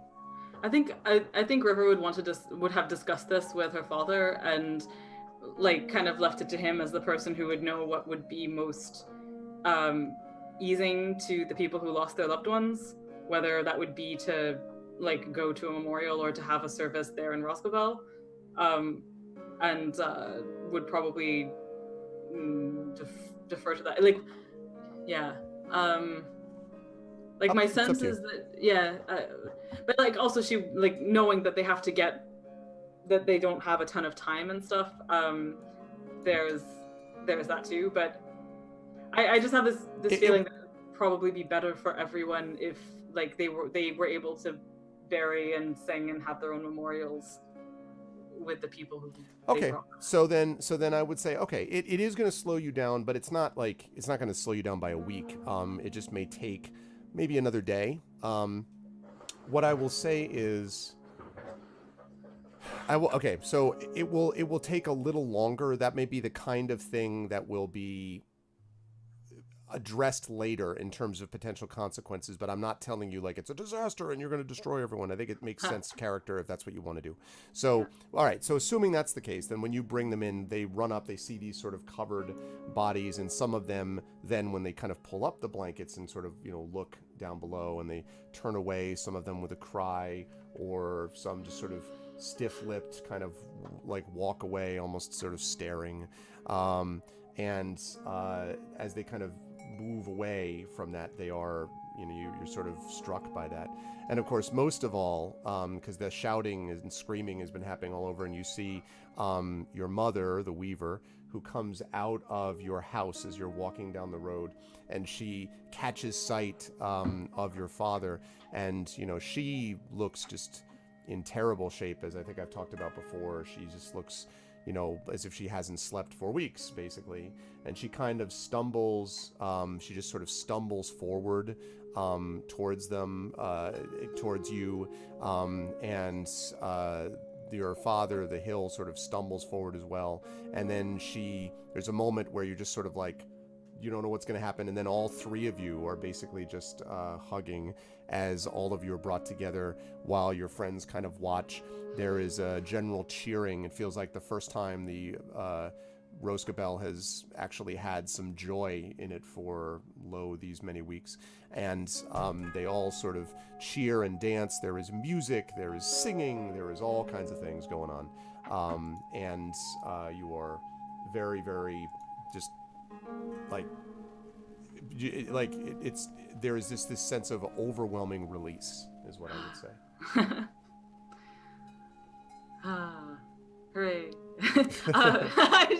I'm also feeling this relief, but River will just kind of hold her mom and dad a lot, and just then want to kind of leave them together for a while, and then she'll go over to Tawny and Inge and Rovar and just look at them all and say, thank you so much. Thank you. And just kind of then just glomp them into a big hug. All of them. Go ahead. I'm sure Robar is like. all right now. He's also getting glumped into this hug. I'm just finished concealing the royalty again. I know it's just kind of. Kings get hugged too, Robar. I like to imagine that he has a tiny cloak just for his just for the for his crest. Yes, and he rips it off completely and he has to stitch it back on, and he needs to find the time for that. Oh. That's why he can't reveal his royalty. I thought it was like a like a blinds, like you pull up and it's like, then you pull it back down, works, or Venetian blinds, like. Okay, so, let's see. What was this I just saw? Yeah, I totally agree with you, by the way, second OBS. It's awesome. All right. So, some very pleasant time actually passes over the next couple of days, although Robar, you notice, is getting more and more sort of agitated over time, wanting to go off and do things. And you have a chance in that time to be able to actually talk with Radagast, who is as concerned as Ash was about the presence of all of these X's on the map that indicate there's something there. And he says, I had always assumed that there was something larger bringing us together. That was what was clear to me from when you told me about that chain. There is something deeply troubling about this. Still, each victory, each moment of light pushes back the darkness a little bit. If we can continue this, then there may be something that will allow us to strike a real blow against whatever this is. And I think perhaps I have some news for all of you. And he hands over to you, Inga specifically, a rolled up, what looks like a scroll of some kind, basically tied with a ribbon. It almost looks like an announcement ribbon or an announcement scroll or something like that. You?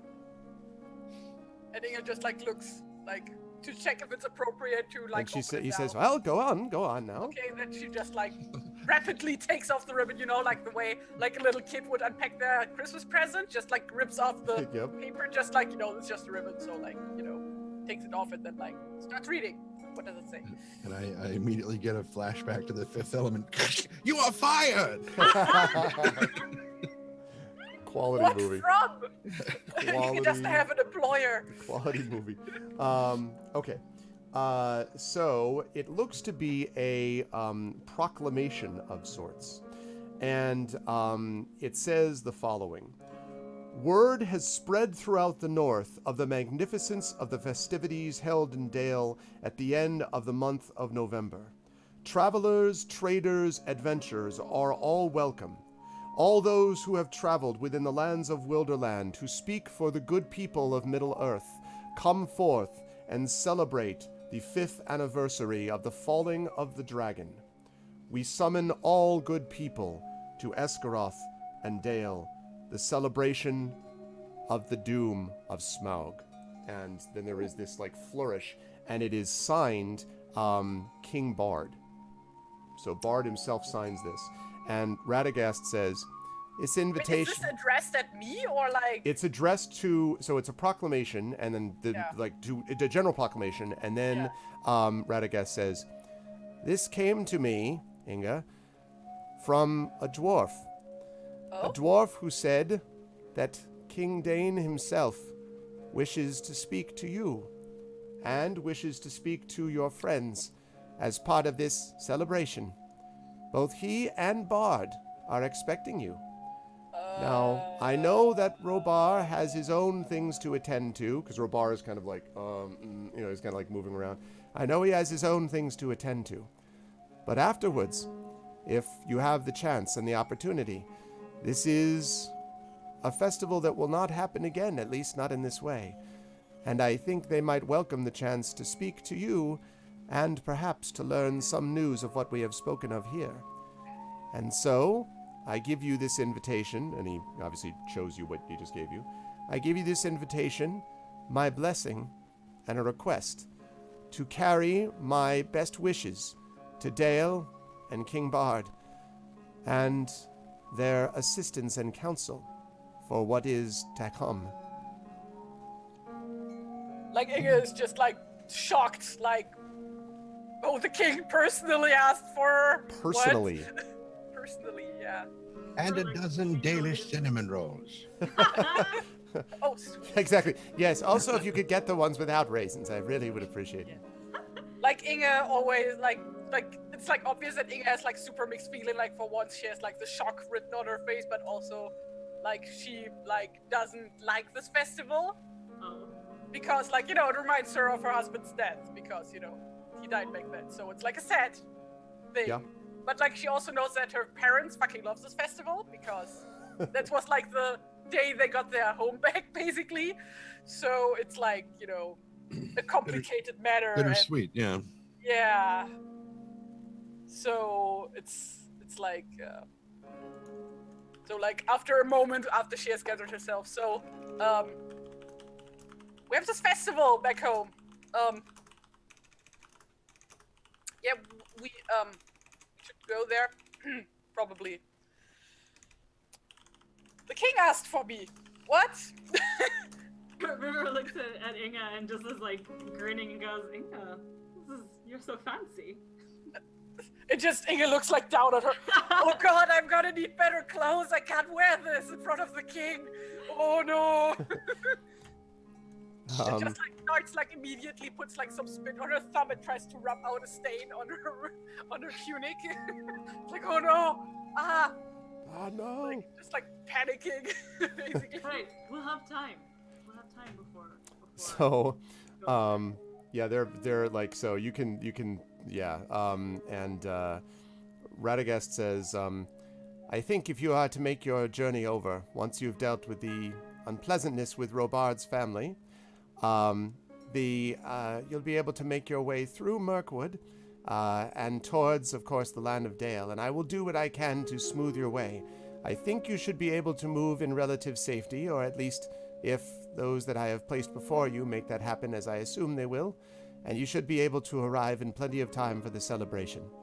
One warning, though, and he sort of kind of stops and kind of lowers his voice a bit, and he says, I hope this will be a glorious celebration, as I imagine it will be. But be warned, celebrations and milestones also bring those who do not remember it with fondness. Have a care, all of you. I would not wish to see this marred by suspicion, doubt, or deception.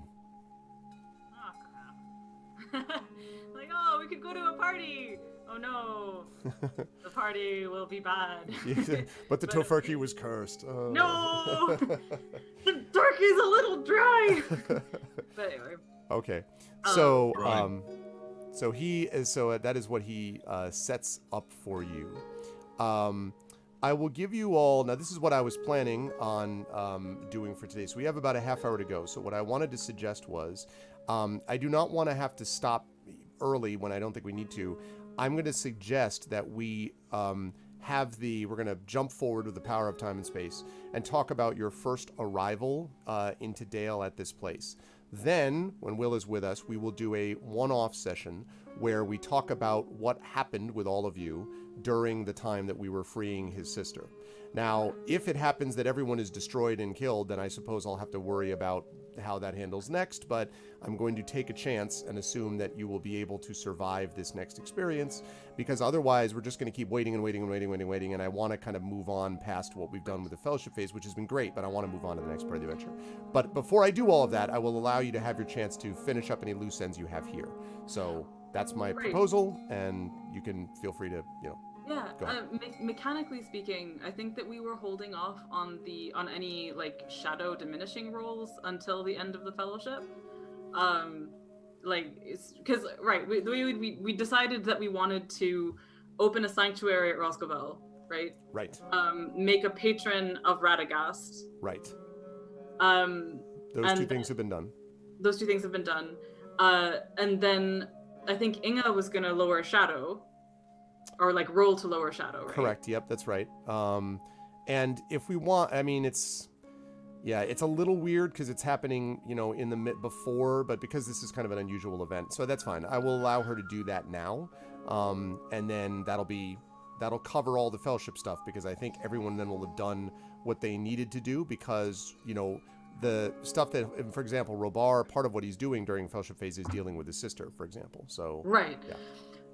I think that what I had said for River in terms of shadow things, because I think that like the way that we divvied things up, I can't remember if basically my logic was that if she was going to roll to diminish shadow, it would be after anything with her father, like that there would, like if there was going to be any lightening of spirit or anything like that. Because the last time that she rolled to diminish shadow, it was like, no, everything is weighing way too much because she hadn't like gotten back to Roscoe yet, and it was everything was kind of like it totally failed. Right. So it was still going to be something to try for this fellowship phase. Vaguely, this is what I remember. Well, the only thing I want to be clear about though is that we can't. So, Tani, I think was you. Were you doing the patron, or were you opening up?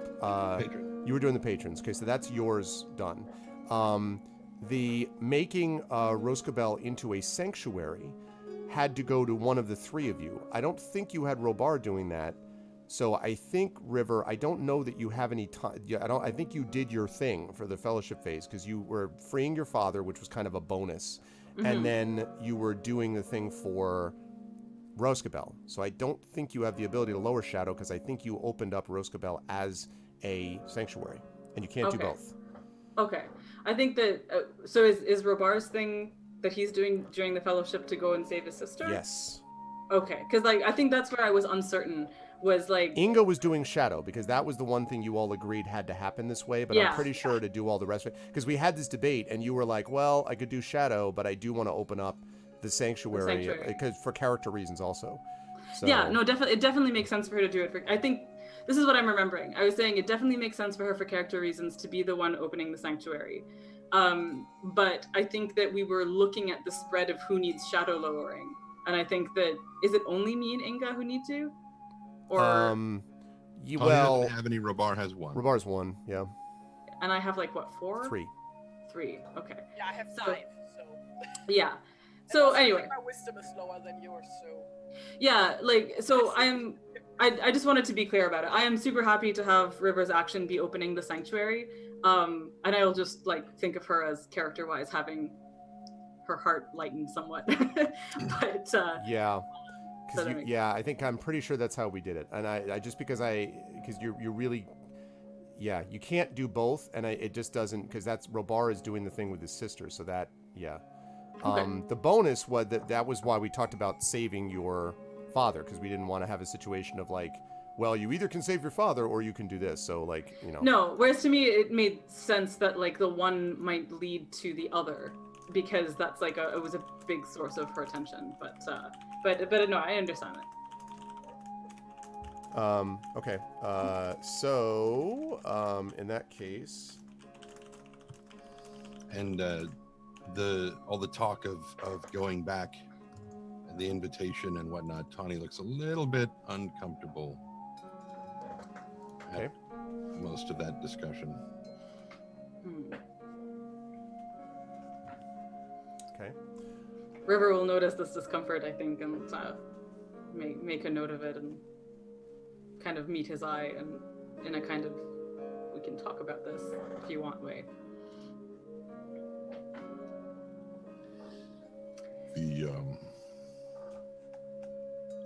The last time I was there, I was a very, very different-minded person, and I don't imagine I have a great deal of friends there.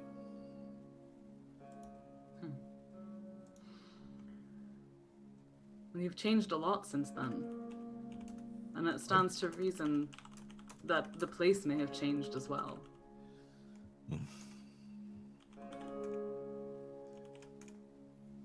Do you feel you have amends to make? Yes. That might be all the more reason to go. True. I don't deny that. It's just the anticipation of ripping off a bandage, that's all. You're very good at tending to bandages. It's harder to do on yourself, though, I imagine.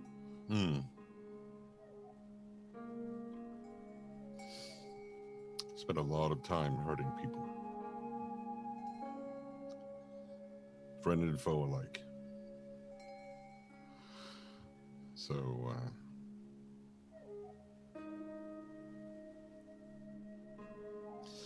maybe I'll run into people that maybe.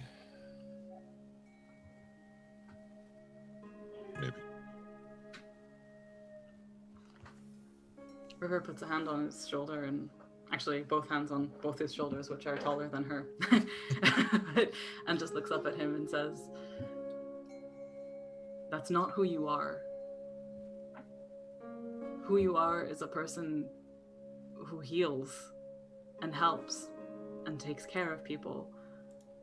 And I have every confidence that if you meet someone who you've harmed, that you'll be able to heal that too." So long as they're willing to allow me to. That's true.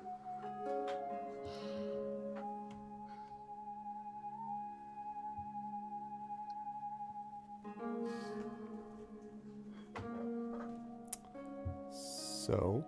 River totally hugs him also. Okay, I was just making sure. Yeah. Okay, so the party, if there's any other loose ends before they depart Roscabel, they can do that and tell me. Well, if there's partying happening and Ash is, in a merry way and stuff, Yes. then River will probably want to hang out. There is Go to the dance but- later? There's total. Oh man, if there is dancing, River will. oh It's god. not like I have any people who do music here. So. Yeah, I know, like, right. It's just, I just had this image of them doing like like bad high school where like Lady in Red, these things like just these terrible like. No, there's no awkward slow dancing in Roscabel. Okay, it's all just happy. Well, It's- so one thing I can say is that when she the evening of the second day, which is the day before you end up, because you're there for a couple of days and then end up departing, and the evening before you're supposed to leave, there is a great sort of feast and celebration. There is much rejoicing and dancing. There's a great deal of mead that goes back and forth. Tani, your honey cakes are in high demand, except they ask you to do like small versions, like aperitifs, like small little like tiny little versions of these honey cakes. Honey cookies. Yeah, exactly. They all with toothpicks through them. I'm thinking it was like cocktail Franks. No. Anyway, so there's that. There indeed are a few people actually chat with you, because there are a couple of dwarves I mentioned among the ex-slaves, and a couple of them chat with you, Inga, about this rumor that they had heard. Rumors spread like wildfire about you going to see the ancestral homeland, and they're all sort of like gossiping with you about like this mountain looks like this, and this mine, and this person owns that, and are you going to be able to get back and see them, and what about this other thing? And it's like, it's basically like being at home and sort of chatting with people as you remember when you were younger. And also they keep commenting on like sort of joking about some of the construction of like the houses around here, and they're like, right, like really, sort of, you know how that works, and like elbowing you about how like this kind of stuff. Especially because like Inga is like literally a born construction worker, so that's yeah. the thing. So they're like pointing out joists, and they're like, look at this thing, Yeah, like at age 6, I was able to build better than this. No, but like Inga is actually like asking like the dwarves like where they come from, and if they like, since they are gonna be going to the Lonely Mountain soon-ish, if they need like if they want to travel with them. Yeah, and they all nod and say that they would be happy to do that. That they really want to be able to go there. Some of them say there's 3 of them that are in the group that are still alive. 1 or 2 of them actually fell in the battle against the outlaws. But one of them is going to return to the tower because he says that he feels most comfortable sort of on his own, or at least with his new family of these other ex-slaves. And then the other 2, one male, one female, say they're actually brother and sister, and they say that they are looking forward to getting back to meet the rest of their people. They talk quite a bit about the excitement about working in the toy shop of Dale, which of course is this wonder of the North again, as it was in the days of old, and how they're trying to get back into doing it. One of them sort of points out her hand is kind of cramped, and that she's been working on rehabilitating it because she was tortured by the slaver who basically found this out about her, and so she's been gradually kind of stretching out her hand and kind of working on it so she can have the fine dexterity she needs to do it again, and all these sorts of things. So they are more than happy to go with you on this trip. One of them is named Freya. Bonnie and Clyde. No, yeah, Bonnie and Clyde. No, one of them is Freya. Of course. And Does one she of have a cat? No, her name is Freya, and her last name is Longbeard. Now, you know that the first Longbeards were Durin's people, right? So this is clearly not the same direct line or anything, but it's not unusual for clans to take on ancient names. So Freya Longbeard. And then the other one is Carverus. So it's Carvis, Carvis, Longbeard. And the 2 of them together are very excited. They look somewhat like each other, and they seem somewhat young for dwarves, probably a little younger than you. Not teenagers, but a little younger than you, Inga. And it feels like Freya, who is quieter than her brother Carvis, it feels like Freya is a little more sort of shy and uncertain, and maybe more haunted. She kind of, there are times when she goes back and kind of rubs her wrists, around which she has taken off the shackles now, unlike Ash, who leaves them on. But she rubs her wrists every so often to kind of, get circulation back in them or something and feel better about it. So, yeah. And while this is going on, and they're all sort of dancing. Robar kind of standing with arms folded, like, I don't dance, type of thing. Yeah, Inga's gonna make him dance, all right? I was gonna say, so he sort of reluctantly dances a couple times, and he's actually... The most he does is like the Nick Wilde thing. Yeah, I was thinking the Shepherd from Mass Effect, the sort of terrible... No, he's actually... No, like, Inga's like gonna probably like I would say shit face, but like she's dwarf, so that takes a lot. It takes a lot. I don't think they have like strong enough stuff here, so like she's just gonna get drunk, and then at some point she's like, when she sees Romar being like his gloomy self, she's just gonna like basically drag him onto the dance floor. Yep. So when you do that, I have to say, actually, he's a lot better than you thought he would be, actually. When he allows himself to kind of give into it, he kind of spins around a couple times. He does this sort of jump move where he sort of leaps in the air and you're kind of, whoa, type of thing. And then he sort of lands as like, my sister taught me that, type of thing. But he's actually much better about it than you might think.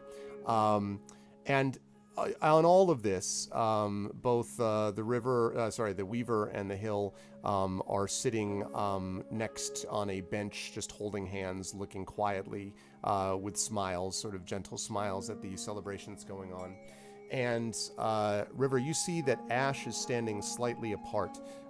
She's looking at the flames, but she's just kind of got her hands kind of by her side, sort of looking steadily at the fire and the dancing. Notices this and finds a cup of mead to fill and to bring over, and she approaches Ash and says, would you join me in the cup? And she sort of almost starts a little bit like she was lost in thought. Sorry,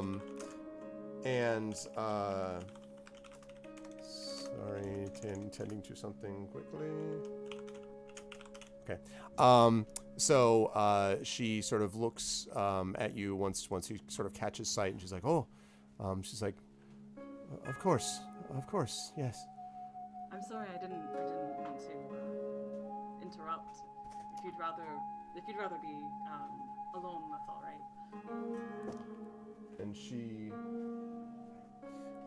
she smiles and she says, "Oh, it's not much of a bother to be taken away from dark thoughts. I guess I was not in the celebrating mood." You've been through, and she looks at at the fire that she was looking at. You've been through some flames, Ash, I think. If there's anything that you want to talk about, I'd be more than happy to listen. And she sort of kind of like opens her eyes a little bit and turns around and kind of sits down with you at a bench looking at the fire, and she says,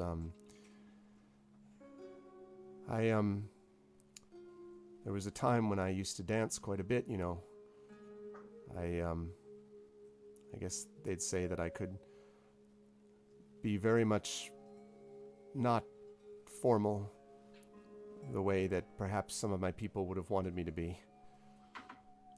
She kind of smiles a little bit. It's hard sometimes to bear up under the expectations of those we care about.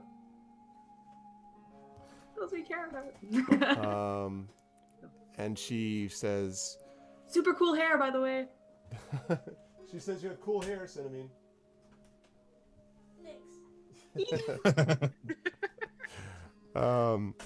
She kind of nods and she says, "It seems like much of my life I've spent having to worry about the people I cared about. When I grew up, I was always interested in things outside of the place where my parents and I lived. My father was a human who had come from west of the Misty Mountains, ended up settling here, far to the north on the eastern side. He says that he met my mother. She's an elf from the woodlands, and met her once singing and dancing. He said he felt like he had stumbled into a dream. He used to tell me that story all the time. And he was afraid for me, I think, that I would go too far one time. I would venture too far away and get myself into trouble I couldn't get out of.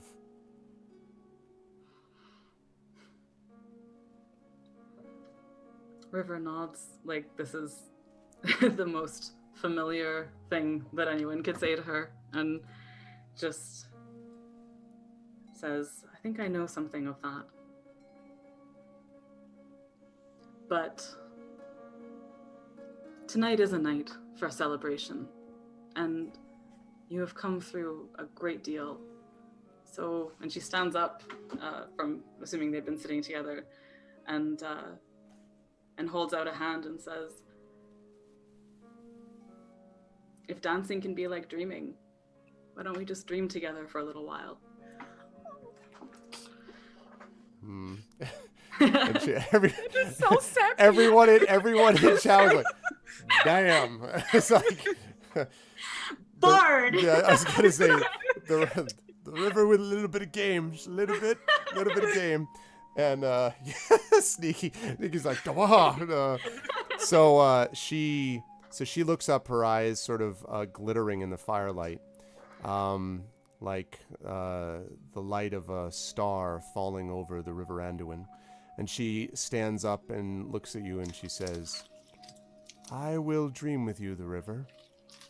Maybe if I'm lucky, I won't ever wake."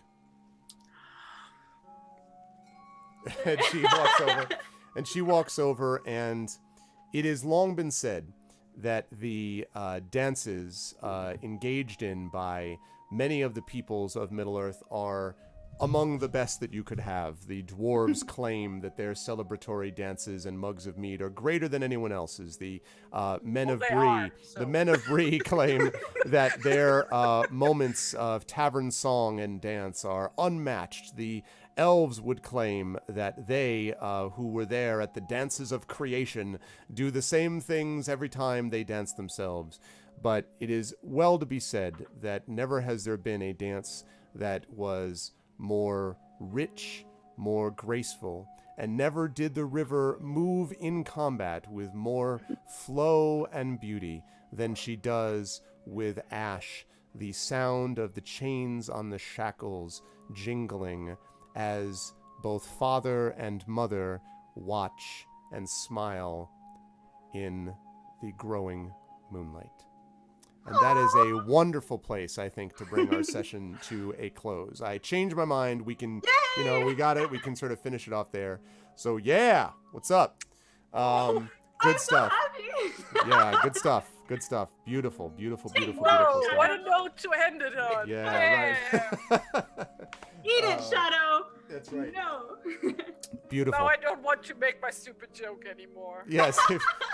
So see, it was too awesome. Good stuff. But like, that's just like the thing where like the river wasn't. What did you say about fire? Like, you had a lot of fire in your life. Yeah. Or it was just like, okay, now you follow this up with like, I'm the river, so like if you want to cool down. You want to quench those flames. Oh man. All that you are left with is ash. Oh hey. Quench that thirst, baby. Quench Oh it, yeah. god, man. Oh, good stuff, everybody. Really beautiful stuff, and I really, the pun was made. Yeah, that was the one you were waiting for, Sneaky. You're just like, there it is. Oh man, beautiful work, and I do want to say that it looks like they have taken over as the most highest raising party, because we are up to $800 now in the Damon Runyon Can Research Foundation. Please continue to donate though, because we've still got a lot for you. So we need to start getting geared up here to get set up for the concert. But this was an amazing session, man. I adored this. Really wonderful work from the three of you, and I will start, as I usually do, with the bottom of the column working upwards. So I will start, of course, with Amal. Beautiful work, Amal. Really lovely work with. I loved the relationship with Ash, and I loved the reunion I felt with your father. I thought it was important to make that really mean something, and it felt like you really engaged so well in that and the connection with your mother and Roscabel. So one of the things I want to mention very quickly is one of the beautiful things about Tolkien is that there are these moments of grace that distinguishes why. It's so much better than Grimdark. But it distinguishes why, because there are moments of grace. And the grace notes give the bittersweet moments of loss both more poignancy, but also a sense that there is something beyond it. And so I really love that in this game, and you did a wonderful job with it. So again, kudos to you. How did you feel about today, and where will the fine folks see you next? I loved today so much, and like genuinely not just because of Ash, although that was like a huge. It's funny, yeah. I mean, so let me bracket this by saying, like, I, you know, as much as I've done a lot of role playing before and stuff, like, I've never actually had a character be like, you know, encounter romance in role playing sessions. Like, usually there, you know, there are tasks and stuff like that, and but there was some like. It just and whenever I thought about River as a character, like, you know, romance or even like romantic interest never particularly. I mean, she's doomed to die. Like, you know, that doesn't leave a lot of room for wanting to get involved with someone ethically and stuff like that. Right. But just like the way you brought Ash in suddenly made it really, really clear to me that actually if River was to be interested in someone, she would be in this person. And I super just love that you rolled with it, because I was prepared to just have it be like, oh, you know, she can have a crush on the cool badass warrior lady, that's fine. But no, actually, like it's a lovely thing for her to have in the midst of all of the doom of everything. And like the last few sessions have been really heavy. Like, yeah. You know, she literally went from a session where she like saw her dad held at knife point and like suffered a grievous injury to this release from everything. So I like, it was a beautiful session. I think it had like this wonderful balance of everything, of battles and also great teammate character moments, and that royalty reveal was so freaking awesome, and just it was beautiful. I was really nervous about today, and I just feel extremely cathartic. So that it feels really great, and I'm very, very happy about it. Incidentally, moving on to the where can people find me next thing, if any of y'all are interested in ladies loving ladies in writing fashion, I have a novella coming out on July 16th called This Is How You Lose the Time War, and it is very that. So it is time traveling super spies who are on opposite sides of a time war who start writing each other letters. And that's coming out really soon. So if you follow me on Twitter, or if you sign up for my newsletter, you will basically see me talking about this a lot. It's been getting some really great buzz. We just sold UK rights recently. Nice. As well. So it's going to come out in the UK and the Commonwealth like 2 days after it comes out in North America. And so yeah, look for This Is How You Lose the Time War, and pre-order, because pre-orders are great. Besides that, on Monday I'm heading to the Åland Islands. Did I get it right, Inga?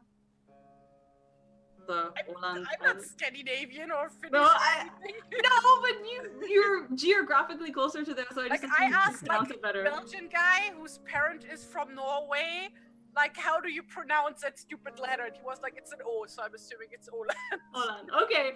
Anyway, I'm going there on Monday and arriving on Tuesday in Stockholm, and then taking a ferry to ArvCon, which is the tiny convention that I'm going to be a guest of honor at for basically all of next week. So in case anyone is in that part of the world, I will really look forward to seeing you.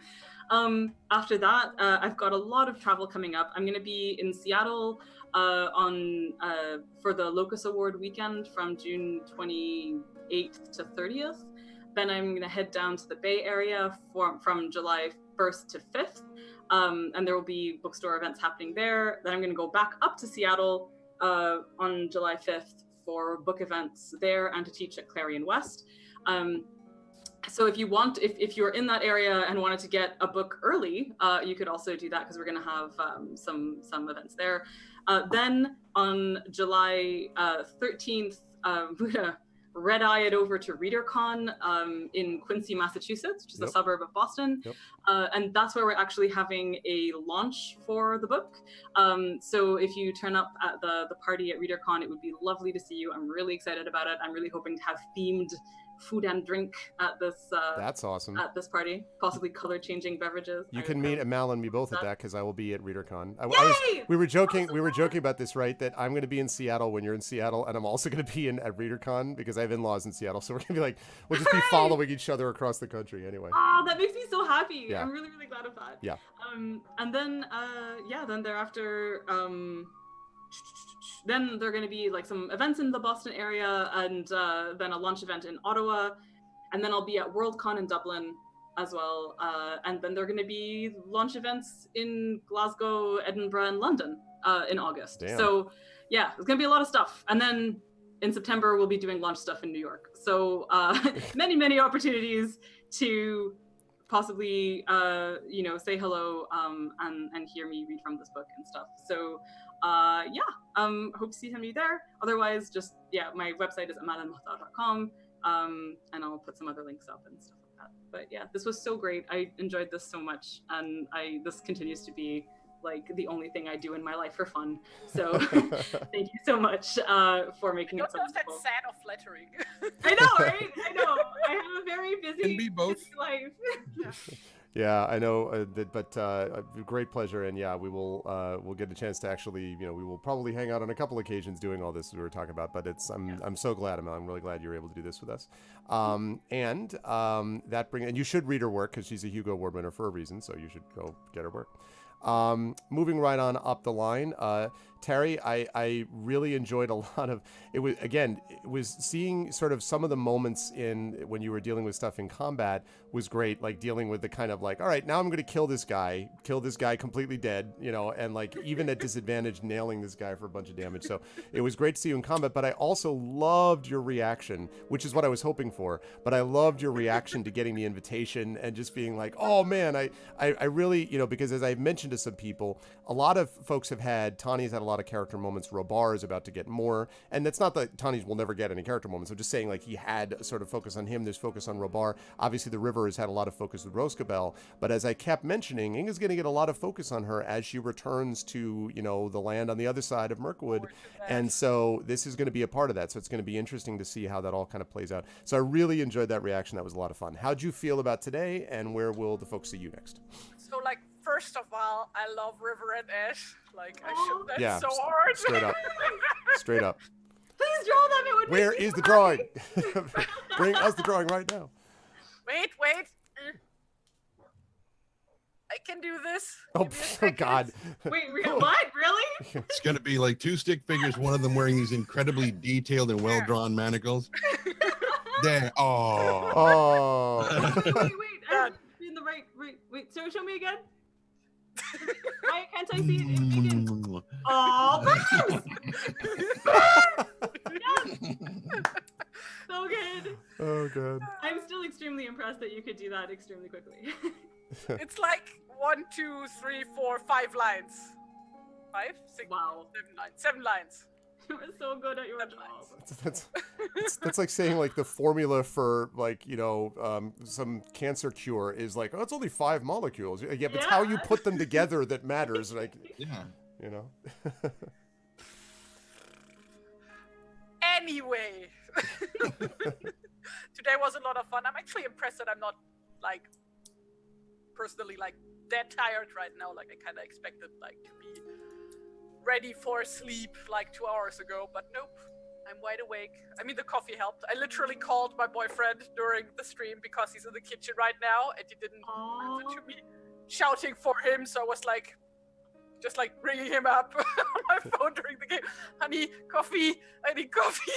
So at some point he brought me a cup. good guy, boyfriend. Yeah, he is the bestest. But yeah, like no, today was a lot of fun. I mean, like I didn't get to do like a whole lot because, like Inga in combat is not the most interesting. It's just like I hit something, done. Moving on. It's like the problem when you play like traditional fighter type characters. That it's just like I hit a thing. Moving on. But you had a lot of stuff outside of that was kind of interesting to see how so yes. Yeah.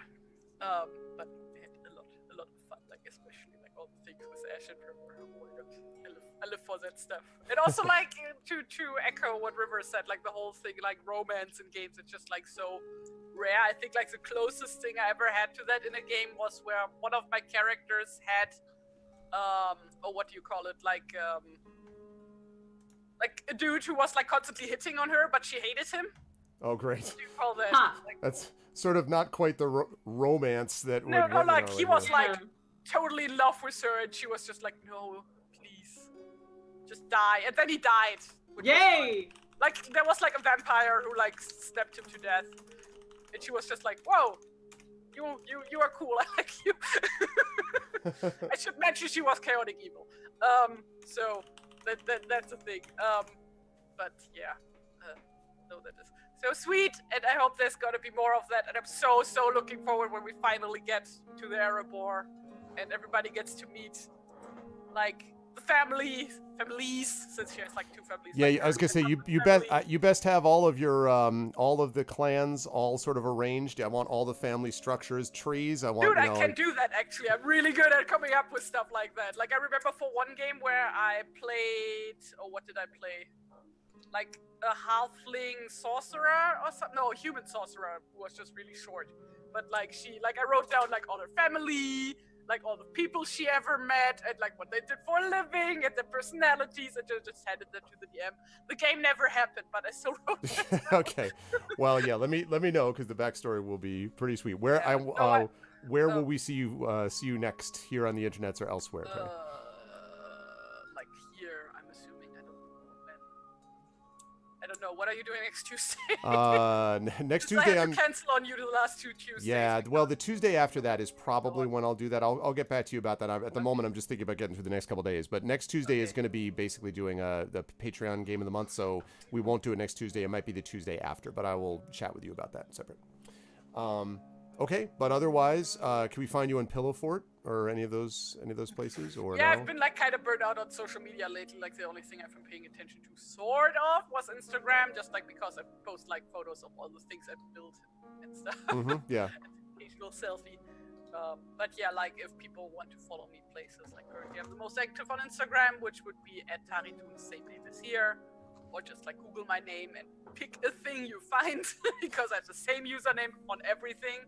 So that would be Pillow Fort, DeviantArt, Twitter, Tunes Up, stuff. Like, I'm not on Tumblr anymore for people who are new here. Like, I quit Tumblr, like, last winter because screw that place.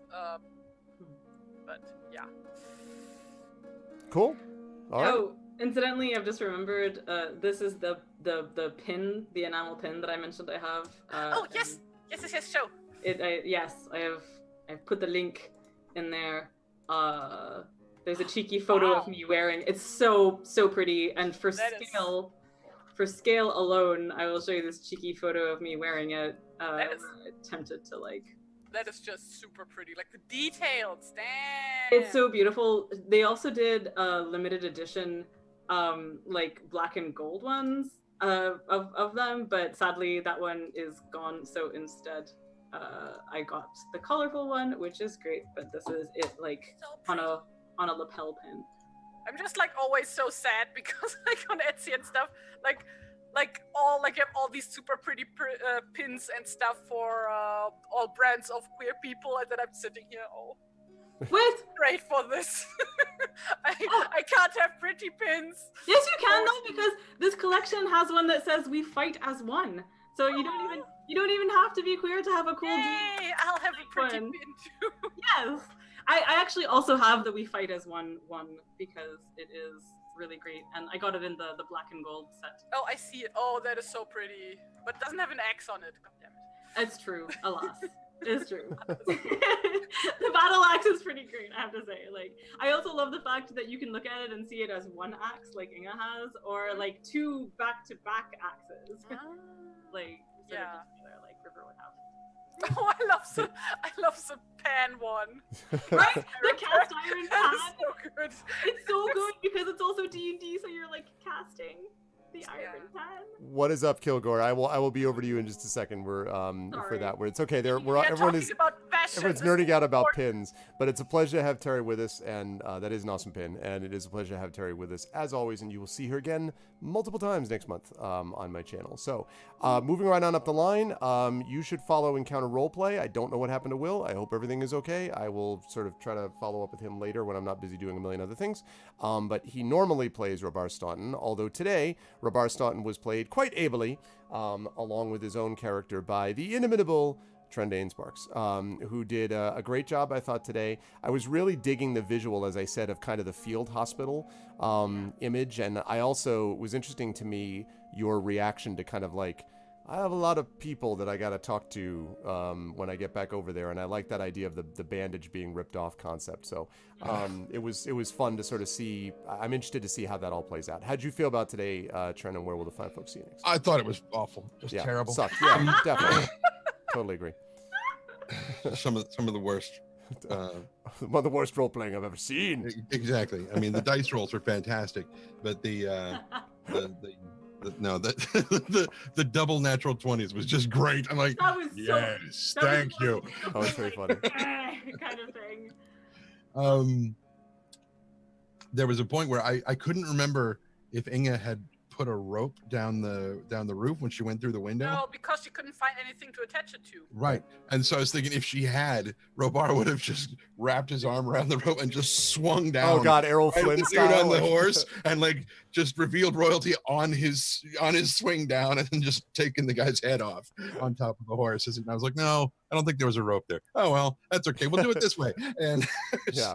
thinking about having him stop the next floor down, fire once out the window, well, twice out the window, and then I was like, no, just go. But then, you know, I knew Tawny was going to be kind of out of the main fray until somebody called him down there because he was expecting people to come to him.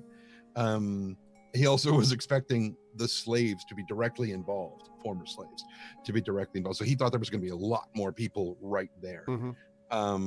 So if Robar hadn't said anything, he probably wouldn't have had it down the thing. I thought that was a lot of fun. The thing about having people back in Dale that he's probably going to have conversations with, that occurred to me as Inga was reading the proclamation, and I was like, when was the last time he was there? It was as we were all leaving to go through Mirkwood to take the guy, and I was like, what was he doing while he was there at that point? I mean, was he actually because it was a celebration was the reason that we were there that time, wasn't it? Right, but it wasn't the big it wasn't that one, but it was a celebration. But he probably was just kind of he wanted to be there to see how things had fared, right, and how they were rebuilding and everything, because that's part of what he was now doing, is rebuilding into something better. But he didn't at that point have this is all kind of backstory. You have the sense of okay, I need to make amends with some of these people, because there are people probably in that town who got too close to him during the Battle of the Five Armies that he just took a swing at. I mean, there's probably people that he took a chunk out of just biting them because he was a berserker. He didn't just exactly like that. Yep, just sneezed all over people. Right. Then made them sick, and He's that a was plague doctor. Yeah. Well, that he doesn't cure the plague. typhoid. Right. Typhoid Tawny. Oh no, new character idea. Nice. Oh yes. Physician healed, I saw. Not the health minder after all. No, it's Tawny the spatula licker, because as he's doing it, God. he puts it back in the bowl. Here, let me serve up this thing. So can you use a clean spatula? Typhoid Tawny. That's what we typhoid Tawny. Salmonella bear. Exactly. But yeah, as for where people will see me next, probably sometime next month.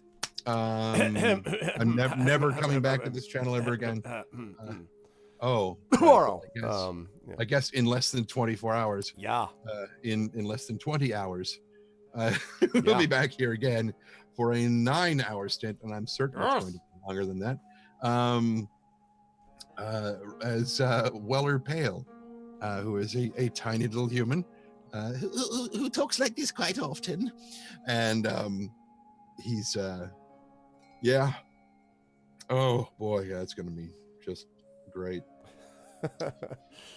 It's going to be interesting things. But good, but it's good stuff. Always a pleasure. You should check out Tren's voice work. Tren is an amazing voice actor, and you will be seeing and hearing more from Tren, not just with my stuff, but other stuff as we go down the line. Yeah, and tomorrow will be the 1 month anniversary of the release of my latest audiobook. So. Oh, that's awesome. Congratulations. Yeah. That's great. That's really, really cool. Yeah, as I say, like, I have great admiration for Trent's work, and you will hear more of it. But I'm going to let these fine people go because I got to get set up for the next event. I want to thank all of them for being amazing. Really great session today. I really enjoyed this, and thank you for being here for an extended period of time and giving up a portion of your Saturday for this, and doing so to raise the money that we have so far for Damon Runyon Cancer Research Foundation. So thank you to Trendane, thank you to Terry, and thank you so much to Amal. Thank you to all of you. You're wonderful people. I love you all, and I will see all of you folks back here. Trend tomorrow, but everybody else very soon. Thank you all. Chat, can we get some love for our wonderful players? And thanks, everyone. I'll talk to you all soon. Master, this side of anything. Thank you. Thank you. All right. And there we go. Okay. Go team. Good stuff. There we go. Lovely, lovely stuff from everybody. Okay. Now, you may be saying to yourself, oh, I wish ArvCon wasn't over. Good news! It's not. In fact, we're only getting started, really. This was a wonderful session tonight, but now we are going to move in another direction. It's time to enter something which is near and dear to my heart, and that is our concert. We are about to have our concert portion. We are going to have 3 people. One of them is Kilgore Trout, a professional guitar player, followed by Chrono Wolf, who is a professional musician as well, and has also done a lot of the music, including the music for Adventures of Middle-earth video introduction that you saw here. He is going to be doing a set. He's played at MagFest and elsewhere, so he will be doing a set for us. And then last, but certainly not least, is going to be the amazing Jordan Indiana Gonzalez, who is a streamer here on Twitch who's really been blowing up. We're going to be taking care of him as well. And then at 8 p.m., Hearts of Wulin. If you like Wuxia Theater, if you like Crouching Tiger, Hidden Dragon, you will want to check out this game, which is blowing up on Kickstarter, and which is going to have the wonderful players of Cat Rambo, of Beverly Harvey, of Sod, and of Mike Underwood is going to be with us as well, playing this, and that's going to be awesome. So I'm really excited about that. What I'm going to do now is take about a 10-minute break whilst I get the concert set up. Please stick around until then. Please continue to donate to that. We really want to continue to that. We want to see that number continue to go up there. We are at 800, but our goal is to get much higher than that. So please, if you haven't done so already, please jump on board and please spread the word about this, because it really does make a difference. This is a very personally important thing to me, as I've talked about personally in my life. My mother I lost to breast cancer, several beloved pets and other family members that were affected by this too. And of course, many of us, so many people that I've talked to who are not only people that have lost people, but are cancer survivors, and really were inspired by this. So this is a chance for us to come together as a community. You folks know how important community is to me. So thank you to all of you who have donated, no matter how large or small. It really does make a difference. Thank you. I appreciate it. And the top donator is going to win a copy of that print, which you just saw from Shadowed. The second top donator is going to win this. I think right now the top donator actually is Hillness, if I'm not mistaken. So he is currently in the lead for that. But again, the overall point is just all of us pulling together to try to defeat this dreaded disease. And again, thanks to our corporate sponsors, 3 Pound Games, Alligator Alley Entertainment, Athos Arts, GOGCOM, Harebrained Schemes, Nomnivore Games, Tin Man Games, and Nomad Games. And again, thanks to all of my mods. Your younger brother is oldest younger brother is a cancer survivor. Oh, I didn't know that, Trent. So again, I've just heard those stories so many times. Thank you to all as well of the mods who have done such great work today with the raffles and everything else. And thank you, of course, to the viewers and the donators. So much love to all of you. You're doing a great, wonderful job. Let's keep it up. I'm going to go on break. I'll be back in about 10 minutes with Mr. Kilgore Trout. Please spread the word. Don't go anywhere. Don't change that dial. Don't touch that dial. And I will see all of you wonderful people in just a little bit with the beginning of our concert. See you in a bit.